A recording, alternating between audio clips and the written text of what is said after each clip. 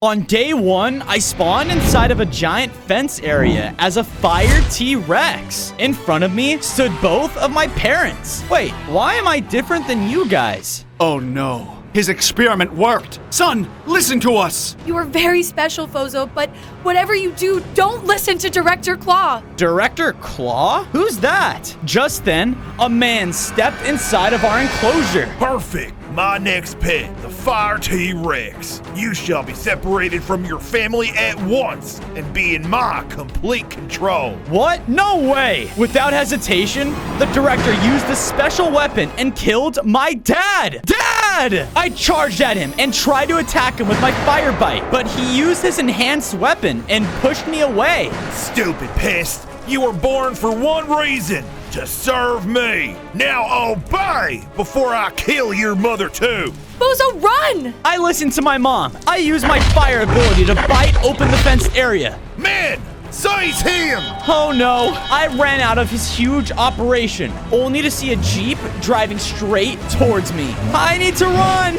On day 2, the Jeep was closing in behind. I kept running before darting into the brush of the forest. Breathe, Fozo.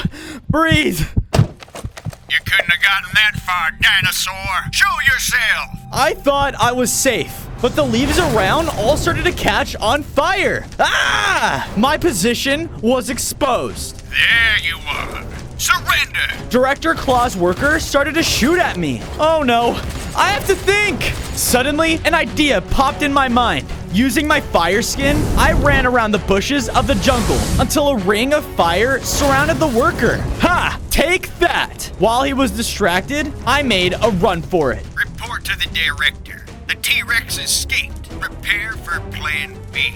I was moving fast. I needed to leave the jungle ASAP. That's when I found an entryway that led me to a strange valley. Whoa. On day 3, I entered inside. This place looked so peaceful. Before I could really take in the scenery, I heard a loud roar going off in the distance. I guess not. I ran over, only to see a mammoth being attacked by a squad of tiny magma velociraptors. This is our terrain. Die! Leave me alone! Oh no! I should help. I jumped into action, catching them by surprise. All of the tiny raptors ran away in fear. Ha! Piece of cake. Who are you? You dare to mess with the Magma Raptors? You will die for that. His hits were tough, but I knew not to give up. We were hitting each other blow for blow until I used my fire bite harder than ever, which knocked him down for good. He was defeated, and from it emerged special fire orbs. They all gravitated towards me, and once I absorbed them, my body began to change. I grew more teeth and got a little bigger in size, gaining 5 more hearts. I also gained a new magma slash ability. Sweet! Hey, thanks for the save, friend. Of course. What were those things? They were the Magma Raptors, the first of 5 dangerous animals that work for Director Claw. Seems as though you grow stronger with each one you defeat. In that case, I'm gonna go out and defeat all 5 so I can take down Director Claw's entire operation. The man is pure evil. I'll be happy to help. My name is Boris, and yours? You can call me Fozo. On day 4, Boris and I decided to make this place our headquarters. If I wanted to take down these dangerous bosses, I had to make sure I was prepared. I built my house up tall to make sure people knew that it was the home of a T-Rex. I looked over at Boris and noticed that he made himself a home as well. After we both finished, I made myself a nice prize room for each of the 5 bosses. That's 1 down, 4 more to go. Before I could celebrate for too long, I heard a loud engine going off. What is that? I walked out only to see a Jeep driving by the valley. Oh no, I better go check out what's going on. On day 5, I reached the Jeep and it looked like they stopped at a burial site. What are they doing here? I watched as they threw something down a hole. Hey! What was that? This thing's useless. No way will it make Director Claw any more powerful. Let's bury it and head out. The men then placed a bunch of dirt over the ground. Won't make him more powerful? What is that supposed to mean? Oh, I accidentally stepped on a branch. Oh no. We may have company, Jerry. I know I heard something. Doesn't matter. Lunch is ready. Let's head out. I'm starving. Oh, I hope it isn't roast beef again. I hate roast beef. That was close. I ran over to the ground and decided to dig it up. Once I did, a baby skeleton dinosaur jumped out. Ah! Oh my, you scared me. Well, sorry. I was scared myself.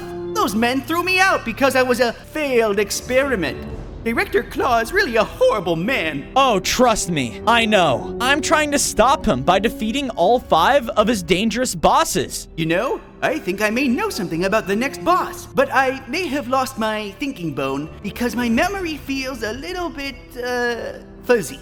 If you help me find my bone, maybe it'll come back. Okay, skeleton, you have yourself a deal. Now, where do I start looking? On day 6, I searched the nearby area, trying to find the skeleton's thinking bone. Come on, come on. Where can it be? I then found a small camp made in the middle of a forest. It was being occupied by a pack of mutant wolves. It's my turn. Shut up. This is the best tasting bone I've ever had in my life. After a second glance, I noticed that they were fighting over the thinking bone. Hey, that doesn't belong to you. The wolves didn't want to reason with me and instead began to attack. Thanks to my new Fire Slash ability, I fought back against them and was actually putting up a fight. Because of my fiery skin, the camp around us was also catching fire. With all of my fiery aspects combined, the wolves ran off scared. This guy's a fire freak. Run. With them gone, I was able to grab the thinking bone. Next up, my new skeleton friend. On day 7, I returned back to my base where my new skeleton friend was waiting. I threw him over his bone and he started to feel a lot better. Oh, wow. I think I'm starting to remember again. My name is Scully. Nice to meet you, Skelly. Knowing he would need a safe place, I built him a home near mine and Boris's. I hope you like, the aesthetic. Oh, it's perfect. You know, now that I can remember, those bosses you brought up earlier do ring a bell. Each are supposedly the strongest creatures in the world. They call themselves the Prehistoric Five.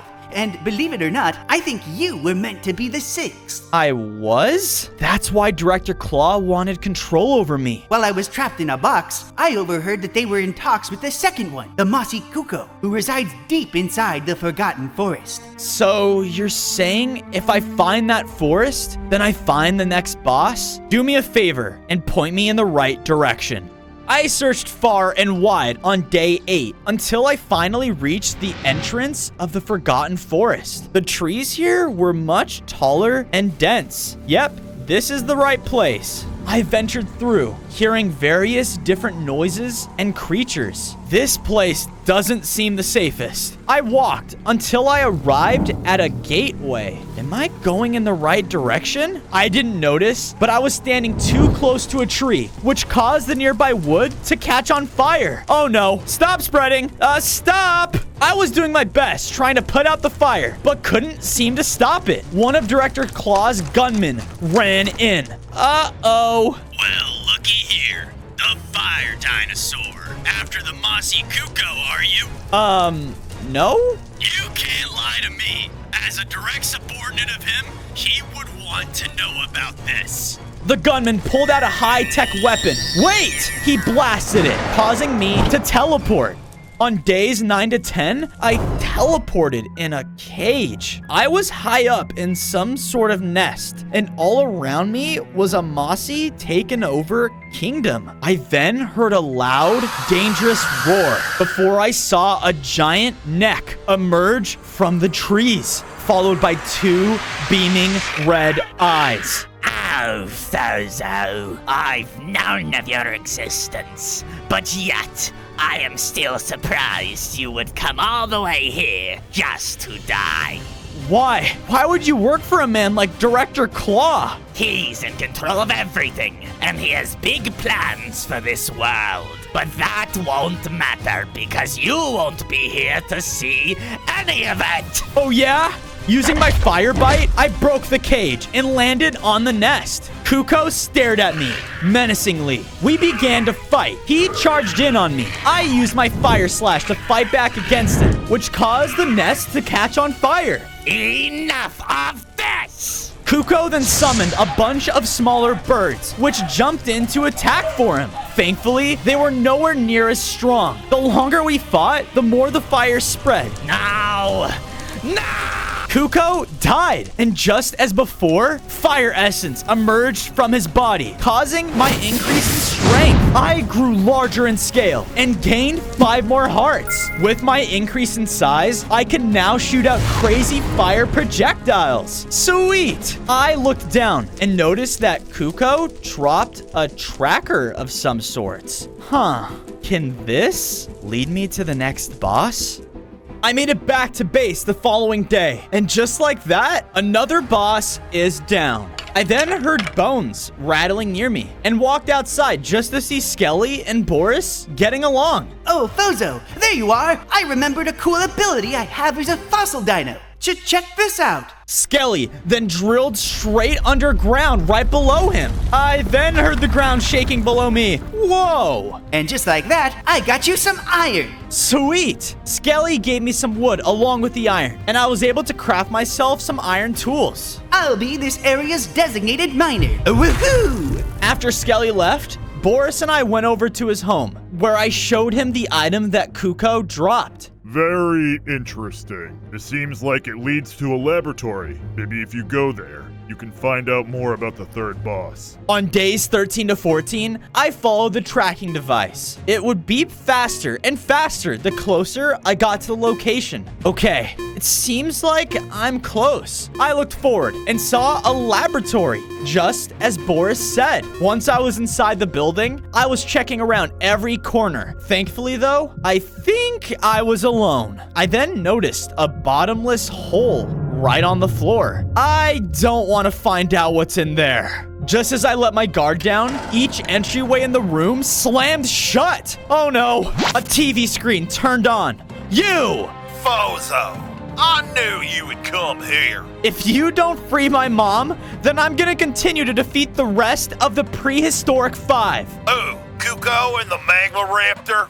Oh, please. Anyone can get past those. They are nothing compared to the Cave Sentinel, the Lava-Toothed Tiger, or especially the Ice Pithecus. I heard the room starting to beep and noticed a light flashing red. What is that? Ready to detonate in T-minus 1 minute. What? You're probably wondering why I'm doing all this. It's quite simple. You see, I want control. I'm the one who brought the creatures back knowing they would be the strongest. If I were in control of them, then what does that make me?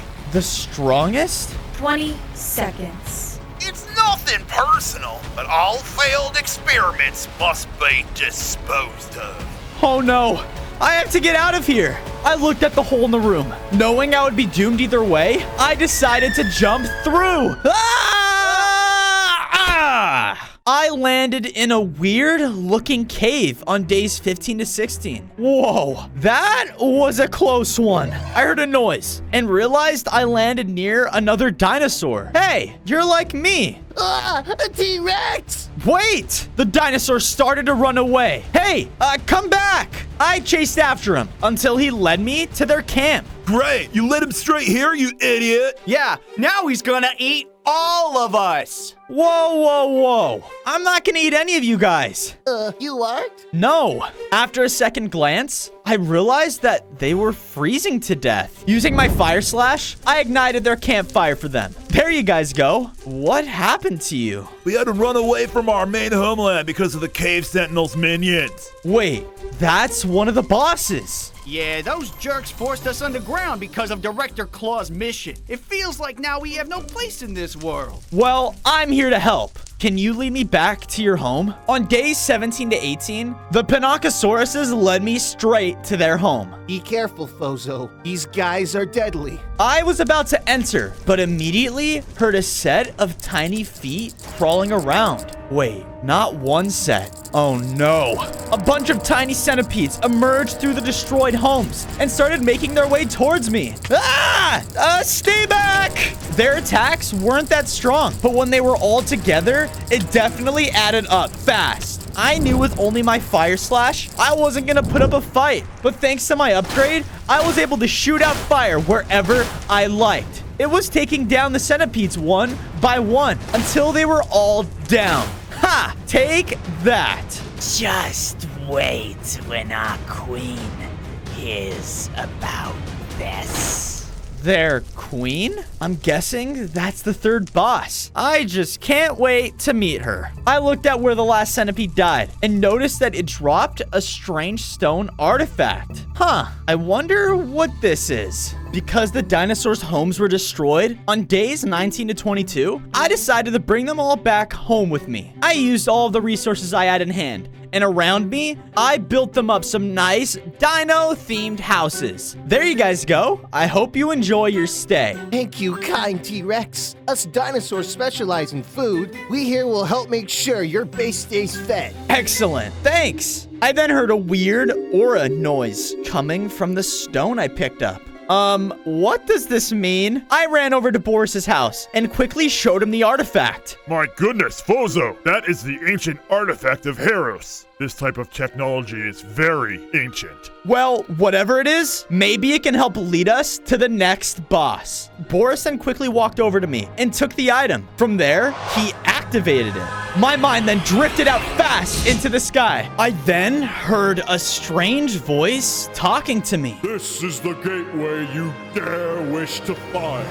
Whoa, that was weird. What was it? Boris, I think this stone just showed me where I can find the next boss. On days 23 to 26, I followed my instinct, which led me to a cave underground. This place matched my vision. I kept going until I found it. A giant closed-off entry. Great. How am I supposed to get in there? I walked over to the door and tried everything in my power, even blasting it with my fire abilities, but nothing worked. A rumbling noise then came from my inventory. What the? I threw the stone artifact down, and out came a stone-looking being? Hi. Try the artifact. Dinosaurs really do have the brain the size of a peanut. Hey! I shut the artifact up by grabbing it and threw it as hard as I could at the door. Ow! The door then slammed open. I walked through and was met with a long hallway. I had no time to check my surroundings because the ceiling above me started to cave in. Oh no! I was running fast with the ceiling falling behind me. Thankfully, I barely made it. Phew! Who dares awaken the queen? Pizza delivery? The guard didn't listen though and threw a punch at me. Ah! Before he could throw another, a loud whisper was heard throughout the cave walls. Allow entry. I want to kill this trespasser myself. The guards listened and granted me passageway inside. You are a dead man. On days 27 and 29, I walked through a hallway until I entered an opening inside of a cave. Welcome. I heard a voice echo and feet crawling throughout the walls. Oh no, I have a bad feeling about this. From the depths crawled out a giant centipede. The fire dinosaur. I shall rid you of this world for Director Claw. Once complete, then I will be placed at the top of the order. Yeah, we'll see about that. I shot at the centipede first, which caught it by surprise. Unfortunately, the insect was extremely fast and used this to its advantage. It would slither around and bite me continuously. Stay away! I did my best, stunning it with my fire slash and shooting it with my fire ability. Its attacks were strong, but I knew I had to do what I could in order to stop it. After a tough battle, I was finally able to take the beast down. No! I absorbed all of the fire orbs around me, which caused me to upgrade again. I was now a full-sized fire T-Rex and had 5 more hearts. I also noticed that I had a new Fire NATO ability. Whoa! This will definitely come in handy. On days 30 to 34, I blasted my way out of the blocked off cave entrance. This thing was awesome. Because of it though, some nearby trees caught on fire. Oh no, stop, stop! Hey, Bozo! What? I looked over and saw a group of spiked lizards. Hello? Who you calling spiked lizard? We're dinosaurs. Because of your new ability, you're burning the entire forest down, idiot. Some of us are trying to move here. Move here? What happened to your original homes? The spiked lizards all then brought me to a clearing. Far off past the horizon, some stupid hazmat men came by and raided out the entire Treetopia. We lost all of our belongings and sadly, we have nowhere to go. Why would Director Claw's men do that to a random forest? Maybe I can find out. Can you lead me there? The lizards agreed and brought me all the way over to a techie-looking camp. What is this? All of this is new. Seems like these men are working on something. Well, it's time I figure out what. On days 35 to 38, I cautiously made my way around the camp.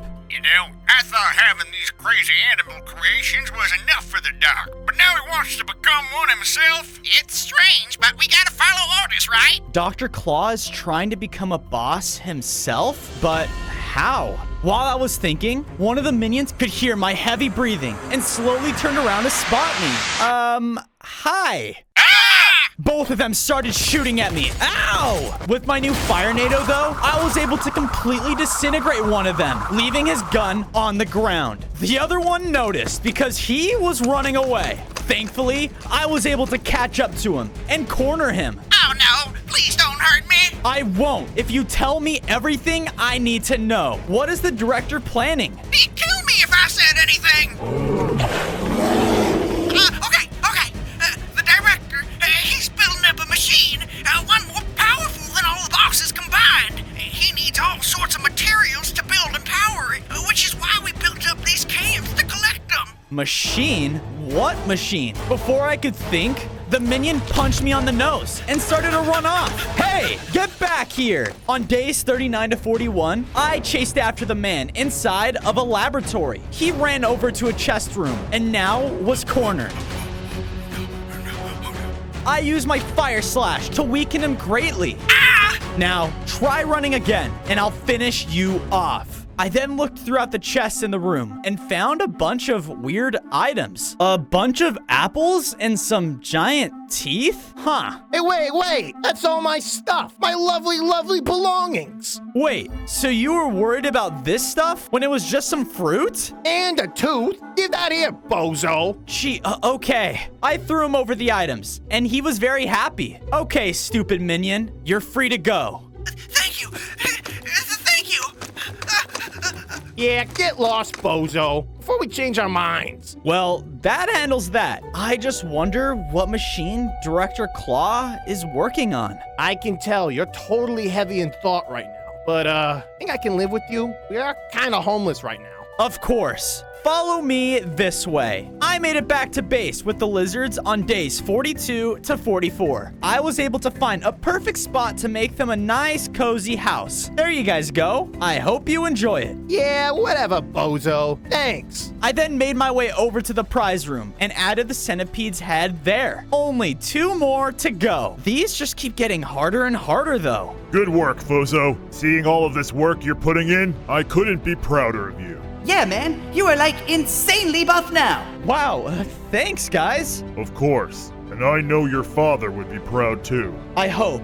I lost him too soon. I have to do what I can to not lose my mom. You won't, Fozo. And no matter what, I'll be right by your side to face any challenge you face. Speaking of challenge, the next boss is the Lava-Tooth Tiger, the fastest boss there is. Lava-Tooth Tiger? Yeah, he doesn't sound friendly. Oh, that guy? I know plenty about him. You do? Yeah, that's where I got this tooth. I used to prank this guy all the time and steal his teeth while he was sleeping. You are so weird. Anyway, can you lead me to him? Yeah, of course I can. Just be careful, though. This guy is deadly. On days 45 to 47, I followed the lizard's directions until I reached a large nether portal. Here you go, bozo. Thank goodness this one was large. I don't think I can fit inside a regular one. I walked through and was in the depths of the lava region. Okay, according to the lizards, his lava swamp is somewhere close by. I was making my way north when out of nowhere, the ground below me gave out. Ah!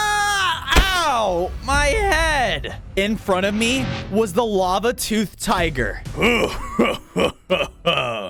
I knew you'd show up. What gave it away? The death of the other bosses, or... Silence! If you wish to fight me, then so be it! The lava-toothed tiger then dashed at me and hit me with a powerful strike. I used my new fire abilities on him, but because of his lava origin, they weren't doing anything. He was a lot stronger than all the previous bosses, and I knew that there was no way I was gonna win this fight. He slashed me one more time, and I was down to 3 hearts. You are too confident, Fozo. Arrogant. Weak. I know, because I was the same exact way. It's a shame you came this far only to die alone. He's not alone. Boris? What are you doing? Get out of here, Fozo. Like I told you, I will always be right by your side. Leave now. I did as Boris said, and once I was a safe distance away, I turned around, only to see him be defeated by the tiger. Boris! No! On days 48 to 51, I crawled out of the nether, extremely weak. How? I couldn't stop him. And now, Boris is gone. No! I'm sorry, Boris. I'm so sorry. Because of the loss of my friend, I went out and got enough resources to make him a burial site. I found a perfect mountain range that would resemble nothing but peace. You have no idea how much you've helped me. I promise I will do everything in my power to make this right. I then heard movement behind me. Huh? Who's there? As I turned, I saw a gust of movement. Hello? It happened again to the right of me. Show yourself! Out of nowhere, a giant praying mantis appeared in front of me. Who are you? I knew Boris. He was strong. He was noble. And now he's gone. All because... Because why? You weren't strong enough? Enough with the pity. I am here for a reason, dinosaur. Do you wish to grow stronger or not? Of course I do. Good. Then follow me. It's time to train. The mantis led me to an oddly peaceful forest. I heard nothing but birds and the sound of water flowing. It feels so... Clear? Don't burn down my forest or I will kill you. Way to ruin the moment. The mantis made his way over to his main home. The issue with you, Fozo, is you rely too much on your fire. That is why you lost. Well, I am a fire dinosaur. The fire was meant to enhance you, not become you. All things in life must come with a balance. It is time I show you yours. The mantis brought me over to a wide crevice in the ground. That is deep. I want you to make that jump. Make that jump? It's like 10 blocks wide. Shut up and do it. Okay, I paced back and forth. If I failed, I'll certainly fall to my death. Suddenly, the mantis stepped back and leaped across it successfully. Whoa! Stop thinking. Just be a T-Rex. Feel it within you, within your scales. Use your large legs to your advantage. You are stronger than you think.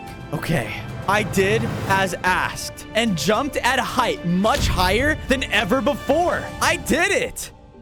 Now, we must concentrate on your meditation. Breathe, nice and slowly. Think nothing but the air. I followed the anthropod's instructions, and because of it, everything went white. Where am I? I looked around and saw both of my parents. Mom! Dad! How proud of you I've become.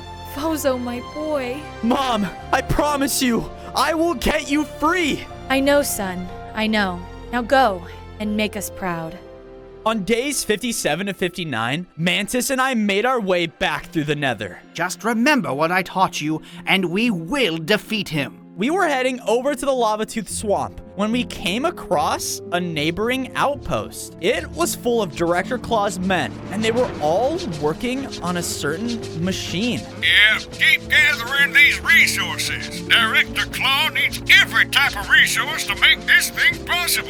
It looked half complete, but there was enough of it for me to make out exactly what his plan was. He was going to make a mechanical T-Rex. Oh no. I wanted to go in there and stop their plans, but there were way too many people in there. Don't forget why we are here. You're right, Mantis. Let's keep going. On days 60 to 62, Mantis and I arrived back at the lava swamp. My, you've actually come back for more. I'm here to finish this. How amusing.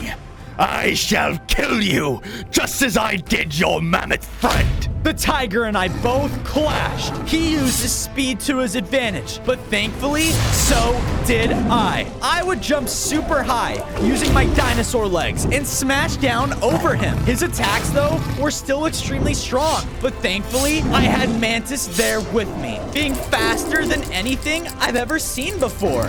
Whoa! No! This can't be happening! Together, the Mantis and I were able to fully defeat the tiger, and that was for Boris.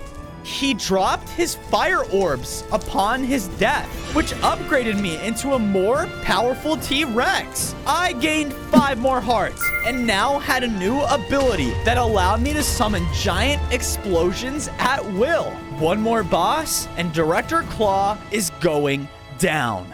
Mantis and I arrived back to the valley on days 63 to 65. I suppose a temporary temple can be built for me here. You are just so grateful, aren't you? I went around and collected as much resources as I could. With them, I was able to build up a nice looking temple just for my new best friend, Mantis. Yes, this should definitely do. Thank you, Dinosaur. And hey, good work with your training. You? Saying something nice? No way. He does have a heart. Mantis quickly left inside of his home. I guess he really doesn't like to show his emotions that much. I went over to my prize room, and just like that, 4 out of 5. This guy was tough. I don't even want to know how difficult the last boss will be. Ah! No! Get off me! What's that? I ran over, only to see a pack of mutant wolves taking Skelly. Someone save me! Shut up. You're gonna be a great meal. I'm already dead, you idiot! Oh no! I better go get him before they really do eat him. I ran over as fast as I could. On days 66 to 68, I followed the screaming, which surprisingly, oh, the horror! Wasn't that hard. I made it to a new type of wolf den. Jeez, these guys really do move quickly. Oh, we're going to eat you up. Yeah, I can't wait. Shut up, Jim. I ain't sharing. You're not getting nothing. Before the wolves could do anything to Skelly, I ran in and jumped in between them. Great, this guy again. I thought I already talked to you guys about this. Enough is enough. I used my Fire Nado, which caused them to take damage and panic. Wait, it's not our fault, you know. We're literally bone wolves. We love bones. Yeah, well, I mean, I guess you guys are right. It doesn't give you a reason, though, to attack my friend like this. You need to leave him alone. Yeah, I'm a person with feelings and emotions. All right. That's enough. If I find you guys some more bones, do you guys promise to leave Skelly alone? The wolves nodded. Okay, guys, follow me. On days 69 to 73, I brought the mutant wolves over to a biome that I thought was suiting for them. Look around, guys. It's paradise. Oh my gosh, this is perfect. I had no idea there were bones this massive. Well, hopefully now you guys can never go hungry. I hope you like it. Like it? We love it. Hey, because you helped us, we overheard some loud technology sounds coming from Director Claw's operations site. Thought you should know. You know, I think it's time I find out exactly what he has up his sleeve. On days 74 to 79, I made it back to Director Claw's main park. Man, the last time I was here was when... Never mind. I have have to stay focused. I made my way inside and heard lots of heavy machinery going on. What can this be? I then made it into a room and was able to find Mom! Thank goodness! I've been worried sick. Fozo, my boy, how much you've grown. I tried to break her free, but for some reason, I couldn't break any of the cage. I promise, I'll do whatever I can to get you out of here. I know, son. Just be careful. Claw is planning something big. That's when I turned and walked over only to see a giant mechanical T-Rex that was almost done. Oh no. You idiots! Speak of the devil. I sent you all in there to help, and what did you do? Run away? Sorry, sir.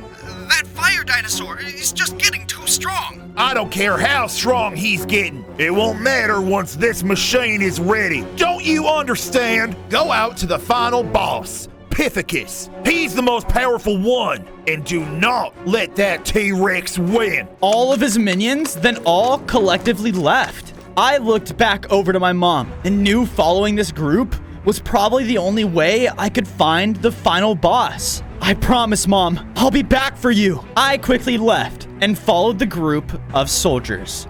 On days 80 to 85, I followed the men into a very cold tundra. Okay, this place is a lot colder than it looks. They all walked into a gateway leading to a giant frozen over kingdom. Can this entire place be owned by the final boss? I looked at the front gates and knew that there was no way I could make it inside of there. It looked way too heavily guarded. I have to find another way in. I was roaming around the outside of the kingdom, looking for any alternative entryways, but there was nothing. Right as I was about to give up, I heard a loud scream. What is that? I ran over to the sounds and came across a wide frozen lake. In the middle of it was a goose? Help me, help! Whoa, whoa, whoa. Are you alright? Do I look alright? The forest used to be my home. I also swim in these very waters. But as soon as that stupid ice gorilla appeared, everything got frozen over. Wait, so if this was your home, then you should know this place inside and out, right? The goose nodded, and I had an idea. I used my Fire Nado ability.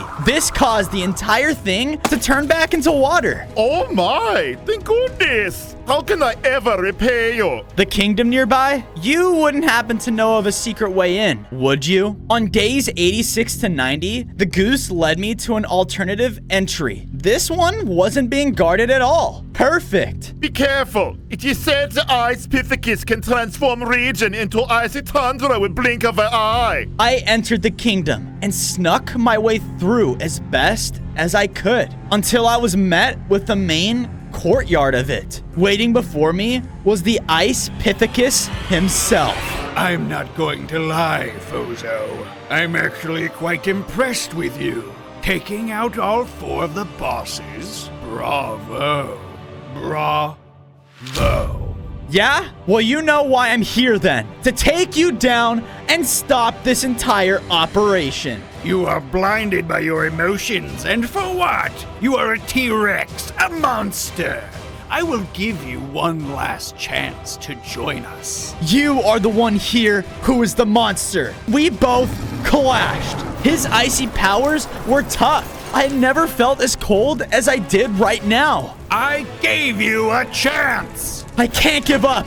Not now. Not with everyone counting on me. While fighting, I noticed ice hanging from the ceiling. Okay, Fozo, let's hope this works. With one final fire shot, the ice block came tumbling down right onto him. No! Just like that, he was defeated. And because of it, I gained 10 more hearts and upgraded one final time. My eyes were now consumed with fire, and I felt the strongest I've ever had before. With my final form, I was granted the Lantern of Blazing Souls. Whoa, I wonder what this thing does. I guess I'll find out soon enough. Now all that's left is Dr. Claw himself. On days 91 to 94, I made it back to the valley. So yeah, that's why I'm made out of bones. That literally makes no sense. It was nice to see everyone getting along. I arrived at the prize room, and Mantis was there waiting for me. I sense that the last boss has been defeated. Good work, Fozo. Thanks, Mantis. I then walked over and placed the last prize skull, which sent out a burst of flaming aura throughout the room. Because of this, I got summoned into another vision. Boris! Hello, Fozo. I see you've grown stronger and stronger. How proud you have made me. Listen, I'm sorry. You shouldn't have sacrificed yourself for me. It's okay. Director Claw is all of our problems, and now it's up to you to finish this. Don't let the world down, Fozo. Make them proud, as you have made me. I will, Boris. I will. I think it's time, Fozo. It's time to end Director Claw. And from the sound of things, it seems as if he finished his project.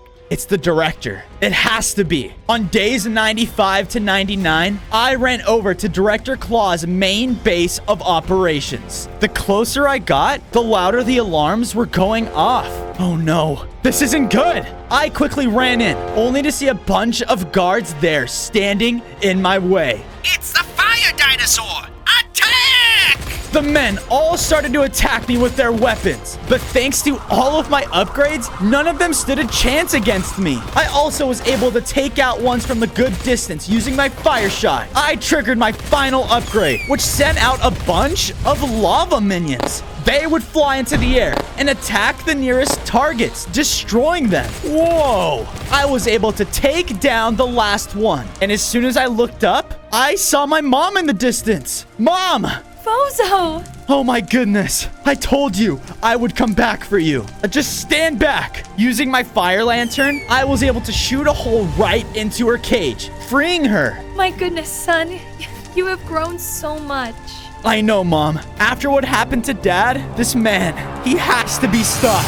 Oh, do I? Director Claw was standing there, inside of a giant mechanical T-Rex. I knew those bosses would be a disappointment to me. No matter what, I won't let you win. He shot at me and began to chase me out of his base. On day 100, Director Claw chased me out to an open area. Enough running, you pest. Pest? That's all we are to you, right? Just a bunch of animals? Insects? Just for your mission. We have emotions too, you know. Director Claw got angry at me and began to blast me with his mech dinosaur. Ah! His attacks were strong, but thanks to my upgrades, I was able to take them and hit him with everything I had. Take that! I have spent my entire life not feeling strong enough. My father never believed in me. He never thought I had what it took.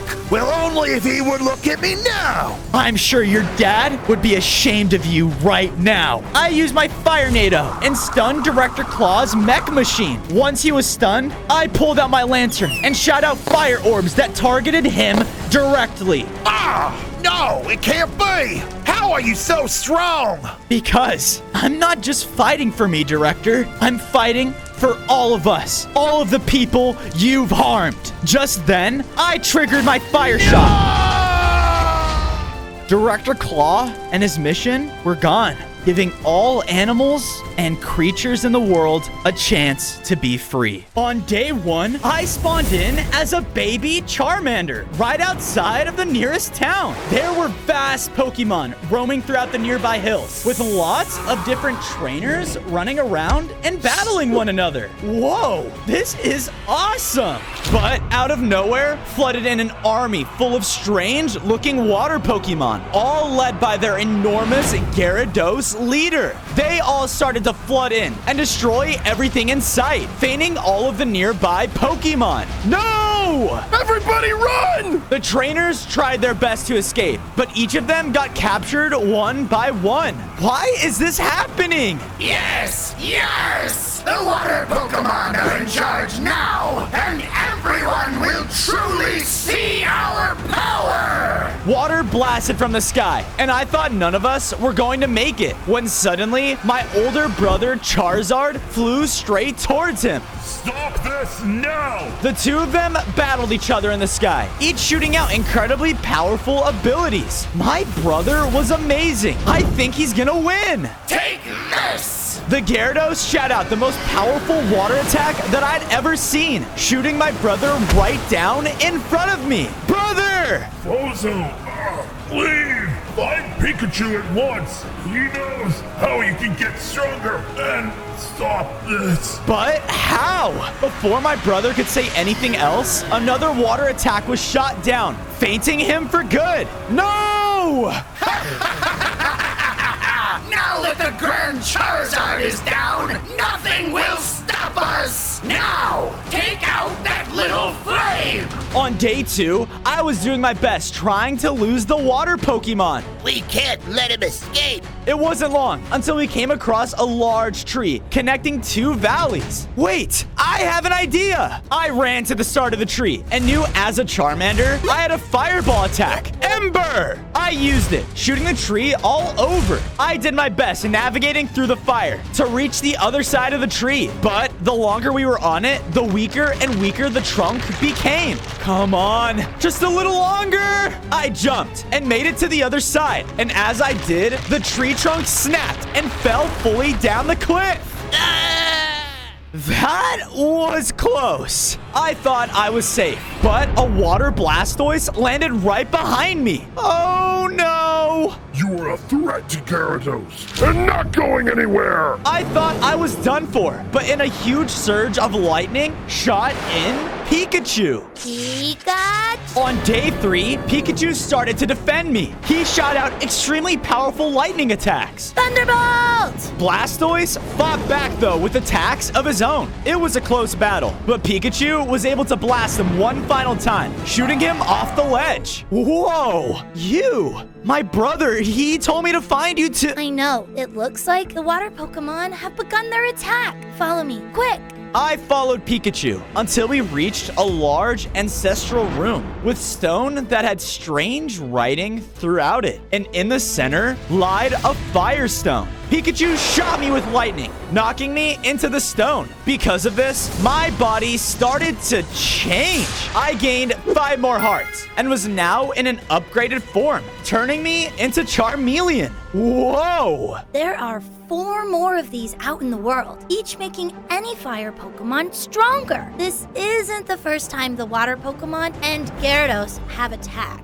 Why? Why is he doing this? Apparently, he has a very dark past, one that would turn any Pokemon into where he is at today. But it has been told that a fire Pokemon would emerge, and his flame would burn hotter than the sun itself, enough to evaporate even the fiercest waves. A fire Pokemon? But our #1 weakness is water. Which is why Gyarados will be your toughest battle. Well, they fainted my brother and kidnapped those trainers. I will do whatever it takes to put an end to them. Just then, the cave started to shake and water started to leak throughout the walls. Oh no, we gotta get out of here. On day 4, Pikachu and I ran through the cave while water started to fill up around us. It wasn't long until we reached a large pool of water, preventing us to get to the exit. I am definitely not touching that. We're trapped. Just then, I had a surge of power within me, causing me to unleash my new Dragon's Breath attack. Whoa, I have an idea. I use it on the water, creating a cobblestone bridge for us to cross. Come on. With that, the 2 of us were barely able to make it. Phew, that was close. I then looked up, only to see that we were inside a beautifully hidden valley. Whoa. This seems like a safe spot to hide from the water Pokemon. Agreed. From there, I went out and got enough materials to make myself a set of stone tools. I then made both Pikachu and I our very own fire-themed Pokemon Center. Now, if we need healing, we will know where to go. We will need it. This Gyarados isn't like the other ones. He is much stronger. I tried to fight him once, thinking I can take him down easily, but it ended in me losing and him taking my trainer, Ash. I will do whatever I can to save him. Don't worry. I promise I will do whatever I can to help. Just then, I heard explosions sound off and looked throughout the horizons, only to see a large air balloon. What is that? On day 5, I followed the noises until I saw a clearing, revealing a bunch of Bulbasaurs. They were being attacked and captured by 2 strange-looking trainers? Yes!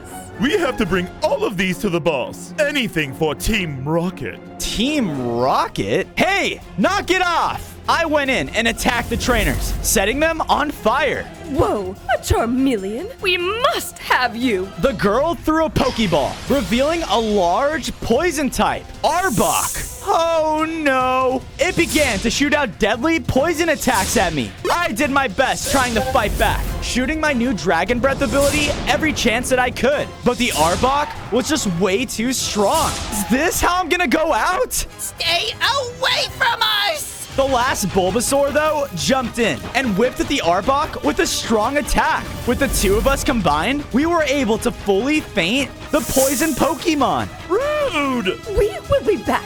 You'll regret this. Thanks for standing up for me. Those water Pokemon came by and flooded my home. Then that evil Team Rocket attacked us shortly after. Of course. I'm doing what I can to stop Gyarados for all trainers and Pokemon. But I have to get stronger first. Stronger? Well, I may know of a place that'll help you. The Pokemon Stadium. On day 6, Bulbasaur led me into a beachy area, heading straight towards a Pokemon Stadium? Yeah, it's kind of a big deal. It wasn't long until we were cut off by a large, taken-over tropical town. There was a huge castle towering over everything, with Gyarados himself flying around it. Yes! Work!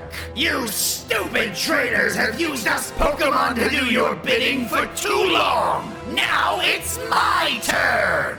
We had to carefully sneak across the town in order to reach the stadium. We can't get caught. While we were sneaking, I noticed multiple trainers that were forced to help build up the Gyarados' empire. This is awful. As I was distracted, a water guard spotted me. Intruder! Oh no, run! We started to run while the Pokemon chased right after us until we both ran over loose ground, causing us to fall deep below the surface. Ah! Was that a Charmeleon? Yes, it was. It must be fainted immediately! I cannot let that fire Pokemon prophecy come true! Start searching for him! On day 7, Bulbasaur and I landed deep inside a mysterious red tunnel system. Ah, my head. We both looked forward and saw blue lights coming from the distance. Wait, this is it. I followed him, only to reveal a large main stadium room. Whoa! High up above the main stadium rested the Firestone. That's what I need. Ah, I'm guessing you're another runaway. I've been getting a ton. A lot of homes are being destroyed by those water types. No, I'm here to get that Firestone, though. Sorry, pal. Only the one who enters and wins this tournament will be given that stone. But there may be a way you can enter yourself. How? The Monferno jumped down. I love putting on a show, but I can't do that without a microphone. Some guy came by and stole mine. If you go and get it back, I'll enter you in the tournament. On day 8, I followed Monferno's directions on my own until I reached a large maze. What is this place? I turned, only to see a Jigglypuff singing to himself with a microphone. Hey, I need that. No way! I love to sing, and this microphone is now mine! The Jigglypuff from there got up and started to run through the maze. Hey! Get back here! I chased after it, and as I did, I heard his singing echoing throughout the walls, and even came across some of his melodies. I'm starting to feel tired. I have to keep searching. I followed the melodies until I reached the center of the maze, where Jigglypuff was waiting on a performing stadium. La la la la la la! Enough! I charged in and started to fight him with my fire abilities, but he retaliated with more melody attacks. I was about to fall asleep, but thankfully, I shot out an ability right at the microphone. This caused him to drop it. Ha ha! This is mine. What hammer? Take it! See if I care! On days 9 to 10, I brought the microphone straight back to Monferno. Oh yeah! This is what I'm talking about! Alrighty, folks, next up, Charmeleon versus our toughest opponent yet! Wait, what? I made my way to the center of the arena, and revealed in front of me was a way stronger fire Pokemon, Arcanine. The winner of this will receive the Firestone. Begin! Arcanine rushed towards me and began to shoot out fire. Ah! I fought back, but I could tell that we were evenly matched. Hey, I don't want to faint you. Well, I want that Firestone. This is a tough battle, folks. The winner can be anyone at this point. Come on! I have to win! Just then, an explosion sounded on the top of the arena, revealing the water Pokemon and Gyarados. Oh no! A water shot was blasted down, fully fainting Arcanine. Where is the Charmeleon? On days 11 to 12, Gyarados and his army of water Pokemon began to flood in throughout the entire stadium. They would attack anyone with their powerful water attacks. Oh no! I have to get the Firestone! I ran over in a chaos and was able to grab it. This caused me to grow and my tail flame to burn even brighter. I gained 5 more hearts and learned a new move, Fire Fang. Ah! Stay away! I looked over and saw that a Krabby had cornered my friends. They need my help. I ran over and used my new attack on the Krabby. Ah! He fainted with just 1 hit. Whoa! I am getting stronger. Not for long.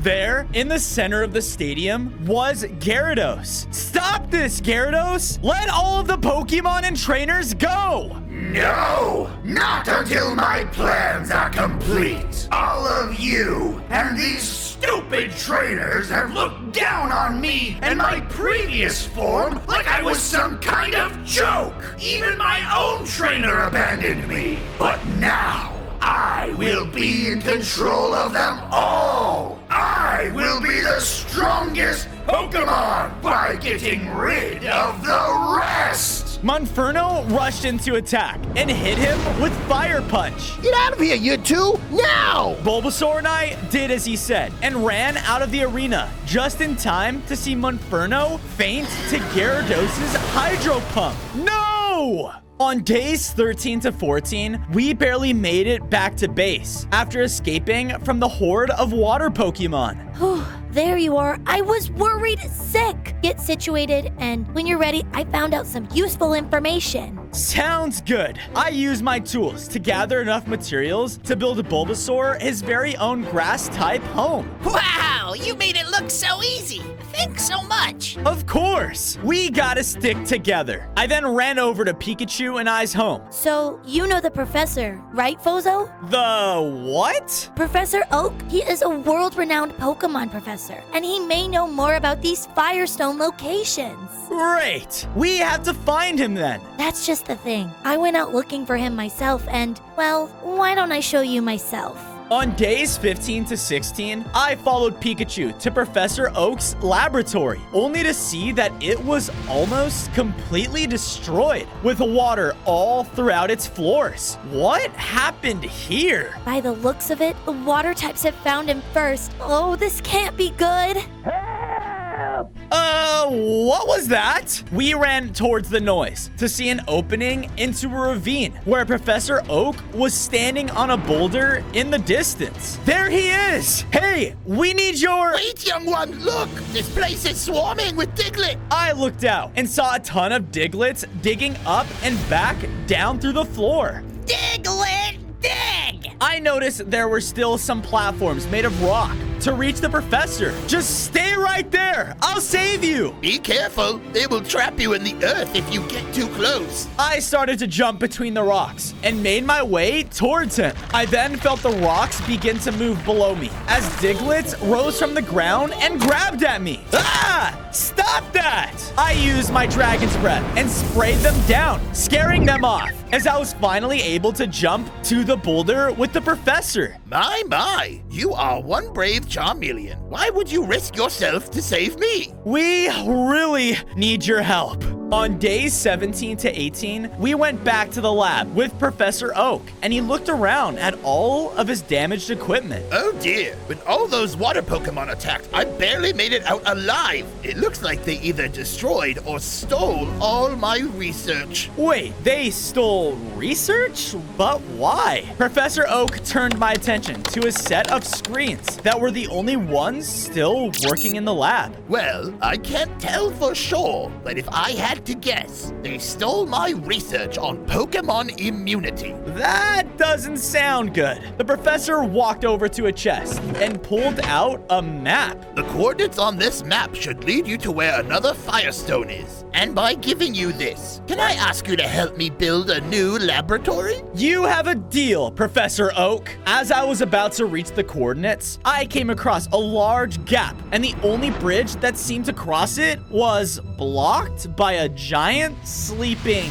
Pokemon? Great! How am I supposed to get across this? That guy ain't waking up anytime soon, pal. I looked over to see a colorful flower creature on the side of the bridge. This Pokemon right here is a Snorlax, and he won't wake up for anything except the sound of a Pokeflute. I could have told you that. Oh yeah? But do you know where it is, Smarty Pants? Didn't think so. All right, well, can you take me there then? The plant agreed, and we split up while the others headed back to base. Oh, poor little Charmeleon. Can't get what you want so easily. Now you know how it feels, and soon enough, when you least expect it, we'll snatch you right up. On days 19 to 21, I followed the plant through the forest trees until I saw a ledge high up on a hillside, and there was the Pokeflute. There it is! I ran through the clearing to get it, but there was this huge flower, and it began to attack me. Ah!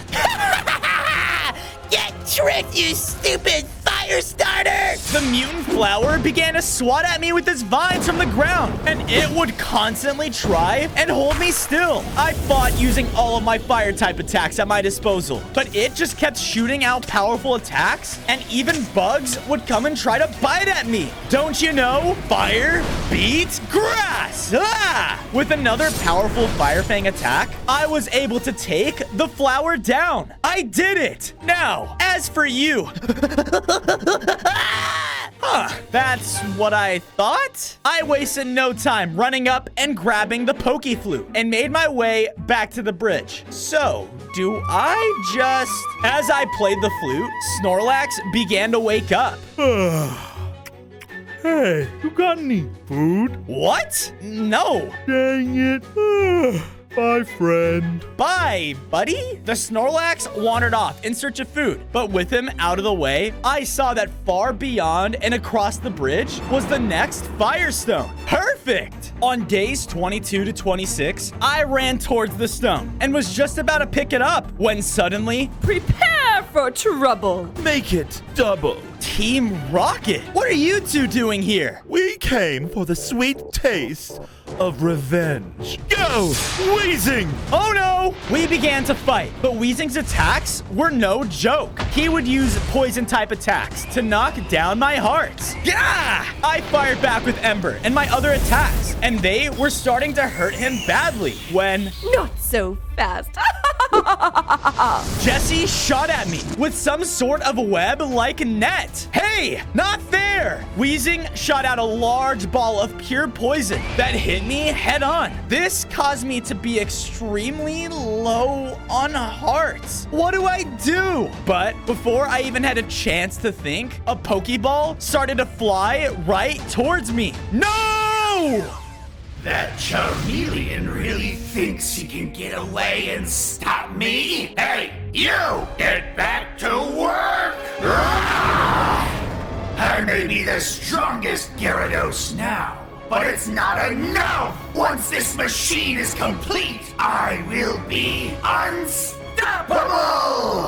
On days 27 to 29, I woke up inside of a strange metallic sphere. No, I'm in a Pokeball. I gotta get out of here. I launched attack after attack at the walls, but nothing was working. Just then, I noticed a very large button. Ha! I blasted it with Dragon's Breath. But still, nothing. Come on, there has to be something. Wait, are those turned off batteries? I bet these power up the Pokeball. I focused my Dragon's Breath attack at one of them and unleashed as much as I could, but I missed. Come on, you got this. I blasted the battery again, and this time my attack hit and filled them with power. Yes! After a couple more blasts, I was able to turn on all of the batteries. Because of this, the entire ball began to rumble. Here we go! On days 30 to 32, I escaped from the Pokeball and was now in an unfamiliar dark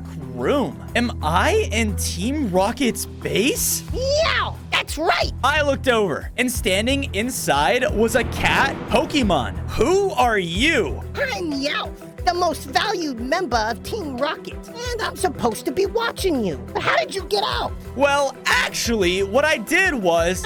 Zip it. Don't try and charm me. I'll never tell you where we stashed the Firestone. Wait, they brought the Firestone here. That's good to know. I should have kept my mouth shut. The boss is gonna kill me. Sound the alarms! Alarms and lights then started to blast throughout the entire building. I gotta go and find that Firestone now. I ran as fast as I could through the halls, going through room after room in Team Rocket's base, until finally I found it hidden high up in a tower. The Firestone! I ran up and grabbed it, and this caused me to grow even stronger. I gained 5 more hearts and fully evolved into Charizard. I even learned a new move, Air Slash. Awesome! Now, to get out of here. On days 33 to 35, I was about to escape from the Team Rocket base when I was cut off by a slender cat Pokemon. Get out of the way! They will do no such thing. I turned around towards the voice and saw a figure approaching me. It was Giovanni, the Team Rocket boss. Why are you trying to capture me? My goals are simple. I am going to build the most powerful organization in the world, and that all starts with the strongest Pokemon like you. That all won't matter if you let Gyarados' plan succeed. Can't you see that? Ha, Gyarados. His mission? He's a maniac. And to think I was once his owner. Wait, you were his trainer? You're the reason he's doing all of this. You were the one who abandoned him. Perhaps, but I never once regretted throwing him back in the ocean, because now you will be mine. I turned to see Persian was rushing towards me, and out of pure instinct, I used my new move, Air Slash, to knock them out of the way. Okay, I gotta get out of here. On days 36 to 38, I made it back to my base safely, fully escaping Team Rocket. That was a little too close. I looked over and saw that the professor made it back safely. Ah, Fozo, look at you. You've really evolved. And now, to build your new lab, I went out and gathered enough materials to build up the professor his very own Pokemon lab in our base. Ah, perfect. With this up and running, I can continue my research and help you get strong enough to take down Gyarados. Sounds like a plan, Professor. Hey, Fozo. I looked over, and coming towards me was Bulbasaur, but he looked extremely weak. Oh my goodness. Hurry, come with me. I led Bulbasaur to the Poke Center and used the machines within it to make him a potion. Well, thanks. I was trying to tell you, I found a trainer who has another Firestone. No way. Were they the ones that hurt you? Well, I tried to fight him for it, but his Pokemon was way too strong for me. I'm sorry. I just wanted to help. It's okay. Now, tell me exactly where that trainer is. On days 39 to 40, I was on my way to find the Fire-type trainer and noticed the area getting hotter. I must be getting close. Just then, I spotted a giant facility ahead of me that had been taken over by a group of Water-type Pokemon. Flying up above them in the air was Gyarados. I said get my machine up and running now! Wait, he must be talking about Professor Oak's machine. I crept closer, as quietly as I could, being careful not to get caught. As I did, I overheard some of Gyarados' army talking. Just one more piece for the machine, huh? Yep, then Gyarados will finally become immune to all types of Pokemon. So, that's his plan. I need to stop him. Where is the Squirtle Squad? Right here, sir. What can we do for you? I have a job for you, Five. While I'm waiting for this machine to finalize, I need you to make sure that stupid Charizard isn't still out there trying to ruin my plan. Bring him to me alive. Aye, aye. The Squirtle Squad started to leave, and I knew I had to get out of there fast. On days 41 to 44, I ran far away from the water Pokemon until I reached the entrance of a cave where lava was pouring in from everywhere. As I stepped closer, I saw the whole floor of the cave was covered in lava. Great! Now what? I then felt a sensation in my newly developed wings. Let's give this a shot. I began to fly high over the pools of lava. Woohoo! This is awesome! I had to be careful not to hit any of the streams of lava pouring through the cave. I could still get burned. I flew through and under the lava falls, following different paths of the cave until I made it to the other side. There, ahead of me, was a tall battle tower that had to have been hundreds of blocks tall. Oh my! I made my way inside and slowly all the way up to the top until finally I reached the final room where I saw an old man in a lab coat. Hey, I'm looking for this really strong fire type trainer. The man then slowly turned around to face me. Well, I don't know anyone else around here besides me, Blaine, the red hot fire type gym leader. You're the one who hurt my friend. Indeed. Now, why has a Charizard come to my gym anyways? On days 45 to 47, I quickly explained to Blaine how I needed his Firestone. I need it to... Yeah. I know your little quest and the prophecy. The fire Pokemon whose flame can burn even the fiercest of waves. Yeah, and that's gonna be me. Very well. If you want it, follow me. I followed him deeply inside of his gym and into his battlefield. The only way I'll give you this stone is if you defeat me in combat. Go Magmar! Blaine threw out a Pokeball, and out came the largest Magmar I had ever seen. Whoa! Have it your way. We began to fight. He would launch powerful Fire Blast attacks that burned right through me. Yeah! Ha! You think you're gonna be the savior of all the trainers and Pokemon of this world? What a joke! Magmar, finish this! As Magmar was charging up a final attack, I felt rage boiling within me. I will save everyone! I used my Air Slash attack harder than I ever thought I could, and it struck Magmar head on. What? I did it! On days 48 to 51, Blaine led me into another room inside of his gym. So, the Firestone is in here? Yes. Not like it's useful anymore anyway. Useless? What do you mean? Take a look for yourself. Blaine pointed over to a pedestal, and sitting on it was the broken shards of a Firestone. No! I ran over and picked them all up, but they were completely shattered. But I need to put this back together. How do I do that? I did some research of my own, and let me tell you, ain't nothing but the hottest of flames can forge that thing back together. I need to find out more. Maybe Professor Oak will know. On days 52 to 53, I arrived back at my base with the broken shards of the Firestone. Professor, I need your help. What is it? Let me see. Here, take a look. The trainer said something about the hottest of flames being able to forge it back. Do you know anything about that? Hottest of flames? Forge. Here, let me look. The professor ran to the back of his laboratory and was looking through countless amounts of paper and books until... Aha! Here! the hottest of flames. This book says that you would need a specific item called the Fire Core, but it seems like an extremely rare find. We have to do whatever it takes to repair it. I left the base, following the directions of Professor Oak, when suddenly...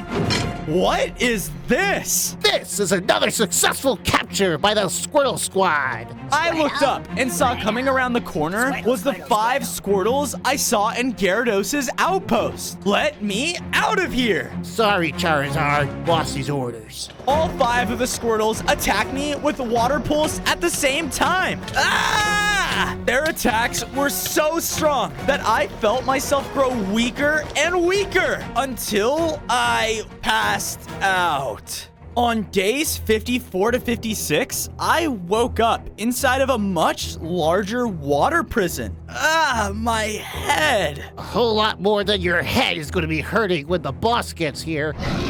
And here he comes. I looked across the room, and approaching my cell was none other than Gyarados. So, you really did capture the Charizard? Good work.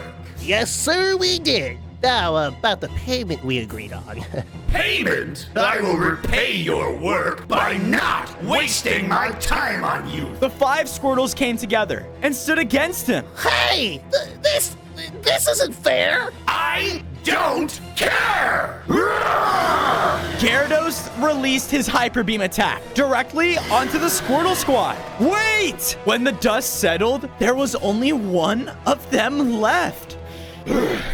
Now, leave before I waste more of my moves on you. The last Squirtle ran out of the room. You are a monster! Look, I know about your trainer, Giovanni. I know that he abandoned you, and I'm sorry, but it doesn't give you the right to treat others this way. Shut up! You have no idea what it's like to be treated like garbage! I'll show you what it feels like to be nothing! Gyarados was about to unleash another attack at me. Oh, no! Suddenly, one of the walls in the room exploded with electric energy, and appearing in the newly formed hole was Pikachu. Leave him alone! On days 57 to 59, Pikachu and Gyarados began a fight in an intense battle. Pikachu would use their speed to bounce around the room and attack Gyarados with powerful electric type attacks. This is for taking Ash from me! Thunderbolt!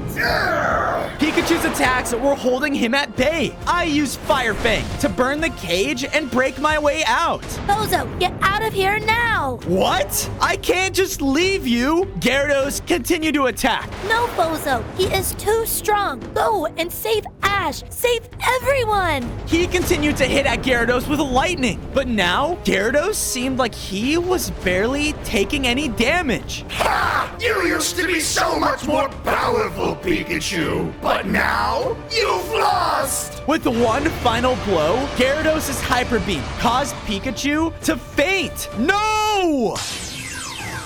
I took this opportunity to fly straight out of the hole in the wall. Run while you still can, Charizard! Soon, no one will be able to stop me! On days 60 to 63, I flew out into the world in search of the Fire Core. I have to fix this Firestone so I can avenge Pikachu and stop Gyarados. I flew and flew until I found the forge that Professor Oak must have been talking about. It had tall, huge doors that led into its interior. I wonder where that Fire Core is. There, across from me on the other side of the room was the Fire Core, floating over a small pool of lava. Sweet! I started to run over and grab it, but when I got close, it fell into the lava. And then, bursting out of it was the Forge's Guardian. Whoa! Those who come to claim the hottest of flames must prove themselves worthy! It began to attack me without any remorse, and its hits were so strong. I tried to use my flight to my advantage and flew around the room, attacking from range. My Dragon's Breath attack was hurting him the most, so I just kept firing. I am worthy of the power of the hottest flames. And with that, the Guardian shrunk back down into the pool of lava and offered to me the fire core. You have been deemed worthy, Fozo, the Grand Charizard. Yes! On days 64 to 65, I brought the fire core back to the professor at our base. Ah, just what we needed. The machine should be ready to go. Professor Oak led me to where he had been building his own forge machine. And now? I threw the shards onto the forge, and everything started to glow brighter. Now hurry! Use Dragon's Breath! I used my Dragon's Breath directly onto the stone, hotter than I ever had before, until the Firestone forged back together. We did it! I picked up the stone and felt myself beginning to evolve into Mega Charizard Y. This caused me to gain 5 more hearts, and I learned a new attack, Flamethrower. This is awesome! Yeah, but you're still not strong enough yet.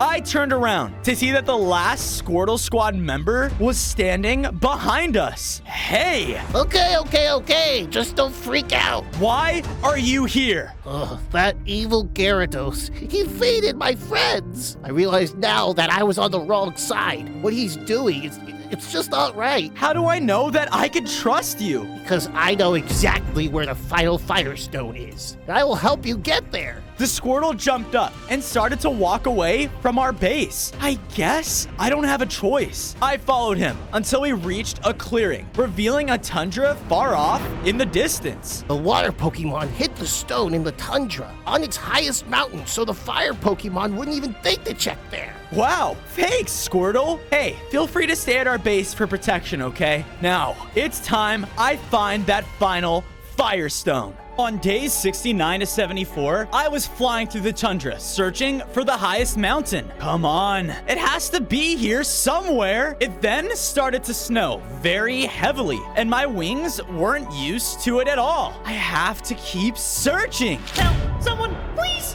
What was that? I flew over, only to see a small little Torchic standing on a cliffside. The snowstorm was very bad, and it had nowhere to go. Oh no! Hey, don't worry, you'll be fine. I quickly flew it to the other side of the valley, into a cave, and used Flamethrower to light up the area and provide him some warmth. That feels so much better. Why are you out here in the middle of the tundra? It's too cold for you. I was forced here. Us fire Pokemon are starting to run out of places to go with Gyarados out and about. Yeah, no kidding. Any chance you've seen a mountain anywhere near here? Oh, definitely. There's one just north of here. Perfect. Just stay here where it's warm. Thanks. On days 75 to 80, I followed the Torchic's directions and finally found it. The largest mountain in the tundra. Sweet! I flew up until reaching the top. I found there an icy cave and entered, only to see sitting inside of it was the final Firestone. Bingo! I ran up, trying to pick it up, but was knocked back by a powerful ice ability. Ah! Who did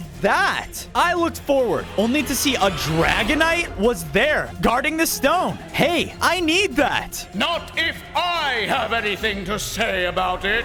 Dragonite charged forward, and we clashed in a large battle. He shot out powerful ice attacks at me, and I retaliated with fire. I could tell that my hits on him were very effective, but he didn't give up too easily. Stop this! I'm trying to get the stone so I can help all Pokemon, including you. Dragonite then hit me very hard, knocking me back. Ouch! I am forced to guard this stone. Gyarados has my trainer, Lance. I am only working for him to keep him safe. Look, you can't trust him. I think both of us know that. But maybe I have an idea. What if I save your trainer? Yeah, right. I'm serious. If I bring him back to you, can I have that Firestone? The Dragonite was thinking. You know what? You have yourself a deal. On days 81 to 85, I arrived at Gyarados' empire and quickly noticed just how much it had transformed transformed. There were new buildings everywhere, and even more trainers were throughout inside their own cells. I have to find Lance, and quick! I started to sneak my way through, searching cage after cage. Then a large machine caught my eye, the one that Gyarados was building all along. Yes, it's finished! Oh no! He then flew over and hovered over the center. The machine turned on, causing the water to activate. Gyarados from here then began to grow larger in size, and everything around us began to storm. This isn't good. I am now truly the strongest of Pokemon!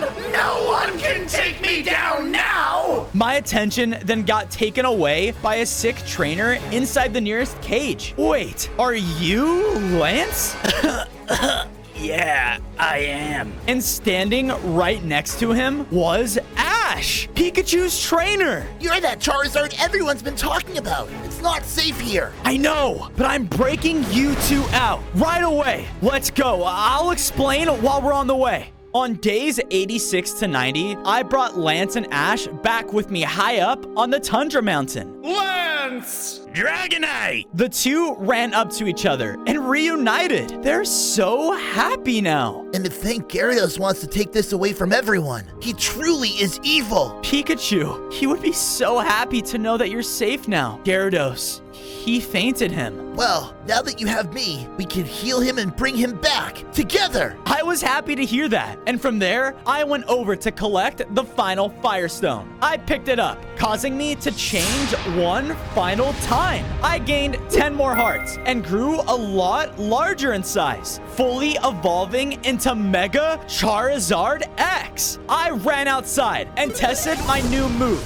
Draco Meteor. I feel so strong. Do be careful, Charizard. Gyarados is way stronger than he was before. This is still a very dangerous battle. I know, but I have to try and win. On days 91 to 94, I brought Ash with me back home to base. This place is perfect. We went over to the Pokemon Center, and he put a Pokeball inside the healing station. Give it some time. I never had to heal Pikachu before. It may take a while. I walked out and noticed that Squirtle still didn't have a home. Let's change that. I got enough materials to make Squirtle his very own water-themed house. Even water Pokemon can be our friends. Oh, gee, thanks. Of course. It's time. Ash then threw out a Pokeball, and from it emerged out Pikachu. You're back. Oh my, Ash, you guys saved me. I'm so happy to be out of that Pokeball. I'm just happy you're okay. This is why the other trainers need to be freed. Once we are, we can heal all our Pokemon that have been fainted. Well then, I think it's time that we stop Gyarados for good. On days 95 to 99, Pikachu, Ash, and I started to make our way back towards Gyarados' castle. And just when his base was coming into sight, Gyarados came flying up above it all. Go, you worthless water Pokemon, and stop them! The water-type army started to flood out of the gates of the castle and run out into the area. I've been itching for a fight since we got out. Let's do this! I began to fly and fired down Flamethrower on the water types. And I can tell that my fire was so much hotter than before. It was actually hurting the water Pokemons. No way! Ah, it burns! Pikachu, use Thunder! Pikachu! Pikachu's attacks caused a ton of the water types to faint in one blow. But more and more of the water Pokemon started to rush in. Oh no! Go! Take on Gyarados now! We got this from here. I'm on it! I flew above the battlefield, right towards the castle. On day 100, I made my way to the top of Gyarados' castle. And there, flying at the center of it all, was Gyarados. I'll give you one more chance. It's over! No! The world will finally see me! I won't let you take this from me! We began to clash as Gyarados attacked me with Hydro Pump over and over again. He was clearly stronger than before, but I wasn't going to give up.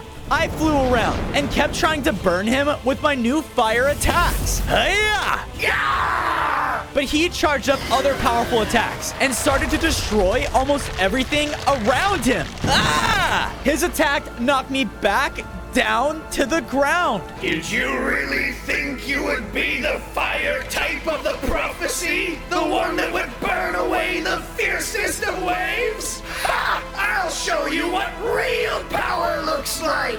Gyarados began to charge his final move and was going to fire it directly onto me. I won't lose. I used my new move, Draco Meteor, and it crashed right onto Gyarados. This knocked him back, where I flew face to face with him like my brother did all of those days ago. Time to end this. I used Flamethrower with all of the power within me, and it felt like every Firestone I had gathered along the way empowered me. With that, all of my flames completely fainted Gyarados, and the world of Pokemon could now live in peace.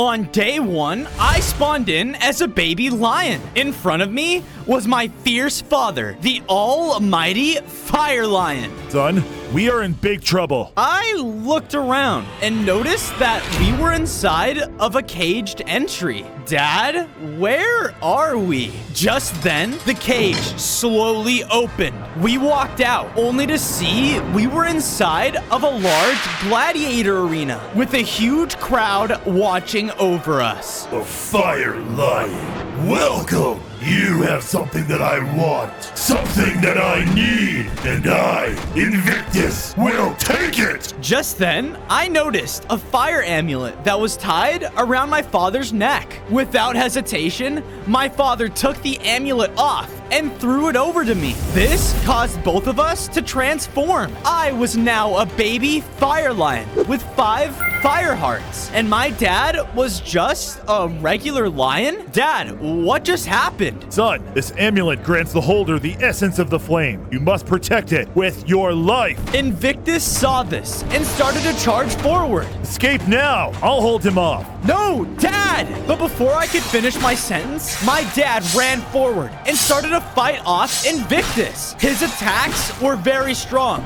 and with one ground slam, he took out my dad. No! I knew that I had to run, but as I accidentally ran over wooden trap doors that burnt away. Ah!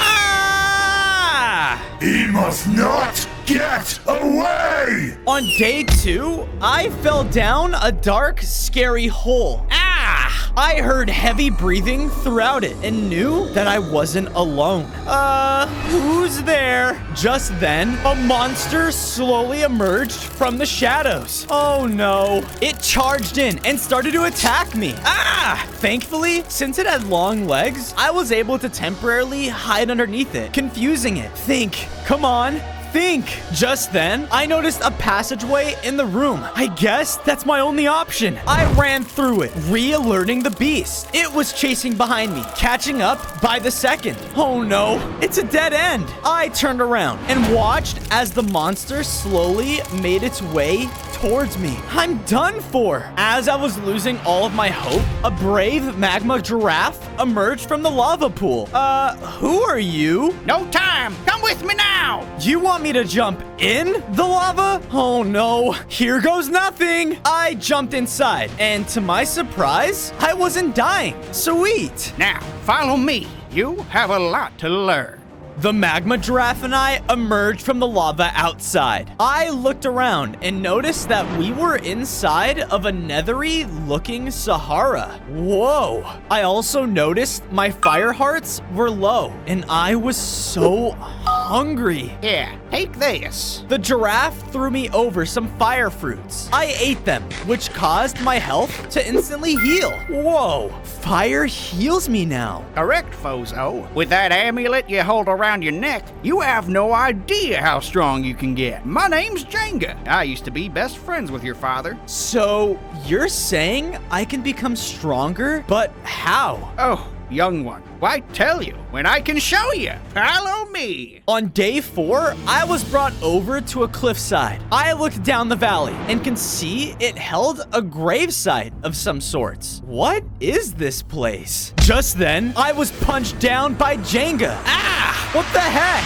I heard growling and coyotes emerged from behind the tombstones. Oh, is this a little snack we see? Let me back up, please. These coyotes are not welcome here. Fight them. Use the amulet. The coyotes charged in and started to attack me. I slashed at them, using more energy than I ever had, which caused fire to emerge from my paws. Whoa, I have a fire slash? I kept using it, which caused the coyotes to flee from the gravesite. We will be back. Yeah, I'm sure. Because of my victory, a large rumble surrounded the area. What's happening? A fire jaguar spirit then emerged from the largest tombstone there. Who are you? You have brought peace to my grave, and for that, I owe you this. My amulet on my body began to transform. I was able to grow out my very own lion mane. I gained 5 more hearts and also noticed I had a new ability. I wonder what this could do. Thank you, Fozo. So every time my amulet upgrades, so do I? Precisely, Fozo. This jaguar spirit was the first of 5 animal spirits that guard the savannah. Each one you help will make your fire amulet stronger. Then I will do whatever I can to help all 5 so that I can be strong enough to take down that gladiator. Where do I begin? On day 5, Jenga and I made our way back to the Netherhill. I think this is the perfect place for our new animal kingdom. I went out and gathered enough materials to make myself a set of stone tools. From there, I built up a nice fire-themed lion den. While I was doing this, Jenga built himself a long house. I have a long neck, Fozo. Hey, I'm not judging. From there, I designated an area for each spirit I set to rest. The jaguar one is done. Now, 4 more to go. I wonder what type of spirits the next ones are. If your father was still here, he'd be so proud of you. He believed that as the holder of that amulet, it brought the responsibility of protecting this climate and all the animals within it. Well, I'll make sure that his belief lives on. What was that? I ran over, only to see a small baby zebra being chased by a couple of the gladiator's men. Oh no, I have to help. On day 6, I chased after the gladiators. Jeez, these guys are fast. They were able to corner the little baby zebra into a dead end. Please, don't hurt me. Shut up. No, I rushed in and jumped in between the both of them. Stay back. The gladiators were all surprised to see me and began to attack me. They had strong swords made out of a rare metal, which did a lot of damage. I knew that I had to fight back. I guess it's time to test out my new ability. I used it, which shot out fire blasts wherever I aimed. Awesome! The 2 gladiators were tough, but thanks to my new upgrade, they didn't stand a chance. That takes care of them. You didn't have to help me, but you did. Of course. Those men and their leader are pure evil. Anything to help out another animal. They are evil. They captured my parents and were trying to capture me too. I miss them so much. I can tell how sad my new zebra friend was. Do you know where they took them? Of course. It's not too far from here. My name is Stripe. Nice to meet you, Stripe. Now, show me the way. Let's set your family free. On day 7, Stripe brought me over to a gladiator outpost. I noticed a cage there that was full of zebras. Look, Stripe, your family. Oh no, they don't look so good. Stay here. I went ahead and snuck forward. I noticed there were lots of men on guard here. There was no way I can take all of these guys at once. You think Invictus is going to enjoy our catch? Maybe. It's not the fire lion, but who cares? The show must go on. The show? What show? I then noticed nearby trees and had an idea. I snuck my way through and used my fire slash to set the trees on fire. I then ran away and watched. Come on, spread. The fire all began to spread, which alerted the guards. Fire! We need to put it out before it spreads to the camp. All of the men then left, and I knew I had a short window. I rushed over to the zebras, who were all surprised to see me. Fire Lion? Now's not the time. Let's go. I set them free, and we all left together back to Stripe. Son! Mom! Thank you, Fozo. This means a lot. Of course. I've heard about you and know of your quest. You seek the 5 spirits of the fire amulet. Yeah, I am looking for the second one. Well, young one, I know exactly where you can find it. On day 8, I sent the zebras off towards my base and was on my way towards the second fire spirit, the scorpion. I just hope he's friendly. I followed the zebra's directions until I found an entryway into a sacred tomb of some sorts. Okay, scary. I made my way through, trying not to set off any traps. After a long trek, I finally reached an ancient tomb site. Inside, it held an intimidating scorpion statue. Yep, I'm in the right place. Hello? Fire scorpion, sir? Just then, a fire scorpion emerged from the statue. Is that a fire lion? Ah, I see you are the holder of the fire amulet. That's right. It was gifted to me from my father, and I need it to stop an evil that is hurting us animals. As a spirit, I have found it hard to be brought peace. No one deems worthy enough to be the true protector of the savannah. Until we find him or her, I shall not rest. Well, that person is me. What do I have to do to prove it? The scorpion then leapt forward and stung me with his poison. Ah! I started to feel extremely dizzy. Why? You think you're worthy? Prove it. That poison running inside of you is deadly and will make you hallucinate. You must fight it, and if you lose, you die. My vision became blurry, and my head started to drift into the sky. On days 9 to 10, I found myself inside of... Wait, where am I? Is this the afterlife? I then looked up and saw the fire scorpion appear in the sky above me, but now he was ginormous. What happened? This is the land of your hallucination. It's time to tell if you really have what it takes to be the animal's protector.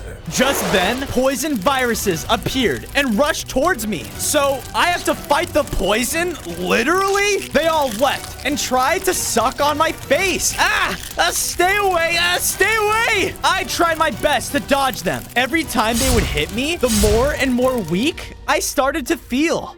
If your father was still here, he'd be so proud of you. I can't give up. Not now. I fought back, fighting through the poison. I slashed through them and even shot them with my fire shot. They were strong, but I knew if I was going to be the protector, I had to be stronger. I shot one last time and took down the last one. I did it. Well done, Lion. Well done. On days 11 to 12, I awoke back inside of the tomb room. I noticed that I had upgraded. I gained 5 more hearts and was now a full-sized fire lion. Because of this, I had a new ability that allowed me to walk on top of lava. This is awesome. With my fire passed on to you, I have trusted you to keep the animals of this world safe. Is that understood? Yes, I understand, sir. Good. Now go on Make me proud, Fozo. The fire scorpion then vanished and was put to sleep forever. I promise you won't regret helping me. I headed out of the tomb, and on the way out, I was able to find some iron ore. I mined it and crafted myself a set of iron tools and armor. I was on my way back to base when I ran into a large gladiator arena that was in the process of being built. It was surrounded by a lava moat, and right in the center of it was Invictus himself. On days 13 to 14, I decided to take a closer look and figure out what exactly Invictus was doing. You let Fozo destroy our camp? How stupid do you men have to be? But sir, we... Silence! We must kill that beast so that I can possess the amulet. Don't come back empty-handed. The men all nodded and left immediately. I would hate to be on his bad side. Oh wait, I am. Invictus then looked up at a statue. Who is that? After this, Father, you will have no reason not to be happy with me. I will get that amulet, and I will be the strongest gladiator to ever exist. I will put on a show. So, he wants my amulet just to put on a show? To what? Hurt us animals? What a jerk! I couldn't disguise my anger any longer and drew Invictus's attention. Oh no. You? Me. I won't let you escape again. I won't! Invictus charged at me, and I knew that I had to run. I tried, but he was just too fast. He hit me once with his spear, and I was already down to 1 heart. How strong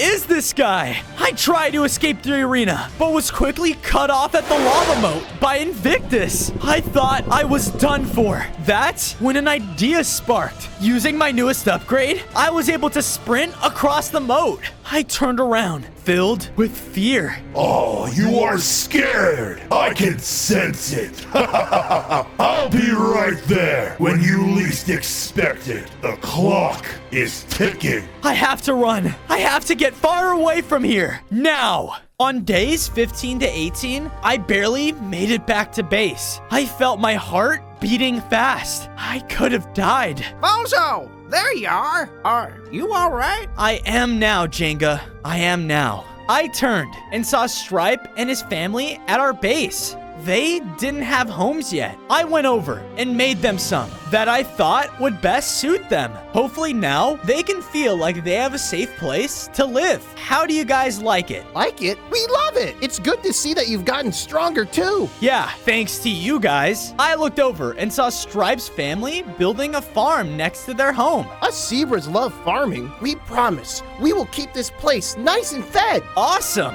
I went and added my second pillar and done. 2 down, 3 more to go. Jenga then walked over to check on me. While you were out on your journey, you'll be happy to know that I found out about the third spirit you need to go out and find, otherwise known as the fire crocodile. Fire crocodile? So what? Does he swim in lava lakes? Probably, I don't know. Nearby, there's a swamp known as the Ashen Vines. Find that place, and you might just find the crocodile. On days 19 to 22, I made my way towards the Ashen Vines. It didn't take long for me to realize I was headed in the right direction. All of the grass and the terrain slowly but surely was turning into ash. That is when I saw a lava lake surrounded by fiery swamp trees. In the middle of it lied a magma hillside holding a tomb. Is this it? Is this where the fire crocodile resides?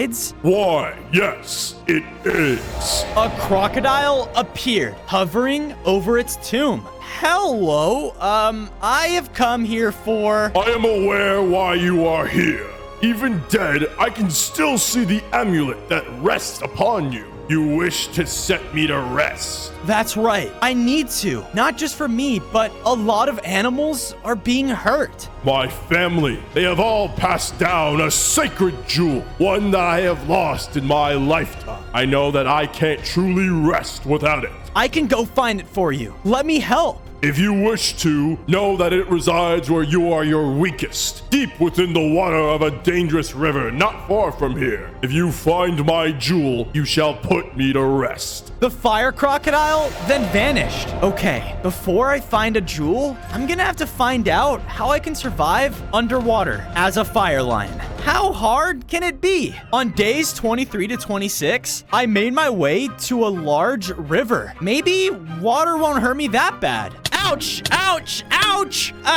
Never mind. Well, great. How am I supposed to swim underwater if I can't even touch it? Just then, a water strider approached me. Hey, bud, looks like you've gotten yourself in quite the predicament, huh? What if I told you I can help you out here? You can? How? Whoa, slow down, okay? It just so happens that I'm in a little predicament myself. You scratch my back, I scratch yours. Why would I scratch your back? It's just a saying, genius. Oh my goodness, follow me. I followed the strider over to a coastal camp. What is this? This was my vacation home, but that bird right there is always flying around, causing me issues and attacking me. I'm just trying to get tanned, man, and I'll help you with your water problem. Deal. I walked over. Maybe I can try to reason with it. It then spotted me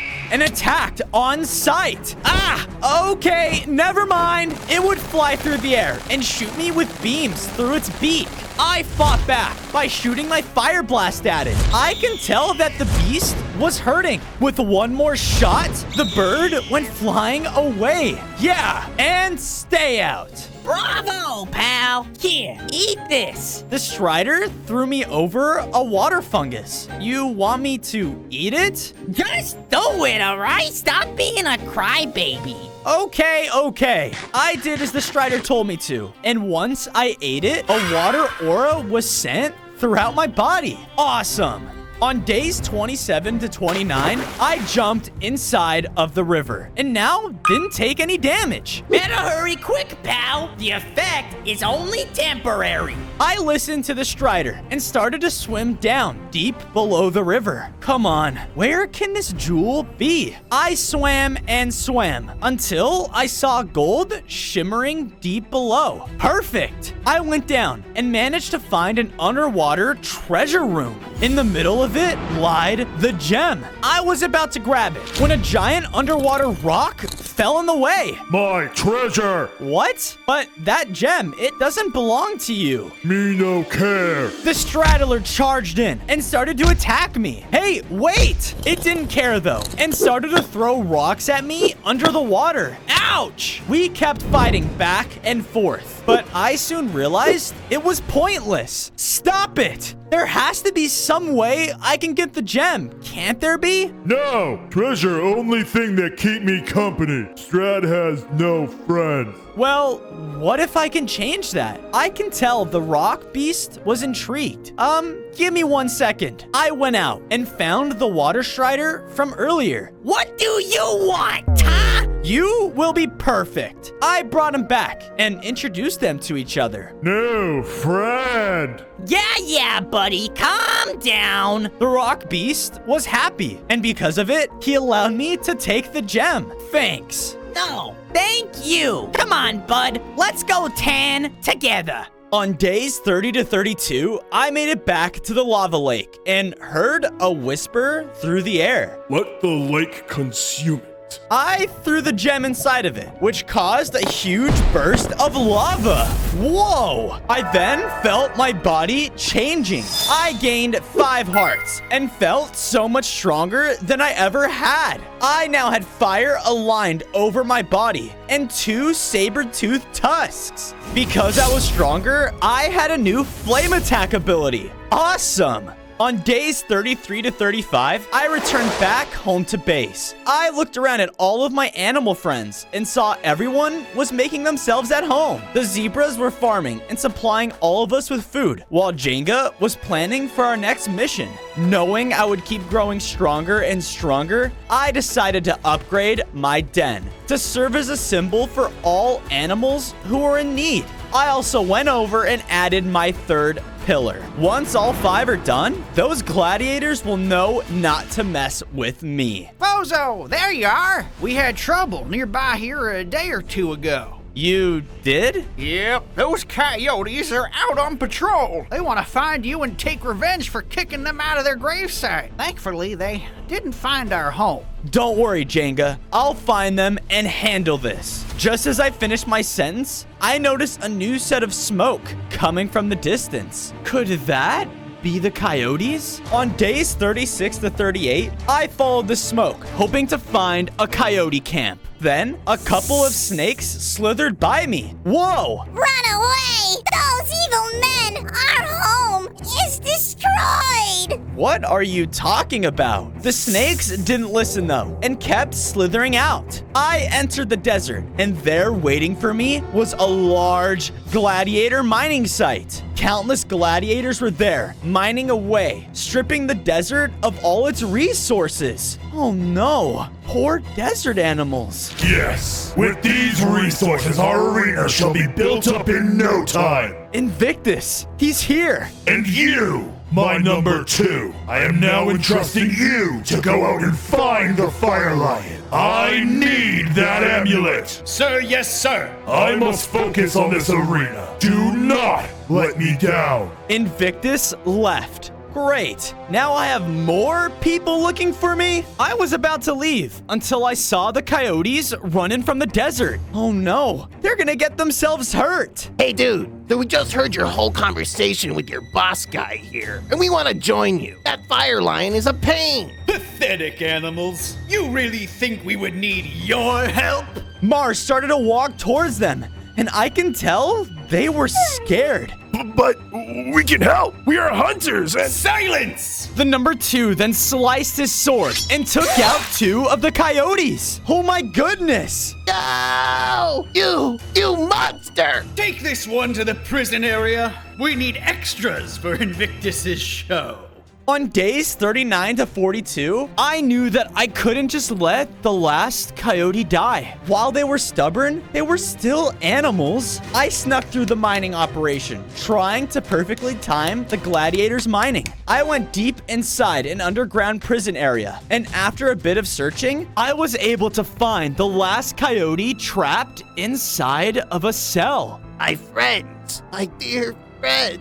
Hey, I'm here to get you out. Ah, you! Are you gonna hurt me? What? No. I then opened his cage and let him out. Look, no animal deserves what happened to you. I'm sorry for your loss. Those gladiators? They're pure evil. They don't care about anything besides themselves. Why do you think I'm trying to take them down? Yeah, I'm sorry. I see that now. And I may actually know a way I can help you out. Really? That's great. But first, let's get out of here. The coyote agreed, and together we both were able to escape the operation site. Now, far off in the distance, he seemed excited to tell me about one of the fire spirits. I know where you can find him. Oh, yeah? Where is that? He is known as the Fire Vulture, and I know exactly where he resides. On days 43 to 45, my new friend brought me to one of the coldest biomes I had ever stepped foot in. I looked around. Everything looked so dead. Well, that's because everything is. Follow me, you scary beast. I followed the rude coyote until we reached a gravesite. The vulture is here? Not exactly, but the entryway is... Entryway to where? He then brought me over to a headstone that was much larger than the rest. You're fired. You need to use it. Okay. I shot my fire out, which caused an entryway to appear. Awesome. All right, you're on your own now. Good luck, Lion. He left. Why did he seem so scared? I went down until I reached a dead-looking catacomb. In the center of it lied what looked to be an orb of some sorts. Okay. I went over and touched it, which caused the entire room to shake. Oh no, what's happening? Before I knew it, everything turned white.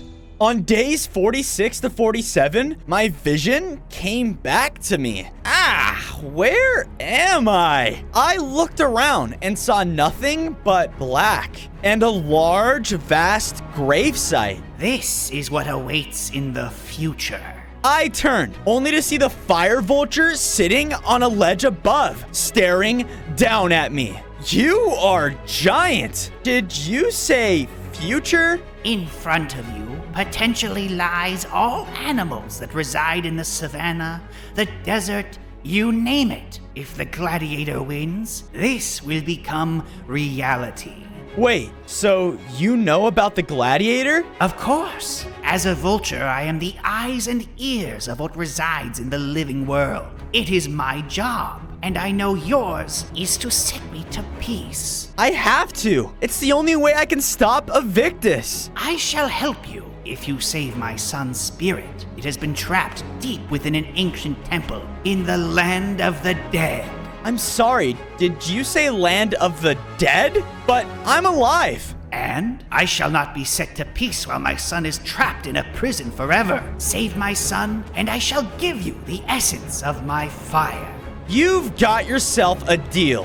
Where is this temple? On days 48 to 50, I left the vision and went off to search for the land of the dead. It doesn't sound too creepy, does it? I was making my way through a lush forest until I was met with an opening. The vulture told me my way to the temple was this way, but it just led me to a train station? What the? I watched as ghosts got on board, and there was a ghost conductor. One-way ticket to Dead Central. Let's go, people. Hurry it up, hurry it up. Excuse me. Does this lead to the land of the dead? Why, yes it does. Ticket, please. Ticket? No, I don't have a ticket, but I really need to. No ticket, no passage. Now stop wasting my life away. Oh, wait, I don't have one.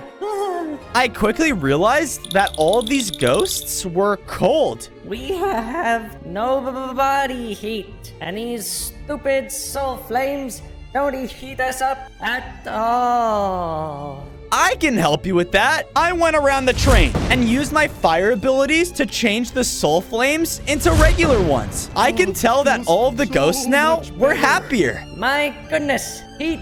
This feels amazing. You know what, Lion? You can ride with us. You earned it. On days 51 to 53, the train stopped inside of a dead-looking area. Is this? Yep, the land of the dead.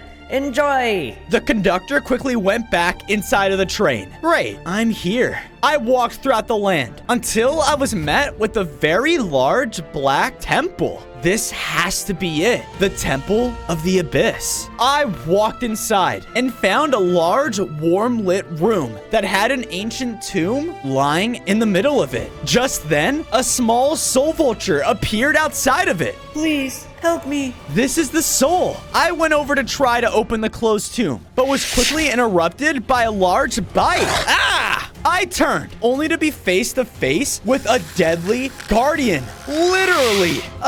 Stay back. The guardian didn't listen and started to attack me. It had a massive mouth and kept trying to bite me whole. The dead shall consume you. Ooh, stay away from me. I used everything I had on the deadly guardian, but nothing was working. Does fire not hurt your skin?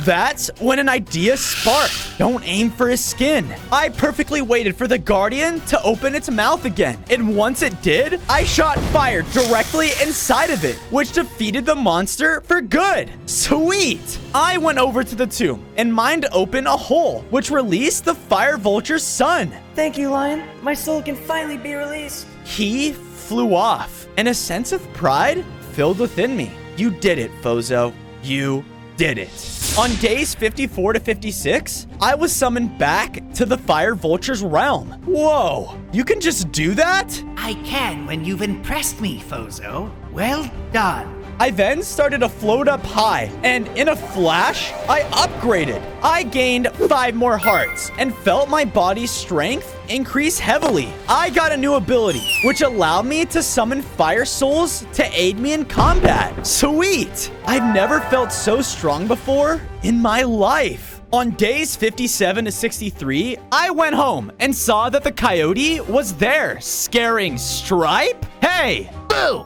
Ah! Stay away from me! This is great! Can you cut it out? Sorry. Don't worry, Stripe. He won't hurt you. I went over to a new spot of our base and made our new coyote friend a home to stay in. It's not a grave site, but it'll do. Thanks. You know, as a coyote, I am skilled at hunting. I'll be sure to gather meat for our base as a food supply. Thanks. Hopefully now you can finally feel like you belong somewhere. After that, I went ahead and built up our 4th pillar. I just need one more to go, and then we're ready. I then looked over and saw Jenga aiding to a kangaroo. Hey, what's going on? The kangaroos, they've been attacked. Oi, the rest of my people, those gladiators, they took down our entire outpost in search of the fire kangaroo's spirit.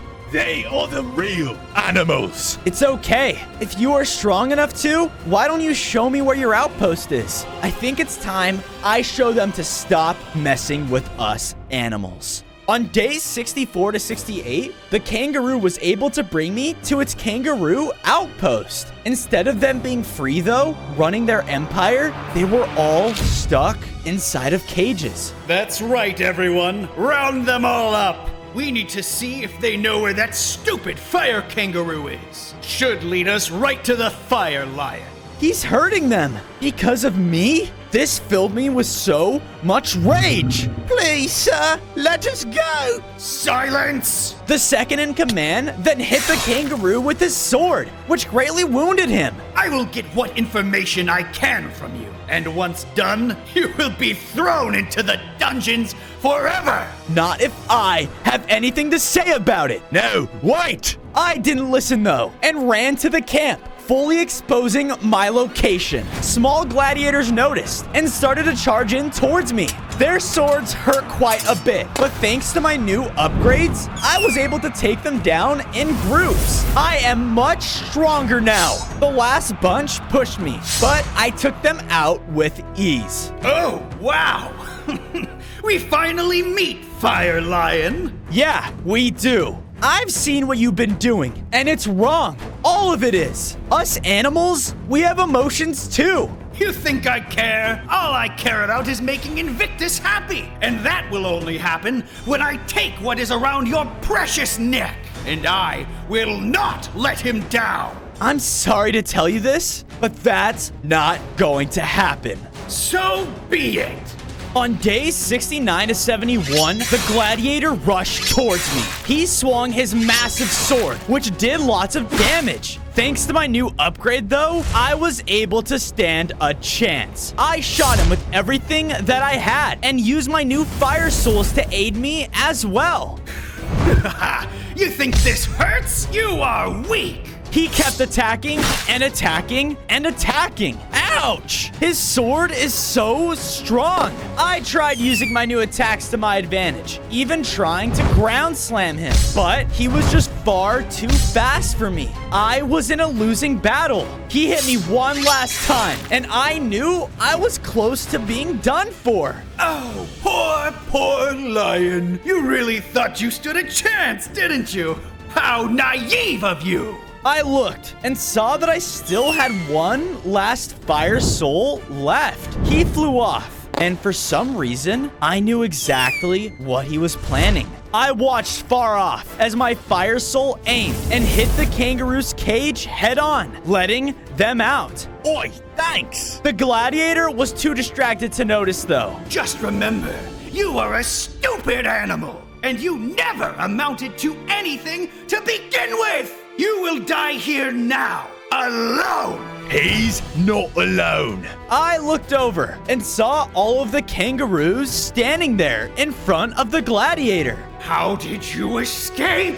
Charge! The kangaroos and I collectively fought him off. It was a losing fight before, but now with the power of these animals by my side, we were winning. I used my fire blast on him one last time, which defeated him. Take that! Oi, thank you so much for saving us, sir. That evil man, he wanted to know where our fire kangaroo ancestor was. We didn't trust him at all, though. But you do know where he is, don't you? The kangaroo seemed a bit skeptical. Look, I know you couldn't trust him, but you can trust me. I promise. Oh, you're right. Go north of here and find Kangaroo Rock Mountain. He resides there. On days 72 to 74, I ventured out north. After a short period, I was able to find a mountain much different than the ones I've seen before. This one had a stone kangaroo head carved out of the side. Welp, here I am, Kangaroo Rock Mountain. As I got closer, I began to hear whispers coming from the stone's mouth. Could it be? I climbed up and reached the monument. Once inside of its mouth, I knew my suspicions were correct. Come to put the final fire spirit to rest, have you? Yes, I have. And I have a feeling you already know why. Correct. The tricky thing is, I want to rest, Lion, more than anything. But for some reason, my heart doesn't want it. Do you know why that is? Do you think there's something stopping you? Why, yes. It's the fire essence that lives within me. It's stopping me from eternal rest. And I wish for your help. What? Do you want me to remove the fire from within you? I mean, that just sounds crazy. Nothing in this world is too crazy. I will show you that now. Just then, I felt a huge surge of firepower connect between the fire kangaroo and myself. I looked around and was now who knows where. You are within my heart, Fozo. I looked off in the distance and saw a fire wisp and watched as it flew off quickly. Go, catch the fire essence wisp. Once done, you will have successfully taken the fire essence from within me, allowing me to rest. Good luck, Fozo. On days 75 to 77, I was running throughout the field trying to find the fire wisp. Come on, why is it so fast? Every time I would spot it, it would just fly off again. This is so frustrating. I have to stun it. I waited for the wisp to stop moving around and knew I had one shot to hit him correctly. Come on, please work.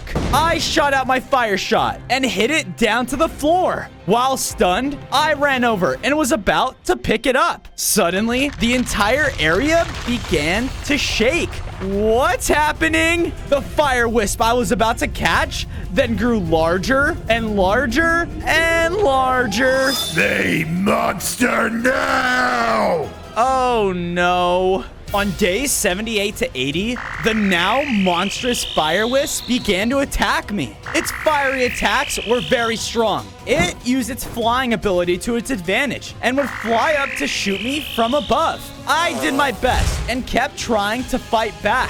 I fought back harder than I ever had before in my life. I then ground slammed it, which caused it to shrink back down to its normal size. Then I picked it up. Awesome! Just then, I was brought back to Kangaroo Rock Mountain. Did I do it? Yes, well done. It's now up to you. Be the guardian of all. My body began to transform one last time. I gained 10 more hearts and felt my muscles and strength begin to grow. I could now do an insanely powerful fire rush attack. Awesome! I knew that after all of my hard work, I was ready to face Invictus.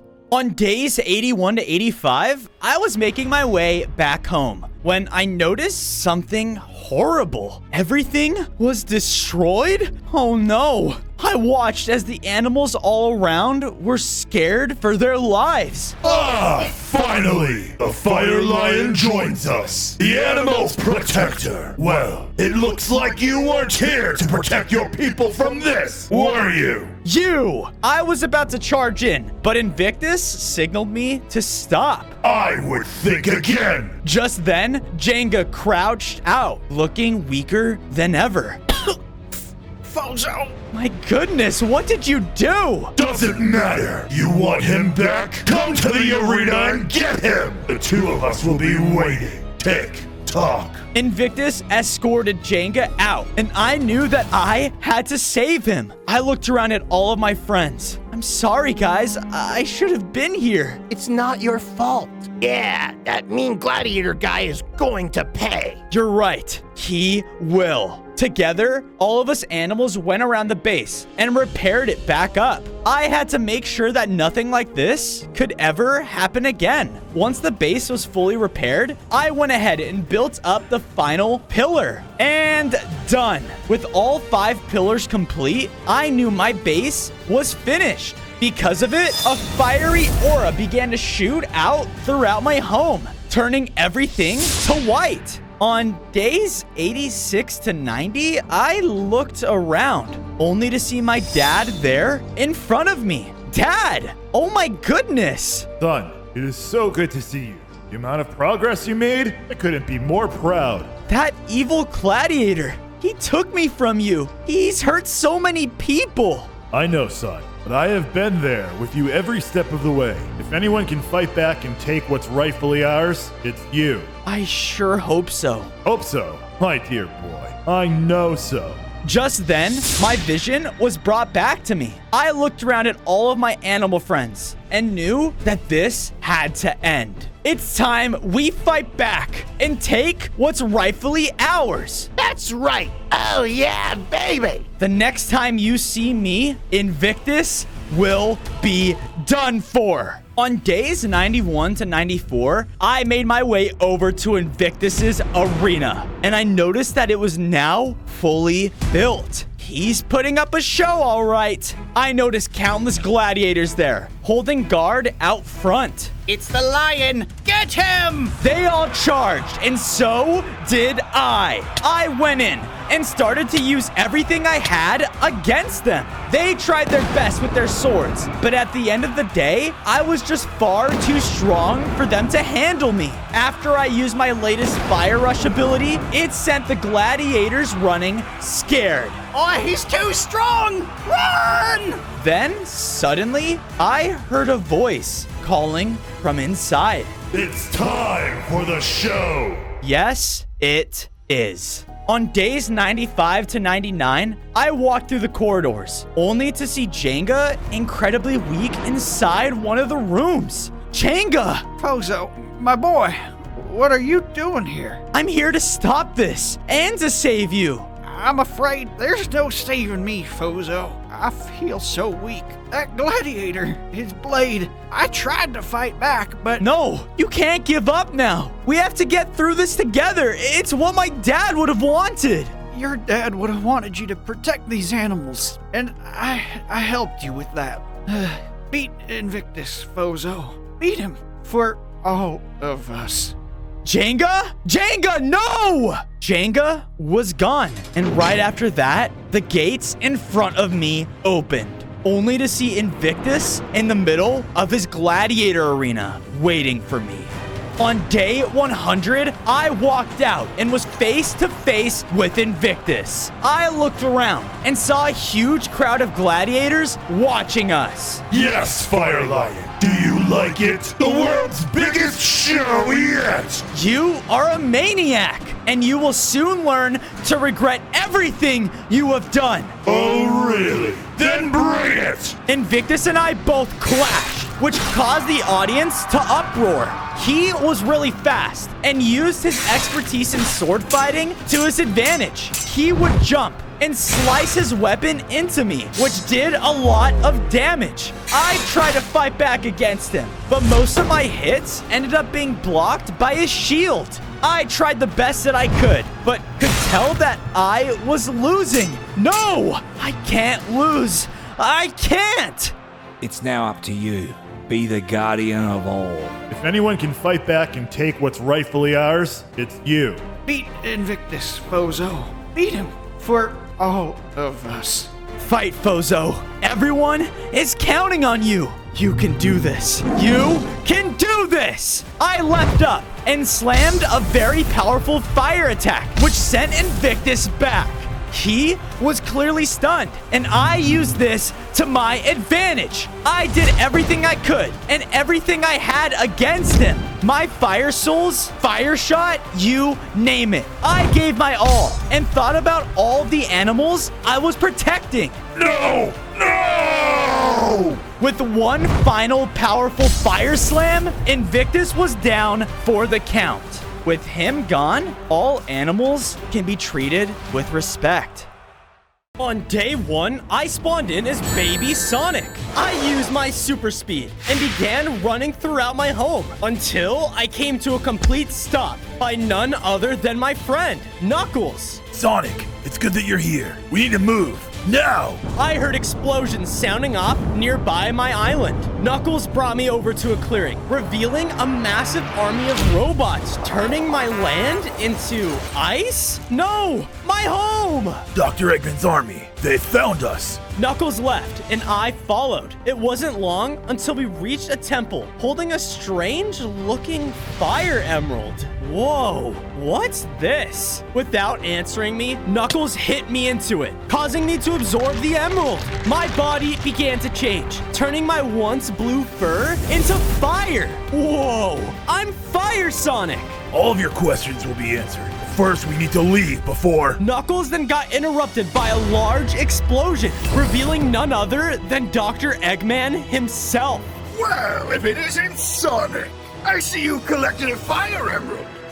No worries, I'll just get rid of you so that I can fully ice over this world. What? Just then, Dr. Eggman blasted Knuckles with his giant mech suit. Get out of here, now! I ran as fast as I could, with Dr. Eggman's mech suit chasing right behind me. On day 2, Dr. Eggman was gaining on me, but thanks to my new fiery skin, I was running even faster than before. Woohoo!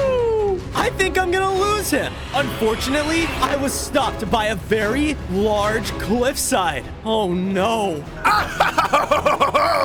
Once my vision is complete, no one will be able to stop me. Wait! Eggman then hit me with this mech machine, causing me to fall off of the cliff. On day 3, I was falling through the sky uncontrollably. Ah! What do I do? Just as I thought all hope was lost, I got caught by a plane? Wait, is that? Hey, Sonic, hang on! Tails! We were flying through the sky, but sadly, the plane couldn't support both of our weight. Is it supposed to make that beeping noise? No. Brace yourself! Tails, where are you? I looked up and saw him hovering through the sky, landing safely. Hey, must be nice. At least we're okay, Sonic. It looks like you've gotten one of the fire emeralds. You will need all 6 of them to stop Eggman. I know. He's trying to ice over this world, but why? I have no idea. We need to get to the bottom of it and stop him. Maybe the rest of the fire emeralds are the key. My thought then got interrupted by a loud crash on the horizon. What was that? Tails and I went to look, and sure enough, it was a group of Eggman's robots roaming around the area. Oh no.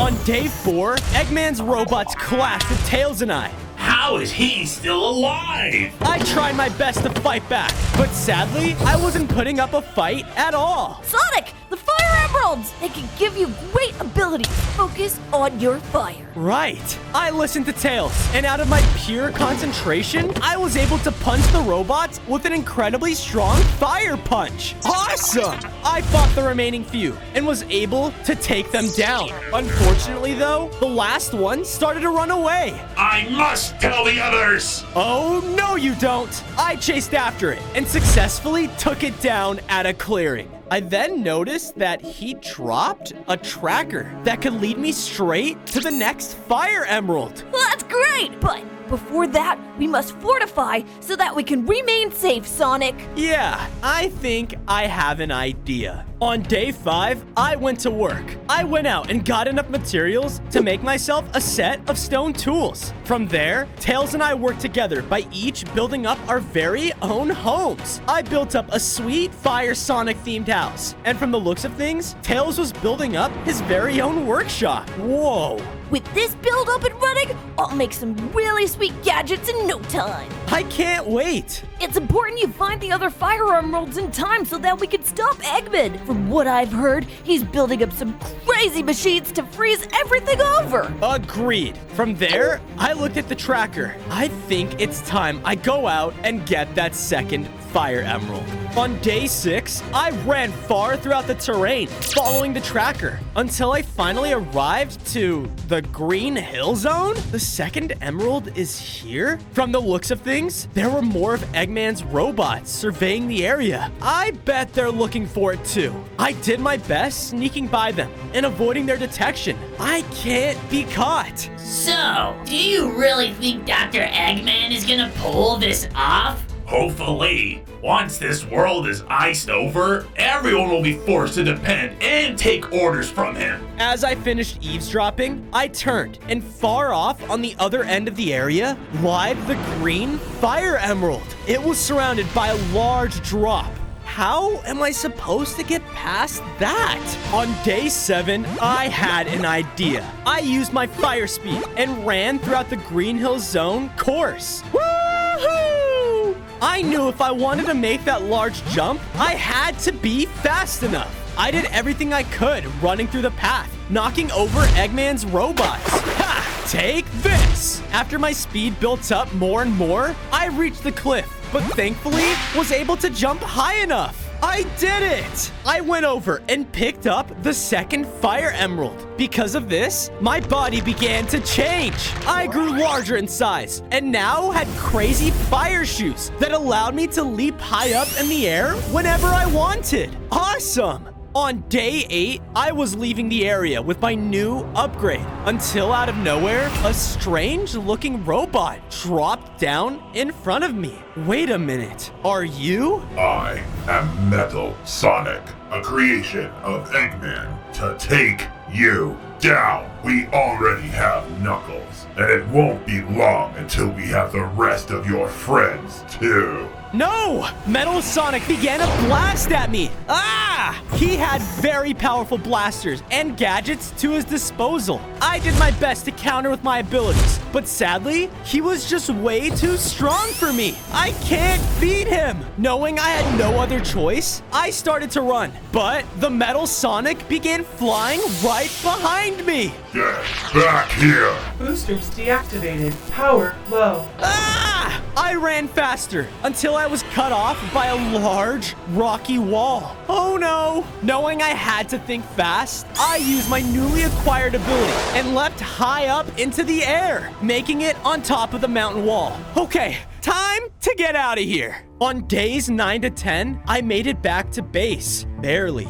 I need to update Tails. I went over to him, but I noticed that he wasn't alone. Hey, who's this? I see you found the emerald, Sonic. Oh, and this is Chow. He's run into quite a problem. Follow me. We followed the little guy until we were met with a Chow village, but it was completely frozen over. Oh my goodness. Eggman's robots, they did this. They froze my people, my family. I was the only one who made it out alive. This is terrible. I have to save Knuckles and stop this whole operation. You know, if you help unfreeze my people, my Pops knows a lot about these robots. Maybe he can help you find your friend. You know what? You have yourself a deal, but how am I going to unfreeze this entire place? On days 11 to 12, I began a search throughout the Chow village. It didn't take long until I found an ice tunnel that led straight below it. It's worth checking out. I went throughout the tunnels until I came into a large frozen cavern with a huge mass of ice at its center. That's what's keeping the village frozen. I began to chip away at the ice core with my fire punches, but out of nowhere, the core began to shoot ice back at me. Ah! I began to circle around the cavern, slamming into the core with fire and outrunning its attacks. Then, when it was getting weak, the core started to make a blizzard storm throughout the whole cave. It was no match for my fire, and with the final fire leap, I was able to melt it down completely. Take that! Because of this, the cave around me started to turn back to normal, and I heard shouting coming from outside. Yeah, he did it! Sonic did it! Yeah, he saved saved us! I left, only to see the village was completely thawed out, and the Chow people were free and happy again. Thank you! Yes, thank you so much. Also, my son here told me that you're looking for the robots that did this. I think I know exactly where you can find them. On days 13 to 14, Tails and I were driving off throughout the land in his brand new van. Whoa, this thing is awesome, Tails. Thanks! Oh, look! It's a lab Chow told us about! I looked out over the horizon to see a tall, icy mountain, and at its peak was Eggman's high-tech laboratory. He has to be there. Using the van's satellite, we then heard talking coming from Dr. Eggman and Metal Sonic way up on the roof. He's what? There's no way that stupid hedgehog is still alive! This is outrageous! Forgive me, Doctor. What should we do next? We? Dr. Eggman punched Metal Sonic back towards the edge of the building. I'm going to continue to build my machine that will bring about an entire ice age to this world. Then I'll be the only one to provide warmth to its people. And you are going to watch over the yellow fire emerald in the vault room. Make sure that no one, especially that pincushion, ruins my plans. Yes, sir, Eggman. It's Dr. Eggman to you. Wow.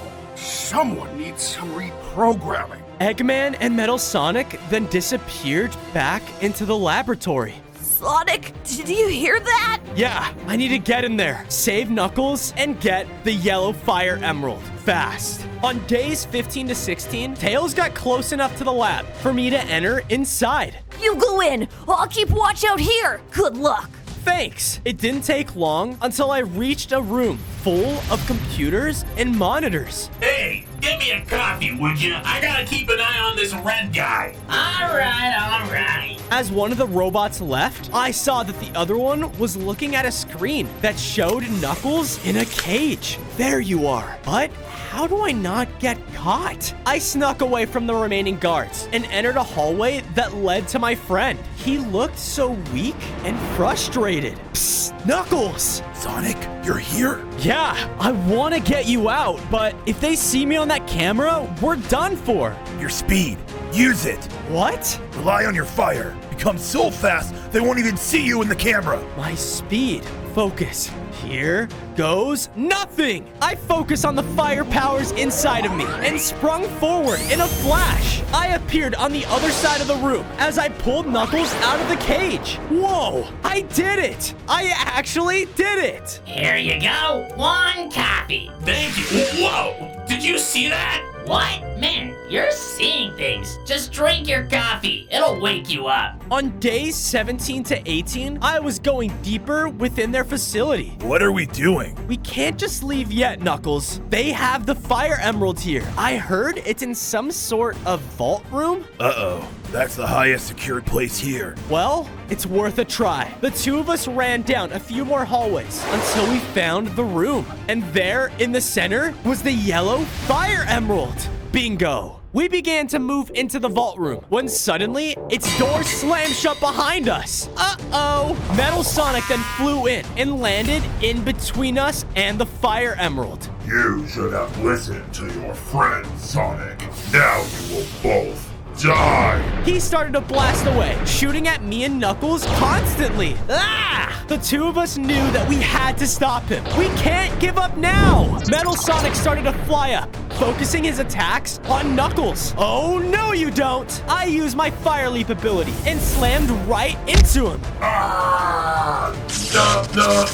No! He fell to the ground, and Knuckles rushed up and unleashed a flurry of punches. With one fire punch, Metal Sonic was down for the count. We did it! With my victory, I went up and grabbed the yellow fire emerald. Because of this, I felt even more fire energy surrounding me. I gained 5 more hearts, and now I could create shield orbs of pure fire around me. My celebration was cut short because the vault doors burst open, revealing none other than Dr. Eggman himself. On days 19 to 20, I was face to face with Dr. Eggman. All right, no more fun and games, Sonic. Hand the emerald back over, and I'll think about not killing you. I know what you're planning to do. Freezing over the entire world? Why? Why? Do you have any idea what it's like to be seen as a joke? Seen as someone who tries and tries but never succeeds? Well, when this ice takes over the world, I'll be the only person to supply it with the heat that they so desperately need. Then, everyone will need me. I'll be the strongest person in the world. Eggman fired off a powerful missile attack. Oh no, I thought I was done for, but out of instinct, I used my new Fire Shield ability, blocking the explosion. I will not let you get away with this. Enough! Eggman shot one more explosion, creating a large hole right underneath us. Curses! I'll find you again, Sonic. But you, I can't believe they just broke you down like the food between their teeth. I'll have to make you into better, stronger robots. On days 21 to 23, Knuckles and I ventured throughout the underground tunnels until we found an exit far off away from the facility. Sonic! Knuckles! You guys are all right! Thank goodness! Yeah, we are. It was a mission success, Tails. From there, the three of us made it back to our base. I knew that we had to build Knuckles a home, so I was about to go gather supplies from a nearby cave, but he stopped me. Allow me. Knuckles went and started mining with his bare fists, destroying chunk after chunk. Awesome! Together, me and Knuckles built him up a home to stay in. And done. I hope you like it, pal. Thanks again for everything. While I was mining, I was able to find this as well. Knuckles threw over a ton of iron for me to have. Sweet! With it, I was able to upgrade my tools into iron ones. Thanks, man. Don't mention it, but while I was mining down there, I broke through a wall and found some weird purple-colored flames. Purple flames, huh? I'll go check it out. On days 24 to 26, I headed down into the caves underneath our base. After a little while, I stumbled across the purple fire that Knuckles was talking about. Huh, that's weird. I followed the flames, which led me to a large room filled with purple light, as a massive pool of purple lava separated me from a large door. Wait a minute, the purple fire emerald. Could it be here? I started to look around and noticed that 3 different jump pads were inside of the room. And are those rings? Huh. I trusted my instincts and jumped on one of the pads straight through a golden ring. This caused it to glow up. Awesome! I did it to the remaining 2, which caused the main entryway to open. I looked over, and inside of the newly opened room lied the purple emerald. Let's go! On days 27 to 29, I walked through the open doorway to approach the next fire emerald, when suddenly, something started to come up from the ground in front of me. Before me was a large green pipe, and out of it jumped a plumber in red clothes? Wait, Mario? Woohoo! He jumped up and grabbed the purple fire emerald from its pedestal. As he did, his clothes changed colors, turning him into Fire Mario. Let's go! Ah, hello, Fire Sonic. What are you doing here? That's mine. Yours? No way. I found it first. What? No, you don't understand. No, you don't. I need this for myself. So long. No. Mario leapt back into the green pipe. I can't let him get away. I jumped in, following him right behind. Here goes nothing. Finally, Sonic won't stand a chance. My beautiful creation is finally complete, and with this final piece, he will be perfect. Now, just place it inside, and let's turn this puppy back on. On days 30 to 32, I jumped out of the green pipe, following Mario. And as I looked up, I saw we were in a land frozen over ice. It seemed completely empty. Is this place? Yes, it was my Mushroom Kingdom. That cruel Dr. Eggman tested his icy creations on it, and now everything is gone. That is why I need the fire emerald. Mario, if you just give me the purple emerald, I'll be one step closer to being able to defeat him. No, in fact, I think I should have all of the fire emeralds. What? How about this? If you defeat me in a challenge, you can have the purple fire emerald. But if I win, you have to give me all of yours. I'll beat you anytime, any place. On days 33 to 35, Mario brought me over to a massive track surrounding a frozen mountain. On it were 2 race cars lined up. Oh yeah! My challenge is a race around this large icy volcano. Wait, volcano? Oh yeah! And we start as soon as it... Suddenly, the frozen volcano started to erupt, launching massive blocks of ice into the sky. Let's go! Mario sped off in his cart, getting a head start. Hey! I jumped in and sped off behind him. He was far ahead, and massive blocks of ice were raining down onto us. Mamma mia! Here you go! Mario launched fireballs attacking at me from his cart. Hey, stop that! We both started to turn the final corner, and there was the finish line. As he was distracted, a large block of ice crashed down onto him. No! Because of this, I cruised through the finish line, winning the race. Yes! That was not Mamma Mia.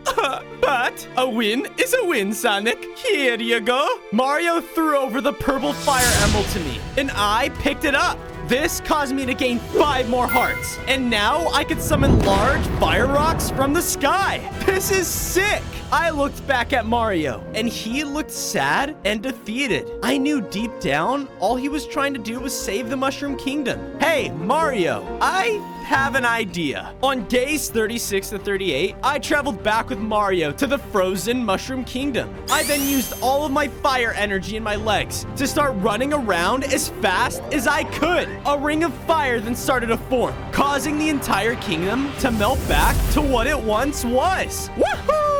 Thank you so much, Sonic. I know we have our differences, but it is important you take down that evil Eggman. Trust me, I will. I kept running, using my speed to race back home. But unfortunately for me, a large fiery explosion knocked me aside. Ow! Celebrating a little early now, are we? I looked up and saw that Metal Sonic was standing directly in front of me. He clearly had some new upgrades and looked much stronger than before. What happened to you? That doesn't matter. You should be worried about what's about to happen to you. Metal Sonic rushed in and immediately started to hit me with fire. I jumped up and slammed into him with my fire leap, but he seemed unfazed. Poor little Sonic. Suddenly, in a burst of speed, Metal Sonic jumped up in the air and slammed down on top of me.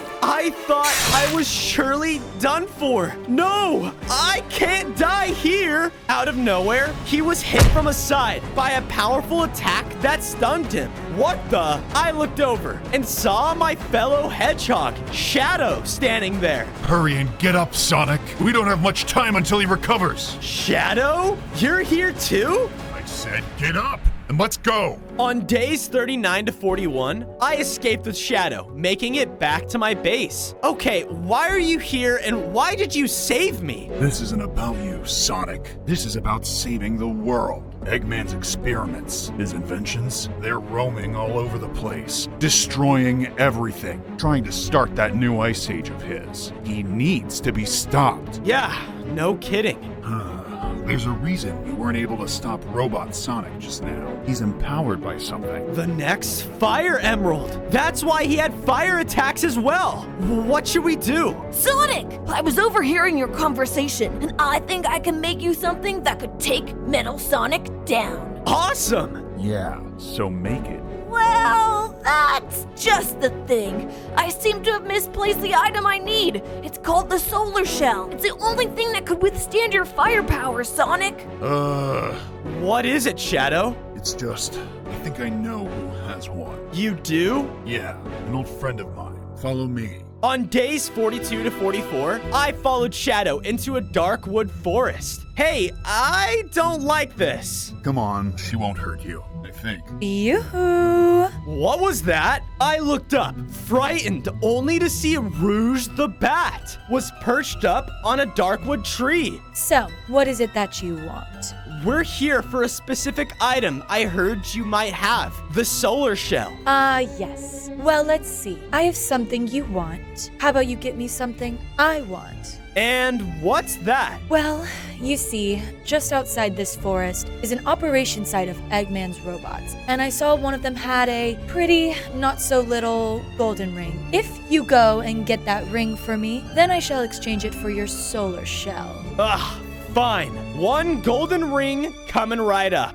On days 45 to 47, we left Rouge's Darkwood Forest and saw Eggman's operation site not too far off. As we moved closer, I noticed that the place was crawling with a bunch of robots. If we're caught, the whole site would be on us. As we started to creep around the base, I started to hear a voice shouting in the distance. What did I tell you about insubordination? Oh no, Eggman's here? Sonic, look. I looked over and saw Eggman in a courtyard. We're going as fast as we can, Doctor! Well, go faster! If we don't get everything ready and complete the airship before that hedgehog gets stronger, then I'll dismantle you all by hand myself!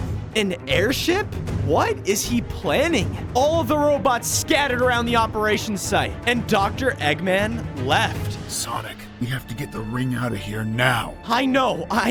There! Shadow and I ran into an opening, and in the middle of it was a large golden ring. Bingo! I ran up to grab it, but as soon as I did, an alarm started to ring out throughout the entire site. You have got to be kidding me! On days 48 to 52, Shadow and I were surrounded by Eggman's robots. Well, no other way out than to fight, right? Normally, no, but I've been itching for a fight.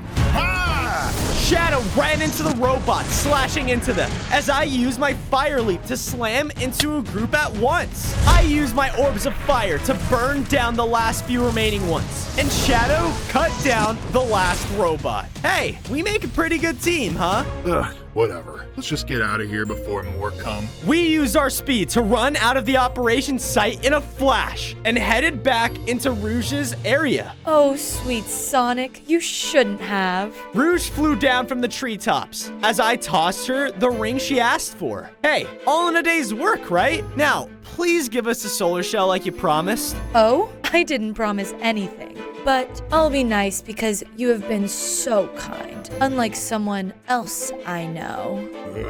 This is what I need. Yes. Now, just to give this to Tails. On days 53 to 56, Shadow and I ran as fast as we could back to our base. Here you go, Tails. Now, what are you making? Aw, sweet. And, you'll see soon. Just give me a little more time. I took this time to build up a home for Shadow. I made it match his dark style to thank him for all of his help. Here you go. Thanks, Sonic.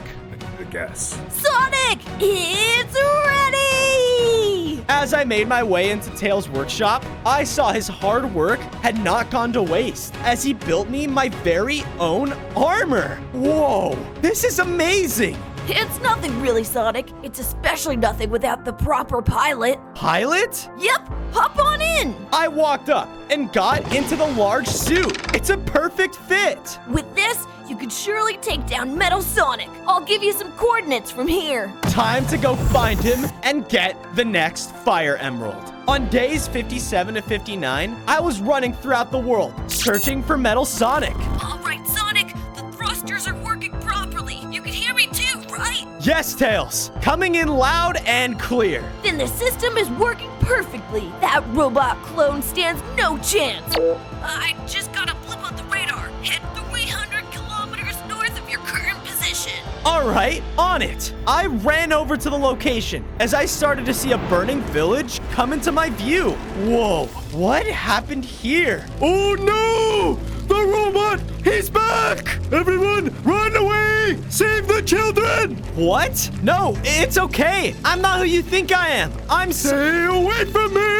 Everyone run! I'll distract him! The panicking villagers started to run in a snake-like pattern. Hey, knock it off! I'm trying to help. Just tell me where Metal Sonic went. He wasn't listening, so I walked towards him, causing him to run away in fear. I looked up in the direction he ran and saw a partially destroyed pathway through some nearby trees. He must have gone that way. That's right! You better run, you robotic freak! On days 60 to 62, I ran as fast as I could, following the path of destruction. Just then, I was met with an opening where fire was burning all around the tree lines. And there, standing in the middle of all of it, was Metal Sonic. Hey! Oh, Sonic.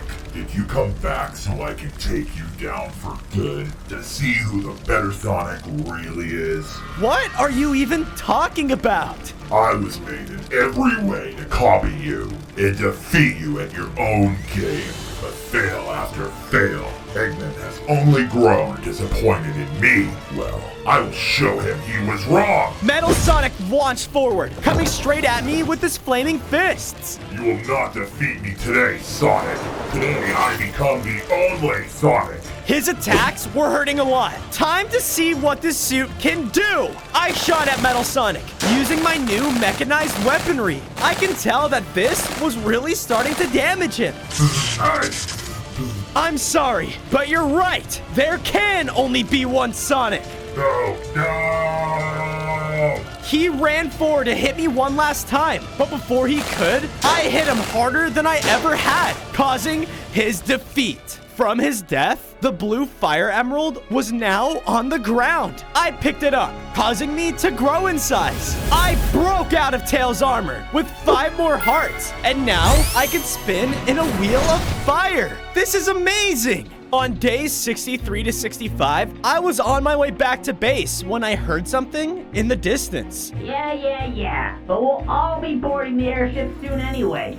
Airship? I need to get closer. I looked around the corner to see a massive robot base that was holding Eggman's airship, but it looked like it was still being built. Yep. This thing will be up and running in only a few days' time. We're going to the Sky Sanctuary first, right? Yeah, now you're catching on, new guy. That's where the doctor says the final fire emerald is. The white emerald is at a Sky Sanctuary? How am I supposed to get there? Has anybody seen Robot Sonic? He was supposed to be back here by now. I'd better get out of here and catch up with the others at base, fast. On days 66 to 68, I made it safely back to base and headed right for Tails' workshop. I met up with the others and quickly caught them up with what I just heard. The last emerald's at the Sky Sanctuary? Then we will just fly there first. Oh, so you know where it is, Tails? I don't, but maybe we could. It's okay. I think I know what's best. I have to sneak onto that airship before it takes off in a few days. They will take me straight to the Sky Sanctuary. What? Sonic, that's crazy. Yeah, at least let us come with you. No, guys, I'm sorry, but this is the only way. I have to do it alone. I walked over to see Shadow standing in the doorway. Going in solo, Sonic? Pretty bold move. I don't need you to ruin the mood, Shadow. I'm just saying, you better be strong enough to face Eggman alone then. Are you sure you're ready for that? I guess I'll just have to find out. On days 69 to 73, I made my way back to Eggman's airship. But it seemed like it was about to take off. All of the robots were starting to get on, and I heard Dr. Eggman's voice over a loud speaker. Attention, my creations. Would each and every one of you bucket of bolts make your way onto the airship at once? I saw an opening and started to sprint as fast as I could. Lift off in 3, 2, 1. Ah! Phew! That was close. I looked at my new surroundings and was in some sort of strange storage room. Please tell me none of these machines are randomly just gonna turn on. I started to look around and noticed a much larger mech suit. What is this for? I have to get that white emerald. Only then can I stop this entire operation. On days 74 to 77, I hid in the storage room until I felt the airship come to a screeching halt. Did we make it to the Sky Sanctuary? I looked outside and saw Eggman and his robots going towards a large temple. Whoa! We were on top of a floating island that had white sky hedgehogs everywhere. I will ask you one more time. Where is the emerald? I cannot tell you. My people will die to defend the sanctuary, and you are not worthy! Because of this, Eggman got furious and commanded his robots to attack. I watched as all of them started hurting the hedgehog people. Oh my goodness! You idiots. My creations! Lock every single one of them up, and then search everywhere! I'll be looking up there. All of Eggman's robots started to put the white hedgehogs into cages. Oh no, I have to save them.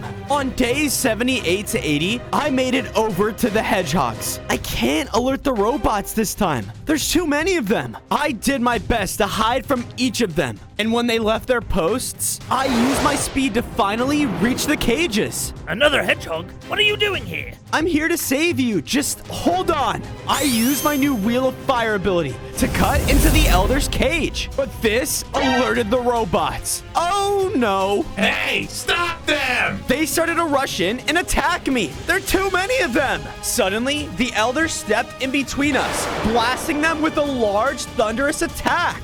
Now! I charged in with all my fire attacks combined, and because of this, they stood no chance. From there, I broke the surrounding cages, letting out more of the sky hedgehogs. Great job, Hedgehog. You have saved our people, and I think I know why you are here. The Elder then led me to the temple stairway. Our sacred fire emerald resides in that temple. Now go and stop Dr. Eggman. On days 81 to 85, I ran up the stairs towards the Sky Sanctuary, taking out as many of Eggman's robots as I could. Take this! I reached the front of the Sky Temple, slowly making my way through the entrance. Eggman has to be inside of here somewhere. I have to be careful. After a while, I made it to a large balcony hanging over the clouds. Sitting there on a pedestal was the huge white fire emerald. Yes, I made it here first. On days 86 to 90, I was just about to grab the final emerald. With this, I can stop Eggman. But out of nowhere, Eggman dropped down right in front of me. Oh no! You dumb little hedgehog. He turned around and grabbed the emerald. No! Dr. Eggman then turned towards me, and with the new power of the emerald, he blasted me with very powerful flames. Ah! I was low on hearts. The last fire emerald was much stronger than mine. I couldn't take him down, not alone. You're too late, Sonic. Far too late. Even with the last fire emerald, my plans are already in motion. My creations will freeze this world and bring about the beautiful Ice Age where I'm its sole provider. And that means I must rid this world of people like you. No, wait! Suddenly, I heard a familiar voice in the air around us. Is that? An explosion took place on the wall, and standing there were my friends, Tails and Knuckles. You guys are here! Eggman was distracted, allowing Tails to hit the emerald right out of his hands. Ah, no! No! Hurry, Sonic! Now is our chance! I grabbed the final fire emerald, causing me to explode in a bright light. I gained 10 more hearts and transformed into Fire Supersonic. I can now fly, and my body felt so powerful. Ha! It's over, Eggman! Both Tails and Knuckles were at my side as we were face to face with him. Oh, I see. You think because of this minor mishap that I'm still a failure. No. I will not be a failure again. This is not a failed experiment. This is a learning experience. Yes. Now, Plan B. Plan B? Eggman turned around and jumped off the Sky Sanctuary. Wait! I ran to the edge and looked over, only to see that he landed on his airship, and it started to take off. Now this world will know what my creations can really do. Ice the world! Sonic, how are we gonna stop him? It's okay, Tails. I can handle it from here. I took off into the sky, heading straight towards Eggman's airship. Good luck. On days 95 to 99, I was flying as fast as I could in my new form. His ship was then beginning to drop massive shards of ice throughout the world. Hit by hit, the terrain below started to freeze over. Oh no! I gotta end this fast! Oh no! Incoming of the port side! I landed on the airship and was now face to face with all of the remaining robots. Where is he? Attack! The robots all rushed in and started to attack. Thankfully, now that I was fully upgraded, they didn't stand a chance. I flew overhead and shot down at them with my new fire attacks, taking down each of them one by one almost instantly. And take this! With one final attack, the last one was down. But just then, the large mech that I saw before appeared in front of me. Looking for me? On day 100, I was face to face with Dr. Eggman. Whoa, it seems like you found yourself some upgrades. Yes, I have. I will not let you take this all away from me. Eggman then started to launch a bunch of rockets at me, but thankfully, I flew out of the way, watching as his attacks started to destroy his own ship. I jumped towards Eggman with my fire leap, slamming into him, and I started to cut into him with my wheel of fire. Ha! Eggman stomped into the ground with such force that I flung backwards. I cannot stand you, Sonic. You have been there to foil my every plan. I saw what you did to Robot Sonic, and I'm going to do the same to you. Out of nowhere, his mech suit then started to make a blizzard of ice form around us. I will succeed! No, I won't let you! We both charged towards each other, trading punches and blows as ice and fire was flying everywhere. I flew up, then came crashing down once again. No! Then, with one final attack, I was able to take down Eggman for good. And with that, my friends and the people of this world were finally safe again. On day 1, I spawned inside of a tall lava volcano as a baby lava worm. I looked around and watched as my fellow worms burrowed into the lava and used it to build up our home. Whoa, can I do that too? Just then, the sky above us turned gray and water started to blast down from the top of our volcano. Everyone run! One by one, every time they got hit, they would instantly turn into obsidian. No! And a huge wave entered in the water reptiles. Men, attack! They flooded in through every corner of our once beautiful home and made sure that all of my kind was no more. Yes! All of your pathetic lava monuments have already been taken over. With your power gone, the lava people shall perish under the name of Cascade!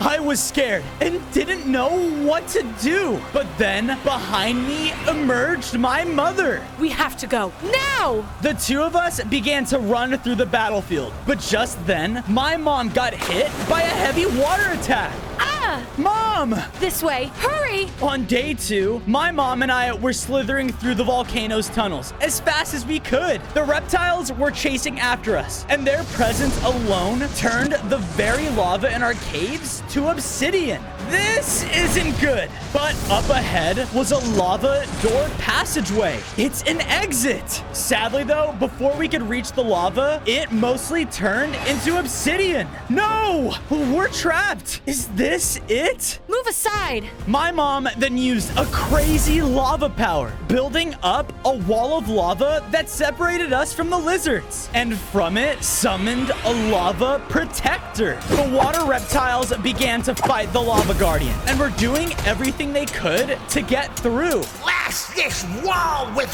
water! Bozo, my boy, listen to me. I am I'm not gonna make it, but you can. No, but it is now up to you, the last lava worm. In order to save me and the rest of our people, you must go out and find the 5 lava monuments, reignite them, and unleash the lava warrior. Only then can we win this. Just then, the lava wall got bursted through. Get them! Mom, no! She hit me through the crevice of the lava, and as I escaped, she also got turned into obsidian. Mom! I knew that I had to keep going, so I swam through the lava until I reached a shoreline. I have to find the lava monuments? Where do I even begin? As I finished my sentence, I saw a herd of magma snails charging right towards me.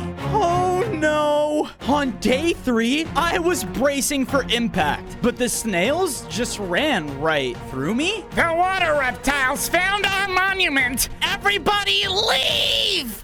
Monument? Somebody please help! I followed the noises, entering what looked to be a burrow, but everything here was destroyed. This isn't good. Stay away from me! I then looked out in the center of the room and saw a tiny baby magma snail cowering in fear. And is that a water golem? Lava must perish! Oh no, I have to help! On day 4, I did my best to try and reach the baby snail, but the golem noticed and swung at me immediately. Ah! Not only did he try to smash me with his large rocky fists, but he also shot out beams of water straight from his eye, and from them summoned water minions. What the? They all began to slash at me and hurt a lot. Help me! That crazy golem was summoned by those lizards to destroy my home! Not if I have anything to say about it. I finally avoided its hits and reached the vantage point with the snail. And just as I did, I felt a strange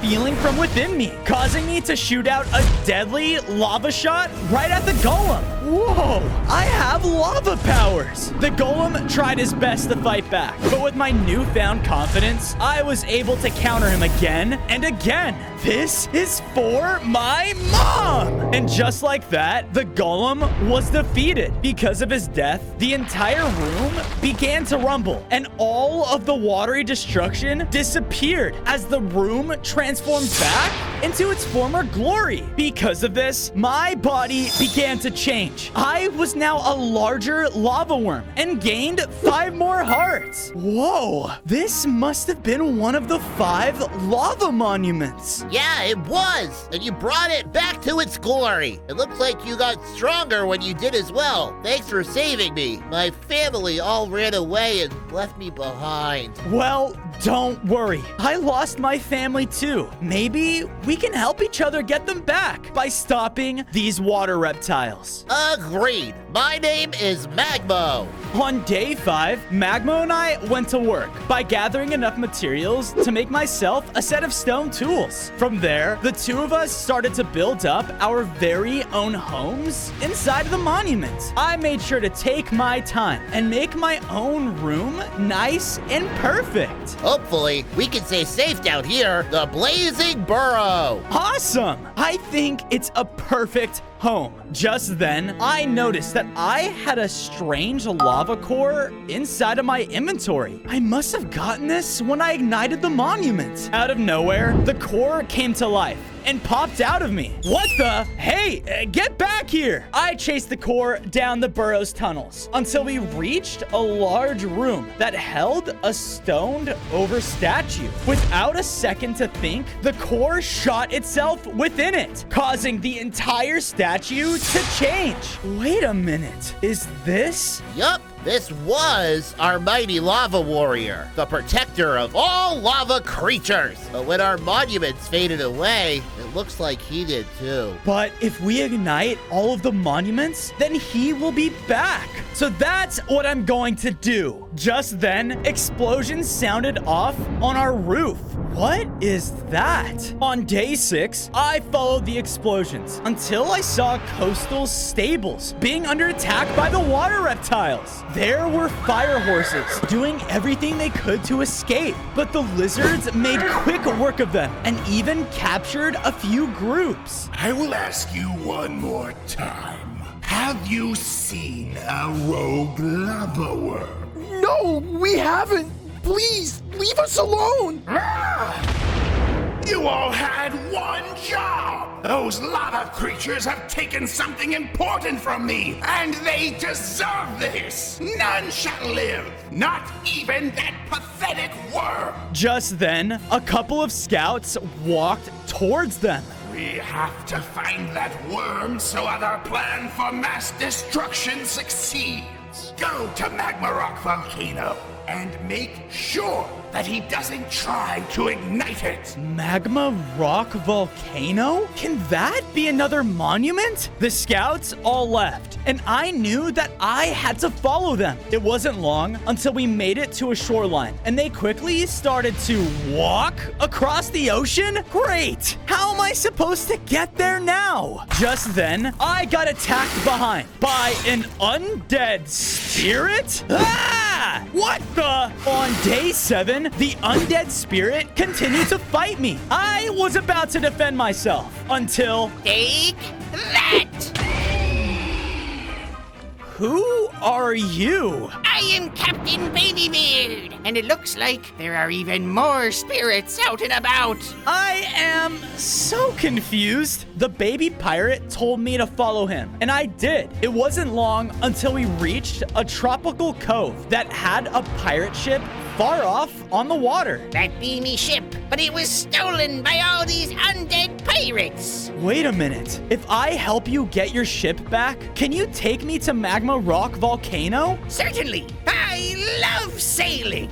Now, how am I supposed to get on board? I looked over and noticed a rocky path that led straight to the side of the ship. Bingo! I began to partake in jump after jump, but as soon as I started... We have an intruder! Fire! Uh-oh! On day 8, the pirate ship began to blast at me with deadly cannon fireballs. Ah! I did my best, landing each jump, and knew if I fell into that water, I was done for. Sink him! Just one more jump. Come on! Yes! But then, the undead pirates all charged at once. Bring it! They sliced at me every chance they could. But since I was a newly upgraded lava worm, I had a new ability that allowed me to rain down lava rocks from the sky. Aha! Take that! With my new lava abilities, these undead pirates didn't stand a chance. Curse ye!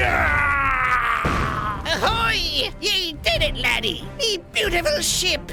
I've missed you! I'm just happy that you have what's yours. Now, do you think you can take me to that volcano? Certainly! Drop the mast! It's time we set sail!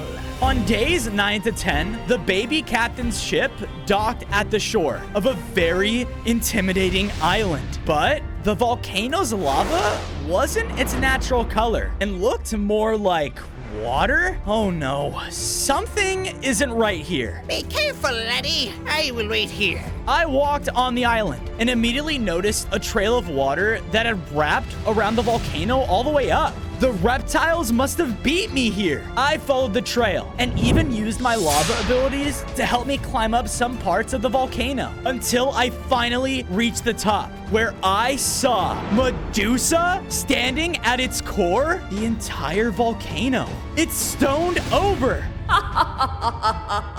The lava worm. We have finally met. On days 11 to 12, I was face to face with Medusa. Wait, are you teaming up with the water reptiles? Why, yes. The very reptiles that are connected to my hair informed me of Cascade's mission, and honestly, I couldn't agree with them more. Medusa began to attack me with poisonous attacks. Ah! She would then get close and use her claws to slash at me. Stop this! They're hurting innocent lives, families! You think that is bad? Just wait until you see what they have planned next. I would defend myself using my lava abilities, but she then lurched forward and stared me down with an intense gaze. Ah! Wait, was that supposed to hurt me? Why aren't you turning to stone? Oh, I don't have eyes. No matter. Medusa then summoned up a pillar of stone and continued to shoot down at me. None of my abilities can reach her. What am I gonna do? Wait a minute. I called down my molten meteor attack right in front of Medusa, creating a magma platform. Yes, I ran, jumping from the new magma platform. And as soon as I landed next to Medusa, I took her down with one final hit. What? No! Because of her defeat, the entire volcano became active again. Lava began to flow as I felt myself drawn in its power. I grew larger, gained 5 more hearts, and now had the ability to slither across lava. On days 13 to 14, I went back to my base with Captain Babybeard. Thanks for letting me stay with you. With those darn reptiles running around the ocean, it isn't very safe. Of course, you will be okay here. I found a spot in the base to build him up his very own miniature pirate ship. I love it! Thank you, Fozo! Also, if you find yourself running across any maps, give me a holler. I'm sure we could find ourselves some treasure. Will do, Captain. I then made it over to the Lava Warrior and placed down the second core. This caused him to light up and break free even more. Wow, I can't wait to see how he's gonna look when he's back to his former glory. Hey! Bozo! I looked over and saw that Magmo's shell was cracked. What happened? I went out searching for the next lava monument, but when I found it, I got attacked. I feel so weak. Oh no, I need to fix you up. But how? You know, I think I know a place that can help. On days 15 to 16, I journeyed out of the base with the magma snail until we reached a blazing bridge that led to a lava swamp. Who lives here? We were about to cross over when we realized that the bridge was totally collapsed. Oh, come on! We need to get across! Yeah, join the club, buddy. I looked over, and crawling on the side of the bridge was a lava axolotl. What the? Hey, we need help fixing my snail's shell. Oh, well, the only one that can help fix something like that is our grand axolotl. And unless you can get us across the bridge, we ain't seen him anytime soon. I think I have an idea. Everyone, stand back! When everyone cleared out of the way, I used my new lava slither ability to form a layer of lava across the broken bridge. Because of this, I was able to walk across and forge it fully back together. Yes! Show off! But I will say that was kind of impressive. Come on, this way, to the Grand Axolotl! On days 17 to 18, we followed the axolotl deep into his lava swamp until things started to look strange. Just over this hill. We're close. We then finally reached his home, only to see weak and frail axolotls roaming around. There! He's the one that can help us. In the center of the camp was the Grand Axolotl. What is the meaning of your visit? My friend, he needs your help. He's getting weaker by the second. And so are my people. The water reptiles destroyed our home, all because that Cascade wants his revenge. Revenge? What happened to him? A volcanic eruption, one that destroyed his home and changed everything he knew. And now he only knows destruction. I'm so sorry he attacked your people, but please, if you help my friend, I know somewhere safe for you all to hide. So be it. Step aside. I did as he said, allowing him to approach Magmo. In a blast of mighty fire, the axolotl sealed his cracked shell, and Magmo became even stronger. Whoa! I feel like a brand new car. Let's go. It's time we go to the next lava monument, the Lava Forge. On days 19 to 21, I followed Magmo as he led me to an ashen desert? Yep, it's not too far away. But I then saw a small group of water reptiles marching in a different direction. Where are they going? I have to find out. Bozo, stop! It's too dangerous. I followed behind the reptiles as they entered into a desolate landscape. What is this place? I then saw their main base. The place looked destroyed, and it seemed like it was still in repair, but reptiles were working everywhere. They had anvils and other materials to reinforce their weapons. I went further in to investigate and came across a courtyard, one that was full of obsidian statues. My people and Mom! Right next to her was an open spot. Is that supposed to be for me? Keep at it, boys! I watched as Cascade was up above the others. Our progress on the water volcano is coming along. And once it is finished, its eruption will be the biggest this world has ever known. All of those wretched lava creatures will be disposed of. Wait, did he say a water volcano? Now, take these disgusting statues and get them out of my sight. Then find that lava worm. Everything in me wanted to run in and fight, but then Magmo moved in front of me. Bozo, no! We need to go! You're not strong enough! I know, Magmo. You're right. Let's go. On days 22 to 26, the two of us finally made it to the Ashen Desert. Whoa! Out in the distance was a tall plateau that held the Lava Forge, but it was completely turned off. As we made it to the entrance, I noticed that it was dark inside. Hello? Suddenly, a hidden figure attacked me from the side. Ah! There, standing over me, was the Forge Master. You have no place here. He began to attack, ruthlessly with his saw blade hand. Hey, knock it off! I began to fight back and launched my Fire Burst attack, causing the dark interior of the forge to light up.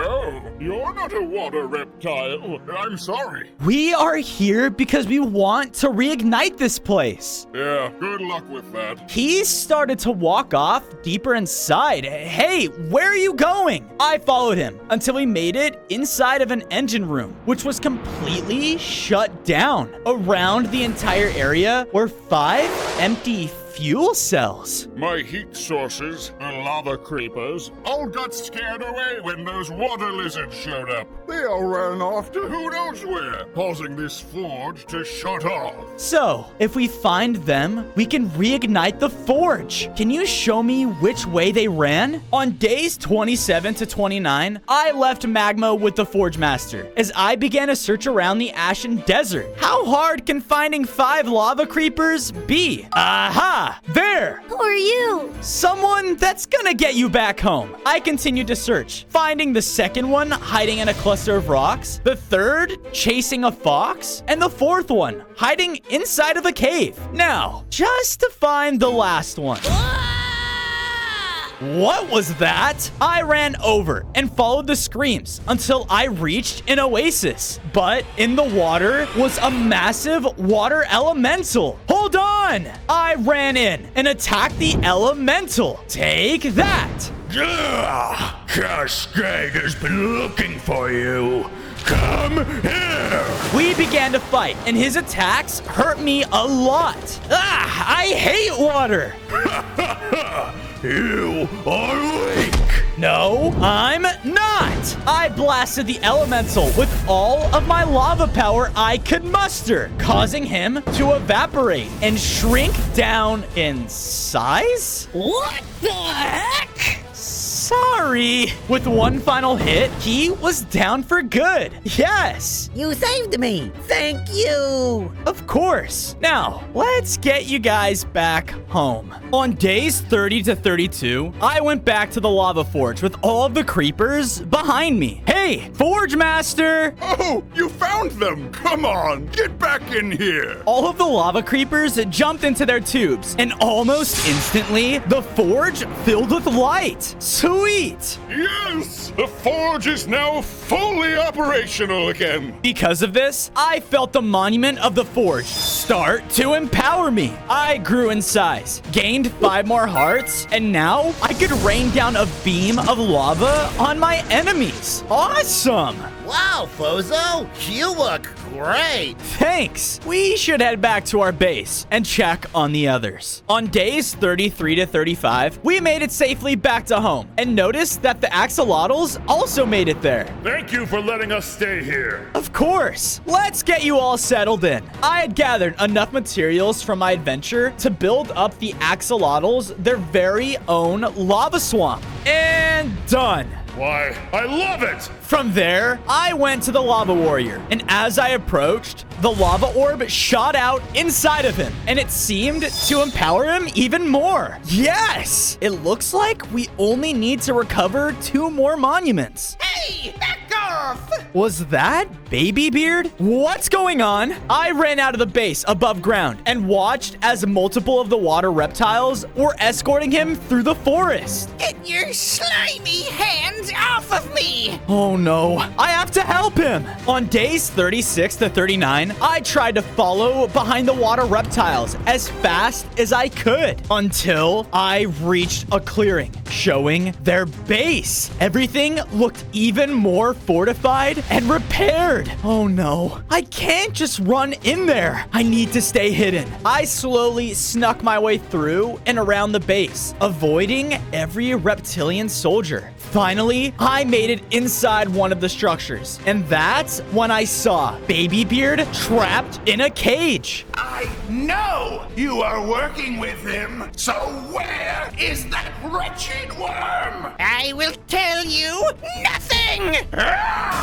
Cascade struck out at Baby Beard through the cage. No, I can't let him take anyone else from me. Hey, Cascade! You! Yeah, it's me. Now back away from my friend.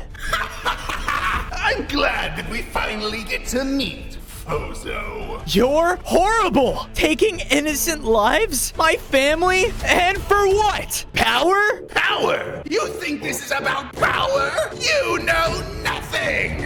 On days 40 to 44, Cascade and I began to fight as he would attack me in a rage. Ah! I would fight back with all of my strength, but his water attacks made me weaker and weaker. I said, stay back. I unleashed my new lava strike, knocking him away.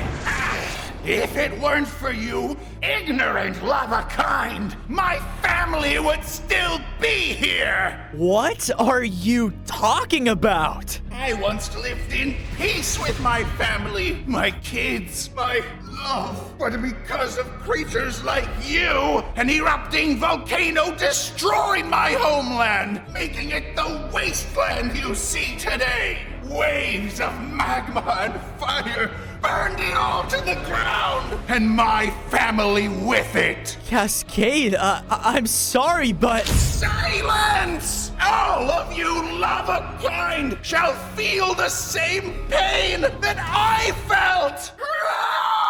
He charged in to attack me again. Wait! But suddenly, a portal opened up right underneath me and sucked me in. And shortly, Captain Baby Beard followed. On days 45 to 47, the pirate and I fell through a strange portal and landed in an even stranger area.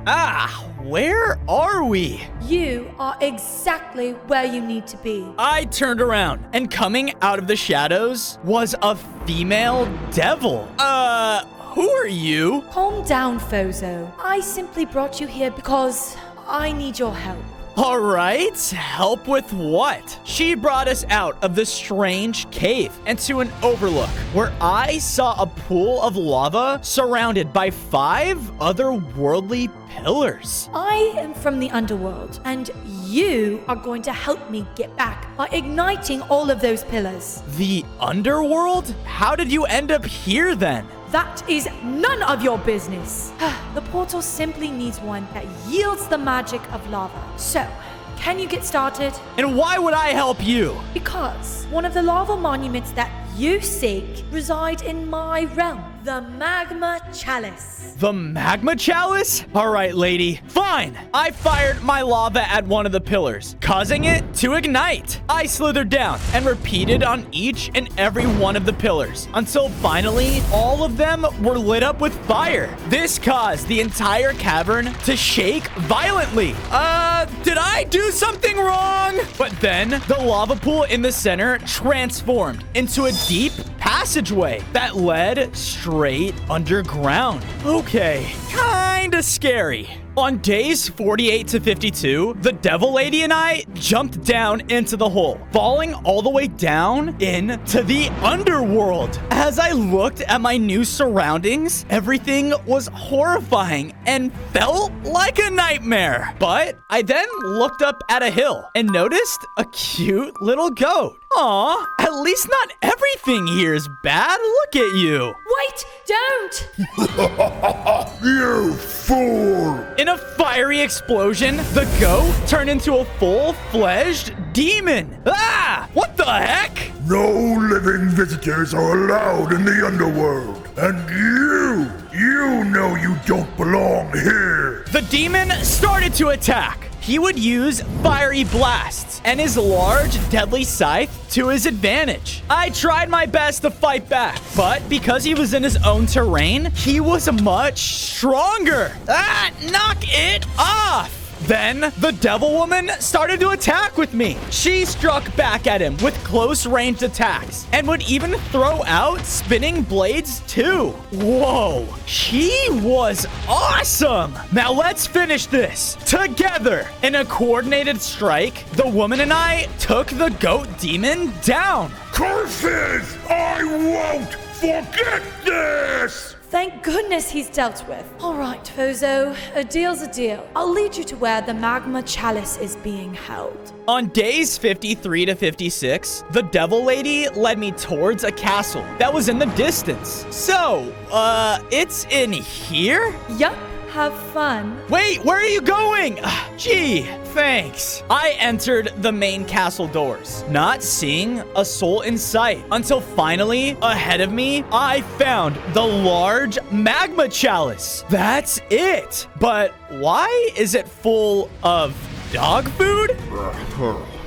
Who goes there? Whoa. I don't mean you any harm. A living visitor? Leave my little home! This castle is little to you? Whatever, look, I'm sorry, but I won't leave until I ignite that chalice. Well, I'm not giving it to you. It's my new dog bowl. I lost my other one. To be honest, I really miss it. Wait, if I can find it, do you think I can have that chalice then? On days 57 to 59, Cerberus and I made a deal, making me venture across the underworld. I used my lava slither ability to help me journey across the large pools of soul lava. Now, where would I be if I were a dog bowl? Just then, I heard a noise coming from the other side of the lava lake. Is that music? What the? As I made it over the lake, I saw a large group of shrub creatures dancing around in an underworld beach. Raised up in the center of it all was Cerberus's bowl. But why is it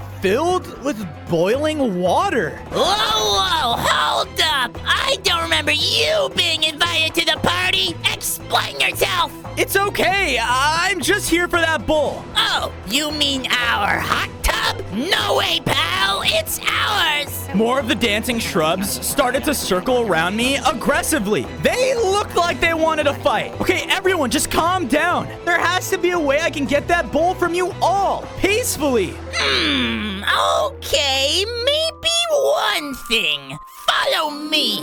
On days 60 to 63, I followed the shrub to a strange, boiling hot lake. So, this used to be our huge hot tub, but then that grumpy old mushroom over there started to get all cranky. If you can go talk that bummer down, then the bowl is all yours. Got it! I walked over to the mushroom grove and looked for whoever this shrub could have been talking about. And that's when I found a mushroom with legs? Hello? Grr! The creature then instantly started to attack. Whoa! He chased me around the grove, shaking off poisonous spores every chance that he could. Hey, just knock it off!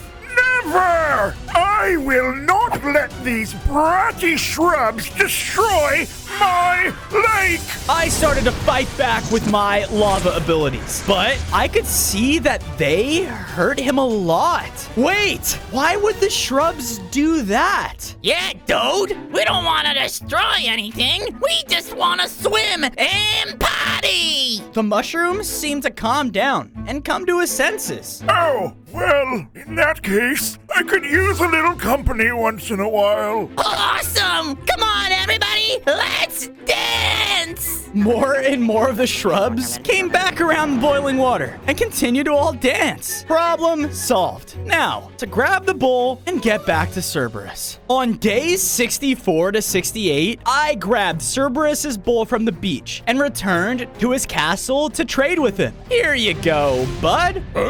Yes! Cerberus is so excited about his bowl that he jumped for joy, shaking the ground with each pounce. He would even launch otherworldly attacks in his excitement. Okay, all right, boy, calm down.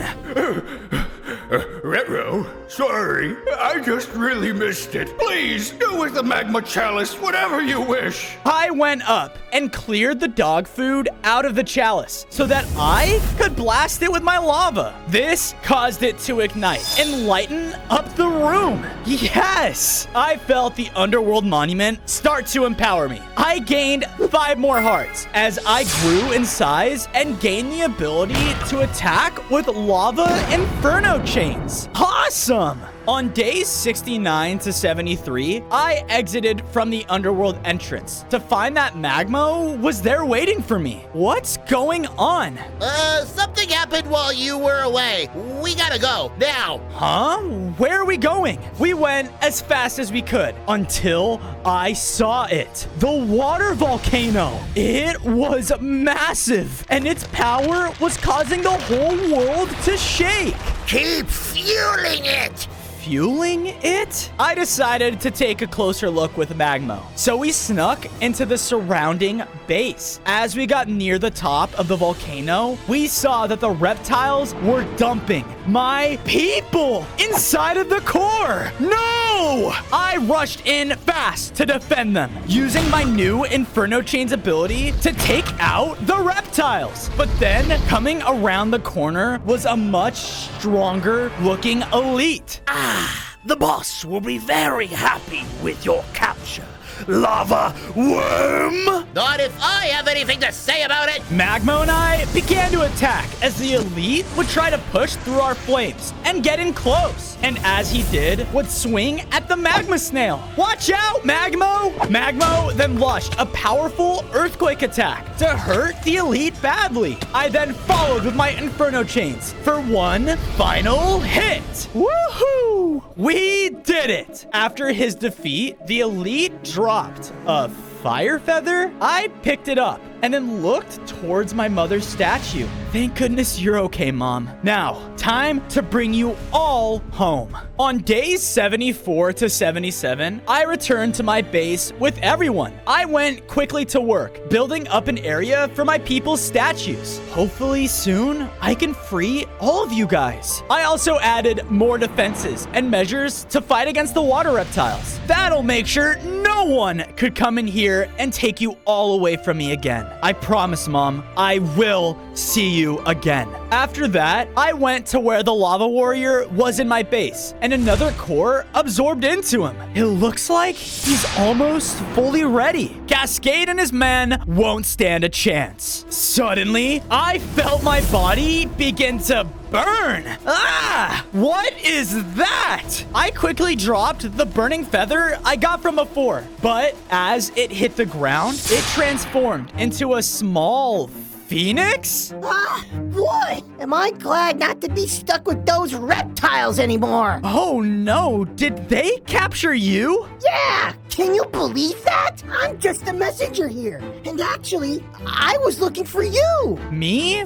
For what? I come with a message from my lord, the Lava Phoenix. He has much to discuss with you about the last remaining lava monument. On days 78 to 80, I went with the little phoenix as he led me to a lush mountain. And on the cliffs high above was some sort of giant cage. We continued until reaching the interior of the golden structure. Well, good luck! In a small burst of flame, he turned back into the burning feather. Great. Then the air started to heat up as I heard a loud, intimidating caw. Flying into the structure were the massive wings of the lava phoenix. So, the last lava worm.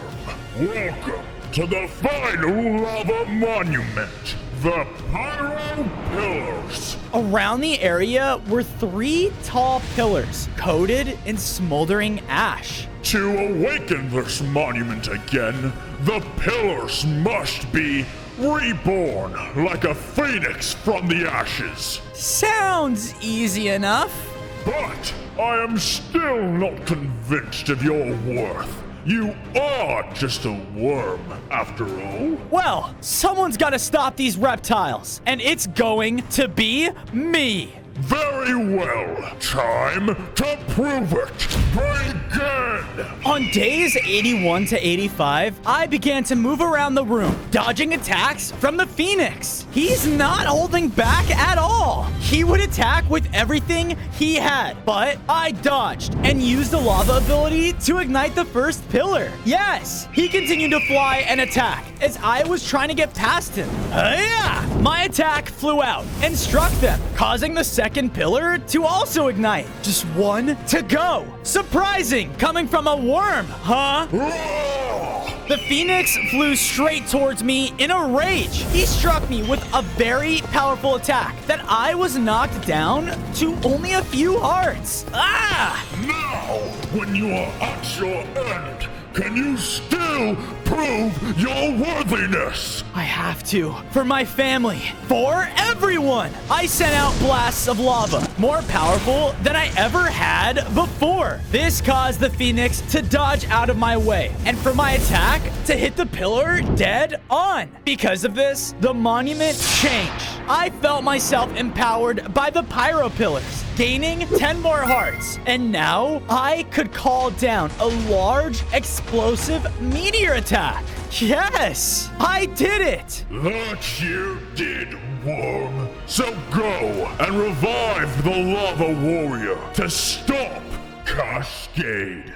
On days 86 to 90, I was making my way back to my base when suddenly the world began to shake. I watched as in the distance, Cascade's water volcano had been completed, and it started to unleash a massive torrent of water into the sky. Finally, the entire world will know my pain! It began to rain heavily as the river and sea began to overflow and valleys everywhere started to flood. No, no, no! I need to get back to my base now! On days 91 to 94, I rushed back to base. Magmo! Mom! But as I arrived into the burrow, I noticed all of the lava worm statues had come back to life. Fozo! Mother! You did it, my boy. You ignited all of our monuments. And because of you, you freed your people. I'm so happy you're both okay. There's just one more thing to do before we all take on Cascade. I walked over to the Lava Warrior and allowed it to absorb the final core. Our base began to quake as the Guardian was now fully awakened. Ah, the Lava Lord. Yes, it's me. I've revived you so that you can help us stop Cascade and the water reptiles. Me? I was never meant to be the one to stop them, my dear boy. What do you mean? Can't you see? All of this was to prove your worth. This is your fight, your journey, Bozo, and you are to be the Lava Warrior. With those final words, the Lava Warrior passed on all of the Lava Core's essence to me. I felt the lava element within me surge with power like I never felt before, causing me to grow much stronger. It's up to me. Then it's time to take down Cascade. On days 95 to 99, I marched towards the water volcano with the power of the Lava Warrior. There, watching over me from atop the mountain, was none other than Cascade. Look who finally decided to show up. I thought you had run away after taking back your people. You're wrong, Cascade. I saved them with the power of the lava monuments. And now I'm gonna stop you. Is that so? Ha! Men, drown him! An army of water reptiles poured out of the kingdom and overran me. I did everything I could to clear out the army of them as I launched down lava meteors and infernal chains. But more and more of them just kept on coming. I continued to push my way further into the kingdom, but knew that I didn't have time for this. Suddenly, I heard a familiar voice call out into the air. Crashing in the center of Cascade's base was Captain Babybeard's entire pirate ship. I've been waiting to do this for a long time, you overgrown lizards! Fire! His ship's cannons obliterated all of the reptiles in sight, leaving an opening. Sorry I'm late, Lava Warrior. Go on ahead. Thanks, Captain. Here I come, Cascade. On day 100, I made it to the top of the water volcano to finally face Cascade. I thought maybe you'd understand how I felt after what I almost did to your people. You can't just hurt people. No one meant to destroy your home. Enough! We started to battle. My empowered lava against his powerful water. Obsidian and small boulders would form as we would clash. I could tell that Cascade wasn't holding anything back as he would shoot out loads of water waves towards me. He then decided to come in close as we just kept trading our elemental hits. In a flurry of hits, Cascade overpowered me, sending me backwards. Yeah! He's still so powerful. With the power of this geyser, I will show you all! Not if I have anything to say about it. I use my lava abilities, focusing all of my energy on taking him down. With my final attack, I summoned down a massive magma meteor shower. It crashed down onto the volcano and even landed straight onto Cascade, defeating him for good. Yes, I did it! And with that, the world could now live in peace. On day 1, I spawned in as a baby fire hydra during a worldwide war. There was an intense battle between fire hydras and the water forces. They found us! Water creatures went around and hurt my people with their powerful abilities, giving them the upper hand. No! Why is this happening? Suddenly, a large slam came from our home's volcano, and standing there was our large head fire hydra. Stand back! he shot out extremely powerful attacks directly towards them, giving us a fighting chance. These water warriors are very dangerous. We must leave at once and find the ancestral Hydra heads. The what? The skies then rumbled, and large water wings flapped high above us, only to reveal the largest water phoenix that I had ever seen. You pathetic fire creatures. My army shall get rid of all of you so that this land can be ours. The water phoenix and my head Hydra started to fight each other. The Hydra was very strong, but the phoenix seemed like he was even stronger. With one very powerful water blast, the head Hydra was pushed aside. No! My yell alerted the phoenix, making him turn his attention towards me. Get that small one, now! On day 2, I was running away through the fiery swamps. A few water warriors chased behind me, and they were blasting at me. Ah! Stay away! The rumbling skies then shot out lightning, causing the rain to worsen around us. The increased downpour started to really hurt. Ah! Even rain hurts me? I kept running, with my heart getting lower and lower. Is this it? Just then, I got pulled aside into a cave entrance by a strange fire ability. What the? Who did that? I looked over, only to see a fire horse standing there. You saved me? Why? Because I can see that the water forces have found your kind too. Yeah, they killed all of my people. They're pure evil. All of my people are gone as well. You're lucky to be alive. From what it seems, all fire mobs are facing their extinction. Extinction?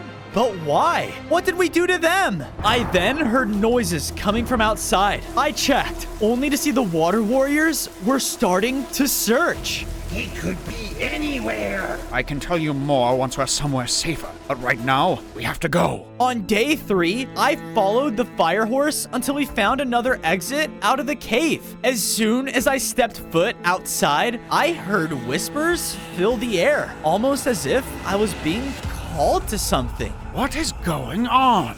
I followed them, leading us to an opening, and in the center of it lied a Hydra head? I walked over and touched it, causing it to activate. In a large flash, I absorbed the head, causing me to grow stronger. I now had 3 Hydra heads, gained 5 additional hearts, and now had a fire ability that allowed me to blast out fire beams. Whoa! It seems as if each of these heads you find, the stronger you get. Yeah, no kidding. Just then, the nearby lake in front of us started to shake, and in a huge burst, a water beast was summoned. All fire must be gone! On day 4, the water beast started to attack the 2 of us. With a wave of his hand, he would send out large blasts of water. Ah! But with my newly found power and my new friend's help, we were able to make quick work of him. No! You can be the key to ending this war. The Water Phoenix is said to be the strongest animal amongst the lands, and he won't stop until all of us are dead. Well, it's up to us to put an end to him and save our fellow fire animals. We can't let him win. Agreed. My name is Bran. And yours? You can call me Fozo. On day 5, Bran and I used this area to build ourselves a safe hideout. I went out and got enough materials to make myself a set of stone tools, while Bran turned the nearby lake into lava so that no other water beasts could spawn. With my newly acquired resources, I was able to build both Bran and I our very own themed houses. This looks perfect. Agreed. As I finished, I saw a large fire beam shooting out in the distance. Whoa, what was that? Only one way to find out. On day 6, I went over towards the blast until I was met with an outpost. There were cages that were filled with nothing but fire creatures. Please, stop this! Shut it! You fire pests think you can just barge into our world? You will soon learn that was a mistake! All of the water mobs were getting ready to attack. Leave these people alone! The fire hydrant! Get him! The water warriors all started to fight back. They shot powerful attacks, but thanks to my new fire beam, they didn't stand a chance. After beaming down most of them, the last one started to retreat. Oh, this sucks! You will regret this! Great. From there, I broke all of the fire creatures out of their cages. Are you guys okay? We are now. Thank you, Fire Hydra. Yeah, seriously. I thought we were burnt toast. I'm just happy you guys are safe. Hey, I could have sworn I've seen your face before.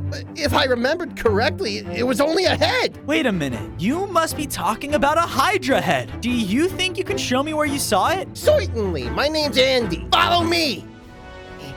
Sire, one of the fire hydras has lived! What? Impossible! We made sure to dispose of that entire colony! I know, but... Silence! He is a threat to this war and must be disposed of now! I will not let this prophecy become true. On day 7, the little magma rock brought me to the nearest desert. Follow my lead. He started to roll through the terrain, and it didn't take long until we were met by a clearing, revealing a very large Colosseum. Whoa. The Hydra head that I saw was in there, but it's a pretty dangerous place. Great. I made my way down, entering inside, and as I entered it, there it was. The second Hydra head was sitting high up in the center, almost as if it were a trophy. Who's there? Oh, if it isn't a Hydra, do you like my Colosseum's centerpiece? A Cerberus? Look, I need that Hydra head to fight against... Silence! I know of your losing battles with the Water Warriors, and I do not care! I have proven time and time again that I am the best multi-headed animal, and that Hydra head proves my point! Oh yeah? Well, if I prove you differently, can I take the head? Yeah, you have yourself a deal. On day 8, Cerberus led me to another part of his Colosseum, which revealed a very dangerous course. If you finish the trial, then you will be the winner. But if you lose, I shall add another head to my collection. Sounds scary enough. Okay, Fozo, just stay calm. Horns sounded off, and the 3-headed dog hit me on the first platform. Ah, what the heck? Begin.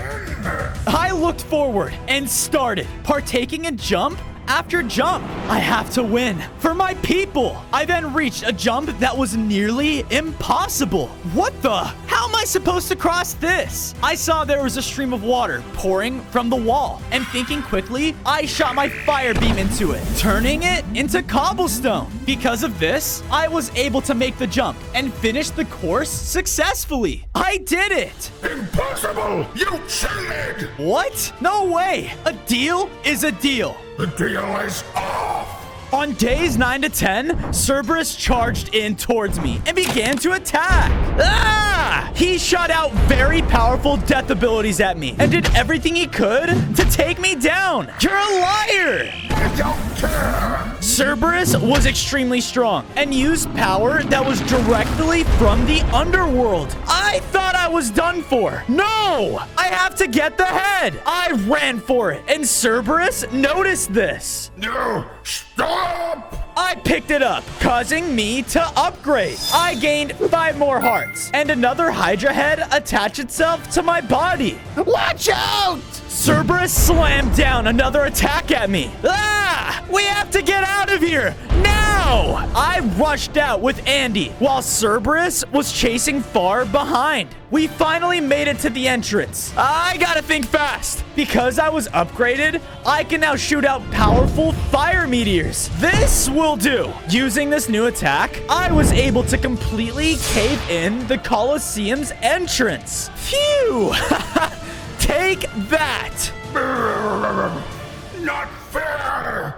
On days 11 to 12, I left the Coliseum with Andy, and we were starting to make our way back to base. But suddenly, storm clouds started to form in the sky. Oh no, it can't be. I looked up and saw the water phoenix flying above us. There you are, foolish Fire Hydra. Do you think you stand a chance against me? You took my people away from me. Why are you doing this? Do you not know of your people's disgraceful history? You are all from the Nether, a place your kind should have never left. I shall rid this land of your infestation. But we can all live here together. It doesn't have to be this way. Never! The water phoenix launched an attack down between me and Andy, but thankfully, we both jumped out of the way. His anger caused the storm to strike lightning down around me. Ah! The phoenix attacked me with a powerful blast of water, causing me to get really low on hearts. Hold on! As he shot another attack, Andy used a special type of magma rock power and turned himself into a protective barrier. I felt so weak and passed out. On days 13 to 14, I awoke back at our base with Andy and Bran staring at me. What happened? Hatchio was about to take us down, but I was able to drill us a tunnel out of there. Wait, what? Andy then used a sweet ability and began to dig right into the ground. Whoa! It's pretty nice for mining too. Here, have this. He threw me over a ton of iron. I think I know what to do with this. I crafted myself a set of iron tools and used them to build Andy his very own boulder home. As I was admiring my work, a figure suddenly appeared behind me. Ah! Who are you? So, it is true. The prophecy is in action. The what? The war between the water and fire mobs is a lot larger than you think. You must follow me now. On days 15 to 16, I followed the fire panda into a massive bamboo forest where he led me to a hidden village of pandas. This place is beautiful. We walked into a bamboo hut, and there at the end of it was a large painting. Is that? Yes, Hydra. The prophecy, showing the world's largest battle between a fire hydra and the water phoenix. And how does it end? No one knows. But if the water warriors win, they may drown the entire world. What? I can't let that happen. Just then, I looked over and saw that the fire panda held the third hydra head. I shall give you this hydra head and aid you in your mission, but only if you help my people first. Anything to win this war. Go deep in this forest. Find the sacred fire bamboo, and this head will be yours. On days 17 to 18, I searched throughout the bamboo forest. I followed a river of lava until I found a tall lava fall. At its peak was the sacred fire bamboo. Sweet. Now, how do I get up there? I looked around at my surroundings, and I saw that the cliffside had rocks that could be used to climb to the top, but they kept phasing in and out of existence. I walked around until I found a cave entrance near the lava river, and inside of it was a strange looking contraption. This must control the rocks, but unfortunately it seemed to be missing its fuel source. Hey, would you keep it down over there? I'm trying to sleep here. What? I looked under the machine, and there was a small raccoon who was sitting close to a glowing orb. This heat is amazing. Hey, you took that from this machine. I need it in order to... Huh? You want this? Nuh-uh. Finders keepers, pal. Bye-bye. The raccoon then picked up the orb and sprinted out of the exit. Hey, get back here. On days 19 to 20, I ran after the raccoon, but he started to gain speed. Fast. Come on. I just want that orb. No way, pal. he started to move through the bamboo forest even faster than before. They're gonna get away. Ah! In my anger, I shot out a beam of fire that almost burned the raccoon. What the? The raccoon stopped, finally allowing me to catch up. Look, I don't want to hurt you. Wait, I think I know what will make us both happy. I walked back to the cave with the raccoon, gathering some bamboo as I went. With it, I used my fire ability to make the raccoon a small campfire. Wow! Thanks, mister. Okay, you can have this stupid orb thing here. He threw over the fire orb, and I placed it within the machine, causing it to turn on. I walked out of the cave and looked up the lava fall to see that the disappearing platforms were all in place. I jumped platform after platform and finally reached the sacred fire bamboo. Perfect. I did it. Now, time to get the third Hydra head. On days 21 to 23, I was making my way back to the Fire Panda Village when I heard, "We are under attack!" I ran in to see that all of the pandas were being attacked by the Water Warriors. Oh no! They must have followed me here. I defended one of the pandas with my Fire Meteor attack, blasting back the water creature. Retreat! We got what we came for anyway! With that, the remaining Water Warriors ran away, and the pandas all looked very hurt. Fozo, they attacked out of nowhere. I'm sorry, but they took the Hydra head. No, it's all right. I'm just glad you and your people are okay. Look, it's not safe here. You guys need to come back with me to my hideout. I will lead my people there now, but you should hurry and follow the Water Warriors. If you find them, you find the Hydra head. On days 24 to 26, I followed the trail of the Water Warriors as they led me into a large sandy area. Where could they be going? I ran until I saw the Water Warriors flying over the water towards an island fortress. How am I supposed to get there? Just then, I heard the noise of hooves behind me. Bozo, the pandas told me what you are doing. It's extremely dangerous to be here. Bran, I know, but this is the only way I can get the Hydra head back.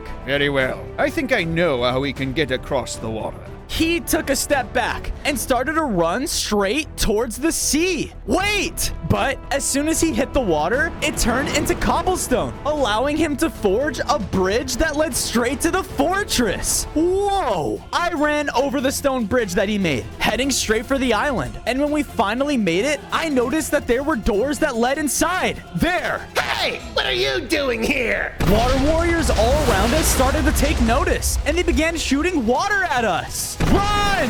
We ran as fast as we could, trying to dodge their attacks, until we finally made it inside of the fortress and slammed the door shut. Okay, now to find that Hydra head before they alert the others. On days 27 to 29, Bran and I were sneaking our way up the water fortress stairs when I stumbled upon a room. I looked inside and noticed that it was a laboratory of sorts. They had multiple different tubes connecting to one pool in the center of the room. We have to hurry and finish this operation. But Hachio said... Hachio said that he needs this done before anything else. What is there not to understand? Operation? What are they talking about? Knowing we had to find the Hydra head, the two of us kept going until we made it to the roof of the fortress. Not just a roof, but a phoenix nest. I'm guessing this is where the water phoenix lives. There, look! In a small pool at the center of the nest was the third Hydra head. Yes! I walked over to grab it, and in another flash of light, the third head bonded to my body. I gained a fifth head, 5 more hearts, and because of this, I can now call down fire blasts from the sky. Oh, yeah. Now, let's get out of here. On days 30 to 32, we made it back safely to our base, making sure not to be followed. From there, I used my tools to make huts for the pandas, just like their village. Now, place the fire bamboos so that my panda's fire spirits can be strengthened. I then placed their fire bamboo in the center, which sent out a fiery burst in the immediate area. This place is perfect. Thank you. Andy then walked up, looking concerned. Hey, you may want to take a look at this. I went over and saw that there was a fiery chest sitting in the center of our hideout. Where did this come from? No clue. All I know is that it's locked. Do you think it could lead to another Hydra head? There's only one way to find out. You know, I think I know of a way we can get this bad boy opened. The Hydra head. Why is it gone? Sir, the Hydra took it, but the operation is almost complete. You can't do anything right! No matter. Once this operation is finished, it won't matter how many heads that Fire Hydra has! On days 33 to 35, I went with Andy as he led me to a small, sad-looking forge. Are you sure this is the right place? Visitors at my blacksmith? You guys must be in the wrong place. Hey, my favorite Cyclops! Look, we need your help looking for a special key. I showed him the chest from our base as he looked over it with his one eye. Oh, you just need a fire key? Follow me. We walked through the Cyclops' shop until he led us to a room with keys everywhere. Hey! What are you looking at, pal? Wait, talking keys? What the? Nope.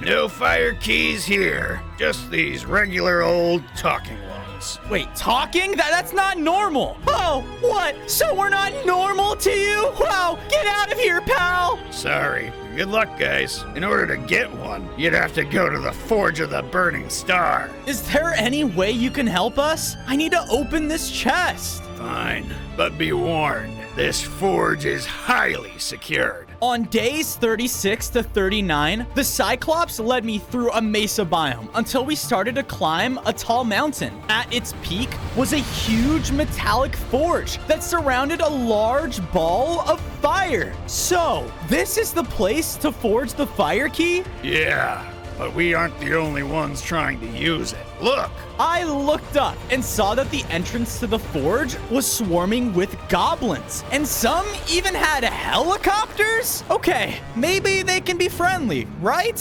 Whoa! Where do you think you're going? Look, I just need to use this forge, okay? It's important. This forge is under the property of us goblins, and you are an intruder! Wait! But all of the goblins started to charge in and attack. They attacked in large groups, hitting me with wrenches. Ow! Hey, knock it off! I unleashed my magma rock ability, burning down a group of them at a time. You'll pay for that! Chopper goblins then flew in, throwing down bombs that were pushing me back. I focused my energy beam attack and knocked one of the goblin choppers out of the air. Eject! Eject! All of the goblins were taken care of. All right, now to forge that fire key. On days 40 to 44, we made our way inside the forge of the Burning Star. So, that is supposed to make my key? Yep, I really hope this works. Wait, what? The Cyclops pulled on a mechanical lever, causing energy to swell throughout the forge. Then, in a burst of light, the floating orb of fire unleashed a beam of condensed heat onto the platform inside of the room. Is this supposed to happen? I don't know! The beam of light then began to fade, and where there was nothing on the platform before, now held the fire key. It worked! I picked up the key and used it to open the fire chest, but as soon as I did, I got pulled in a vision. Ugh, where am I? I looked forward, only to see a large, shadowy figure. You have done well, Fire Hydra. You have successfully opened my chest. Yeah, and you didn't make it that easy, by the way. My apologies. It's important that no water creature gets their hands on the secret coordinates. Coordinates? Follow them to us, and we will show you the way to the next ancestral Hydra head. Okay, but why are you helping me? Before he could answer, I was pulled out of my vision and quickly noticed I had a book of coordinates in my inventory. Whoa. Okay, next up, the next Hydra head. On days 45 to 47, I began to follow the coordinates, going straight into a large area of the tundra. Okay, it's freezing here. Wait, what was that? I ran and saw a large crater that held some sort of water operation site. And there, in the middle, was none other than the Water Phoenix himself. The infusion! It's all running according to plan! Yes! Yes! Finish it! One of the warriors flipped one last lever, causing all of the water to glow. I feel so strong! What is going on? The Water Phoenix grew in size. With this power, no fire creature will stand a chance against me, especially not that Fire Hydra. He then unleashed an attack so powerful that it wiped out a group of his water warriors at once. What a monster! I need to find those other Hydra heads now. On days 48 to 52, I snuck away, heading deep into the icy tundra until the coordinates finally led me to a snowy cave. Is this the place? I went inside and looked around, but there was nothing but snow and ice. Why would the figure lead me here? As I was about to leave, the ice below me began to crack. Oh, you've got to be kidding me.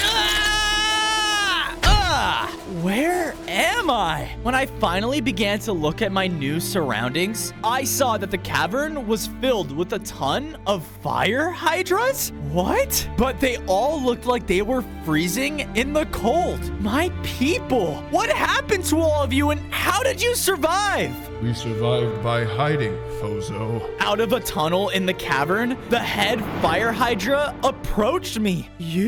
I thought you died. Clearly, we have a lot to catch up on. On days 53 to 56, we began to walk through the hideout as the head Hydra told me about our people. Fozo, when the Water Phoenix and his warriors attacked us, all hope was quickly fading for our people. Most of our species was taken down. Everyone you see here, well, they're the only survivors. Why? Why did you guys hide all of this time? We're scared, my boy. I knew if us fire hydras were to survive, we would have to hide somewhere those water mobs would never think to check. The tundra. You are our only hope, which is why I asked you to come here for this. The head Hydra turned to show me a massive wall of ice that rose as high as the cavern ceiling. Held at its center was the fourth ancestral Hydra head. No way! I ran towards it in my excitement and shot at the glacier with a beam of fire. But as I did,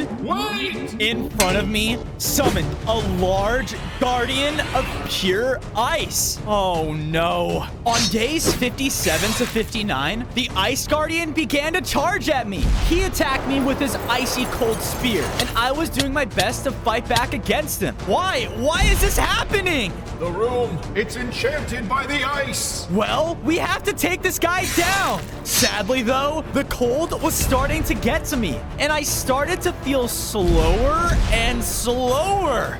Perish! No! Thankfully, the head Hydra jumped into battle and started to fend off the Guardian with me. We both shot out a powerful attack at once, fully melting it down. Because of this, the icy wall melted, allowing me to pick up the fourth Hydra head. I picked it up, causing me to gain 5 more hearts. Because of this, I could now shoot out very powerful fire punches. Hey, thanks for helping me. Of course, Fozo. On days 60 to 63, I felt so much powerful in my new form. I don't know what would have happened if you didn't step in. Yes, while I know you are our hope against the Water Phoenix, I see now that you still need our help. Yeah, I do. The only way we're going to win this war is if we all work together. Us fire creatures have to in order to survive. You are right. Fozo. We will gladly follow you into battle. Yes! I then led the remaining fire hydras out of the icy cavern and into the open tundra as we started a march back to my base. Oh, well, would you look at this? Me and the hydras all looked up to see the water phoenix flying right above us. No. On days 64 to 68, my people were face to face with the large water phoenix. More of you hydras. No matter. With my new form, I shall make quick work of you. Wait, please stop. It's not too late to change all of this. We can all coexist. It doesn't have to be this way. Fire creatures only bring pain and harm to those in the overworld. I am doing these people a favor. The only thing you are doing is lying to yourself. The water phoenix was filled with anger and began to fly in the sky around us. He then shot out a brand new ability into the sky, causing it to rain everywhere. It was hurting all of us hydras. With my newly found upgrades, I had to fight back. I won't let you hurt my people. Not again. I shot at the phoenix with any fire attack I could. My beam, my meteor, anything. I just had to stop him. I blasted him one last time, severely wounding him. It's over. Just give up. This was all part of the plan.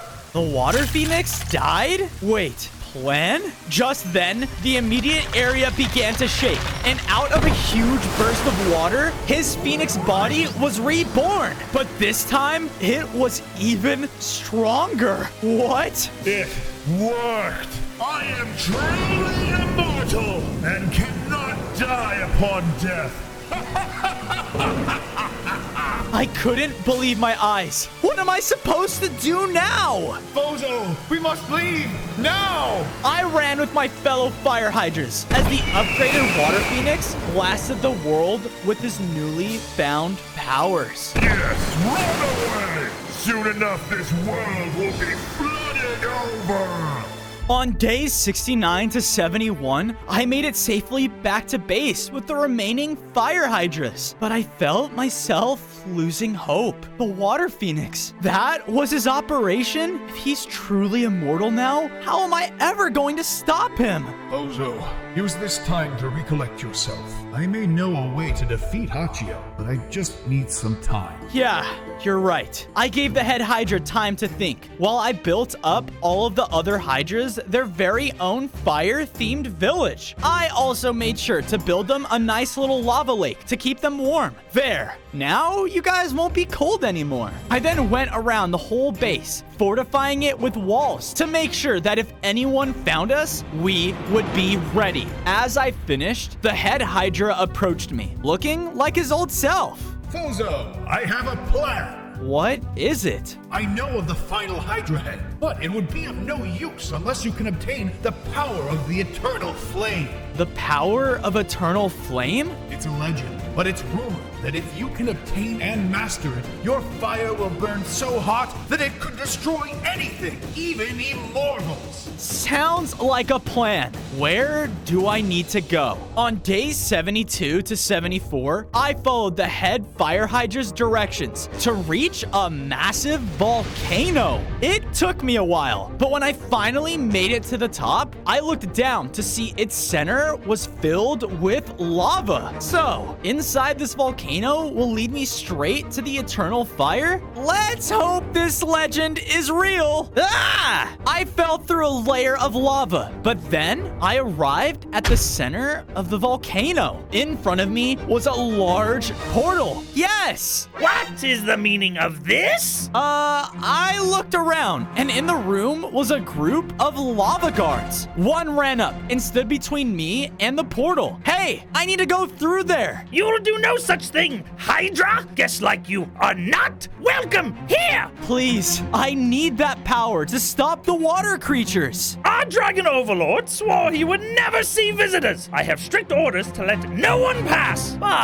But what? On days 75 to 77, the lava guard was showing me the small cave they had been guarding. We are bound to guard this portal, but are left here only to see boring gray walls. If only we could have a great view of the beautiful sky. I think I can help with that. I walked over to one of the walls and focused my energy on my new Fire Punch ability. Using it, I was able to carve through the cave wall. Come on, just a little bit more, and yeah! With all of those fire punches, I was able to blast a hole right in the side of the cave. So, how do you like it? Oh, this is fantastic! You know what? You can go in the portal. You have earned it. I then went through the portal and found myself in a strange realm of lava and fire. Whoa, is this? How dare you! I looked up and saw that across the area was a powerful fire dragon. No guests are welcome. Explain yourself before I melt you right where you stand. On days 78 to 80, I approached the fire dragon in fear of his powerful form. So, are you supposed to be the one who holds the power of eternal flame? Correct, but those of the overworld are not welcome here. Please, I need it to defend against the water phoenix. I know of your troubles, boy. The water phoenix and his army are almost unstoppable. That's why my people and I stayed here, where it's safe. It may be.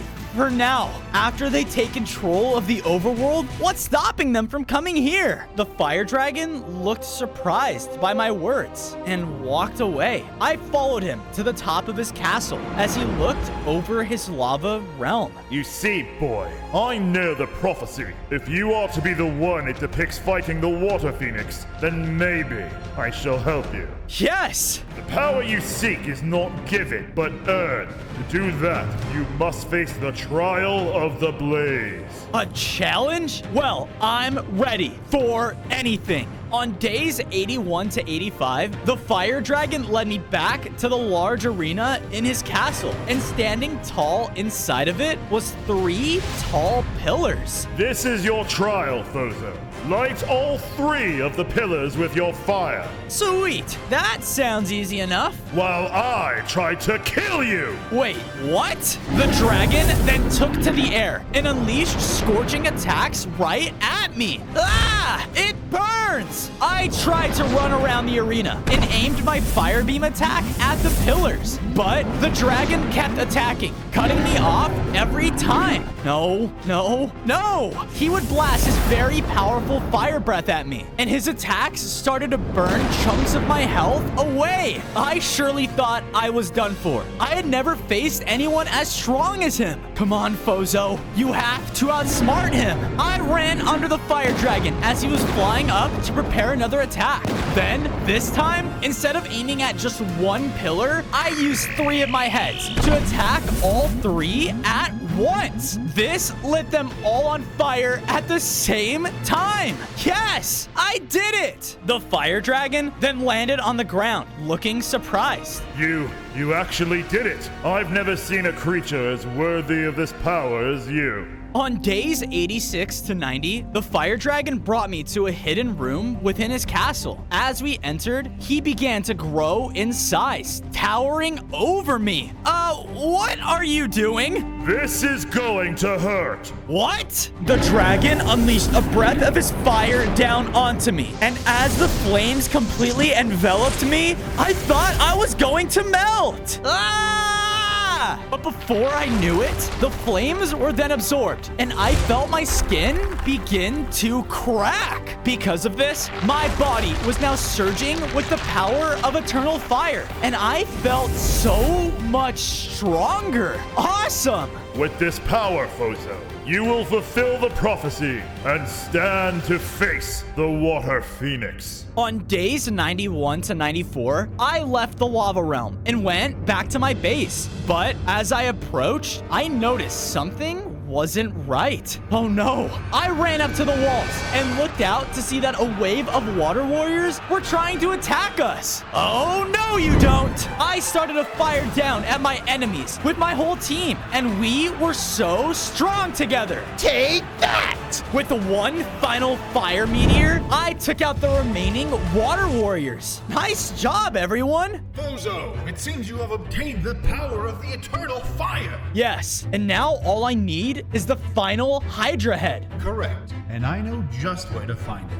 Follow me. The head Hydra led me down into the center of my camp. I don't understand. You only need to understand this, Bozo. You are to carry the torch now for all the fire creatures. Lead them in a new age after you defeat the Water Phoenix. Why are you saying this? Because I am to be your final Hydra head. Be their savior, Bozo. Make us proud.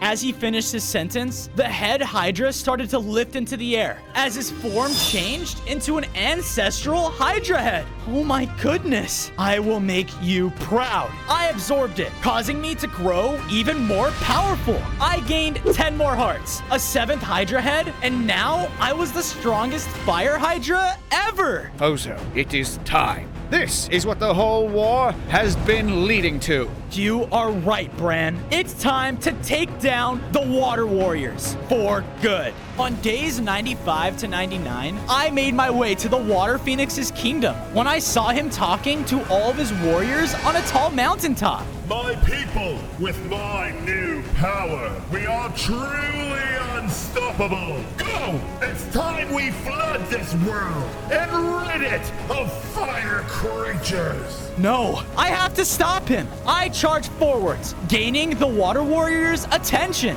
You, my people, take this fire Hydra down! All of them then began to charge in. Stand back! I used all of my fire abilities at my disposal, slowly climbing the mountain and taking them all down. Yeah! No, no, no! You're all worthless! I'll do it myself! The Water Phoenix then took off into the air, flying around the mountaintop as the storm grew fiercer. It's time to end this! On day 100, I reached the top of the storming mountain, face to face with the Phoenix. You stupid fire Hydra! I will not let you stop my plans! He began to make the storm around us even more violent as he attacked me with his infused water attacks. He had the advantage in the air as I had to stay on the mountaintop. But I wasn't going to let him defeat me that easily. I would call down fire blasts from the sky as they pushed through the storm clouds, hitting him in the air.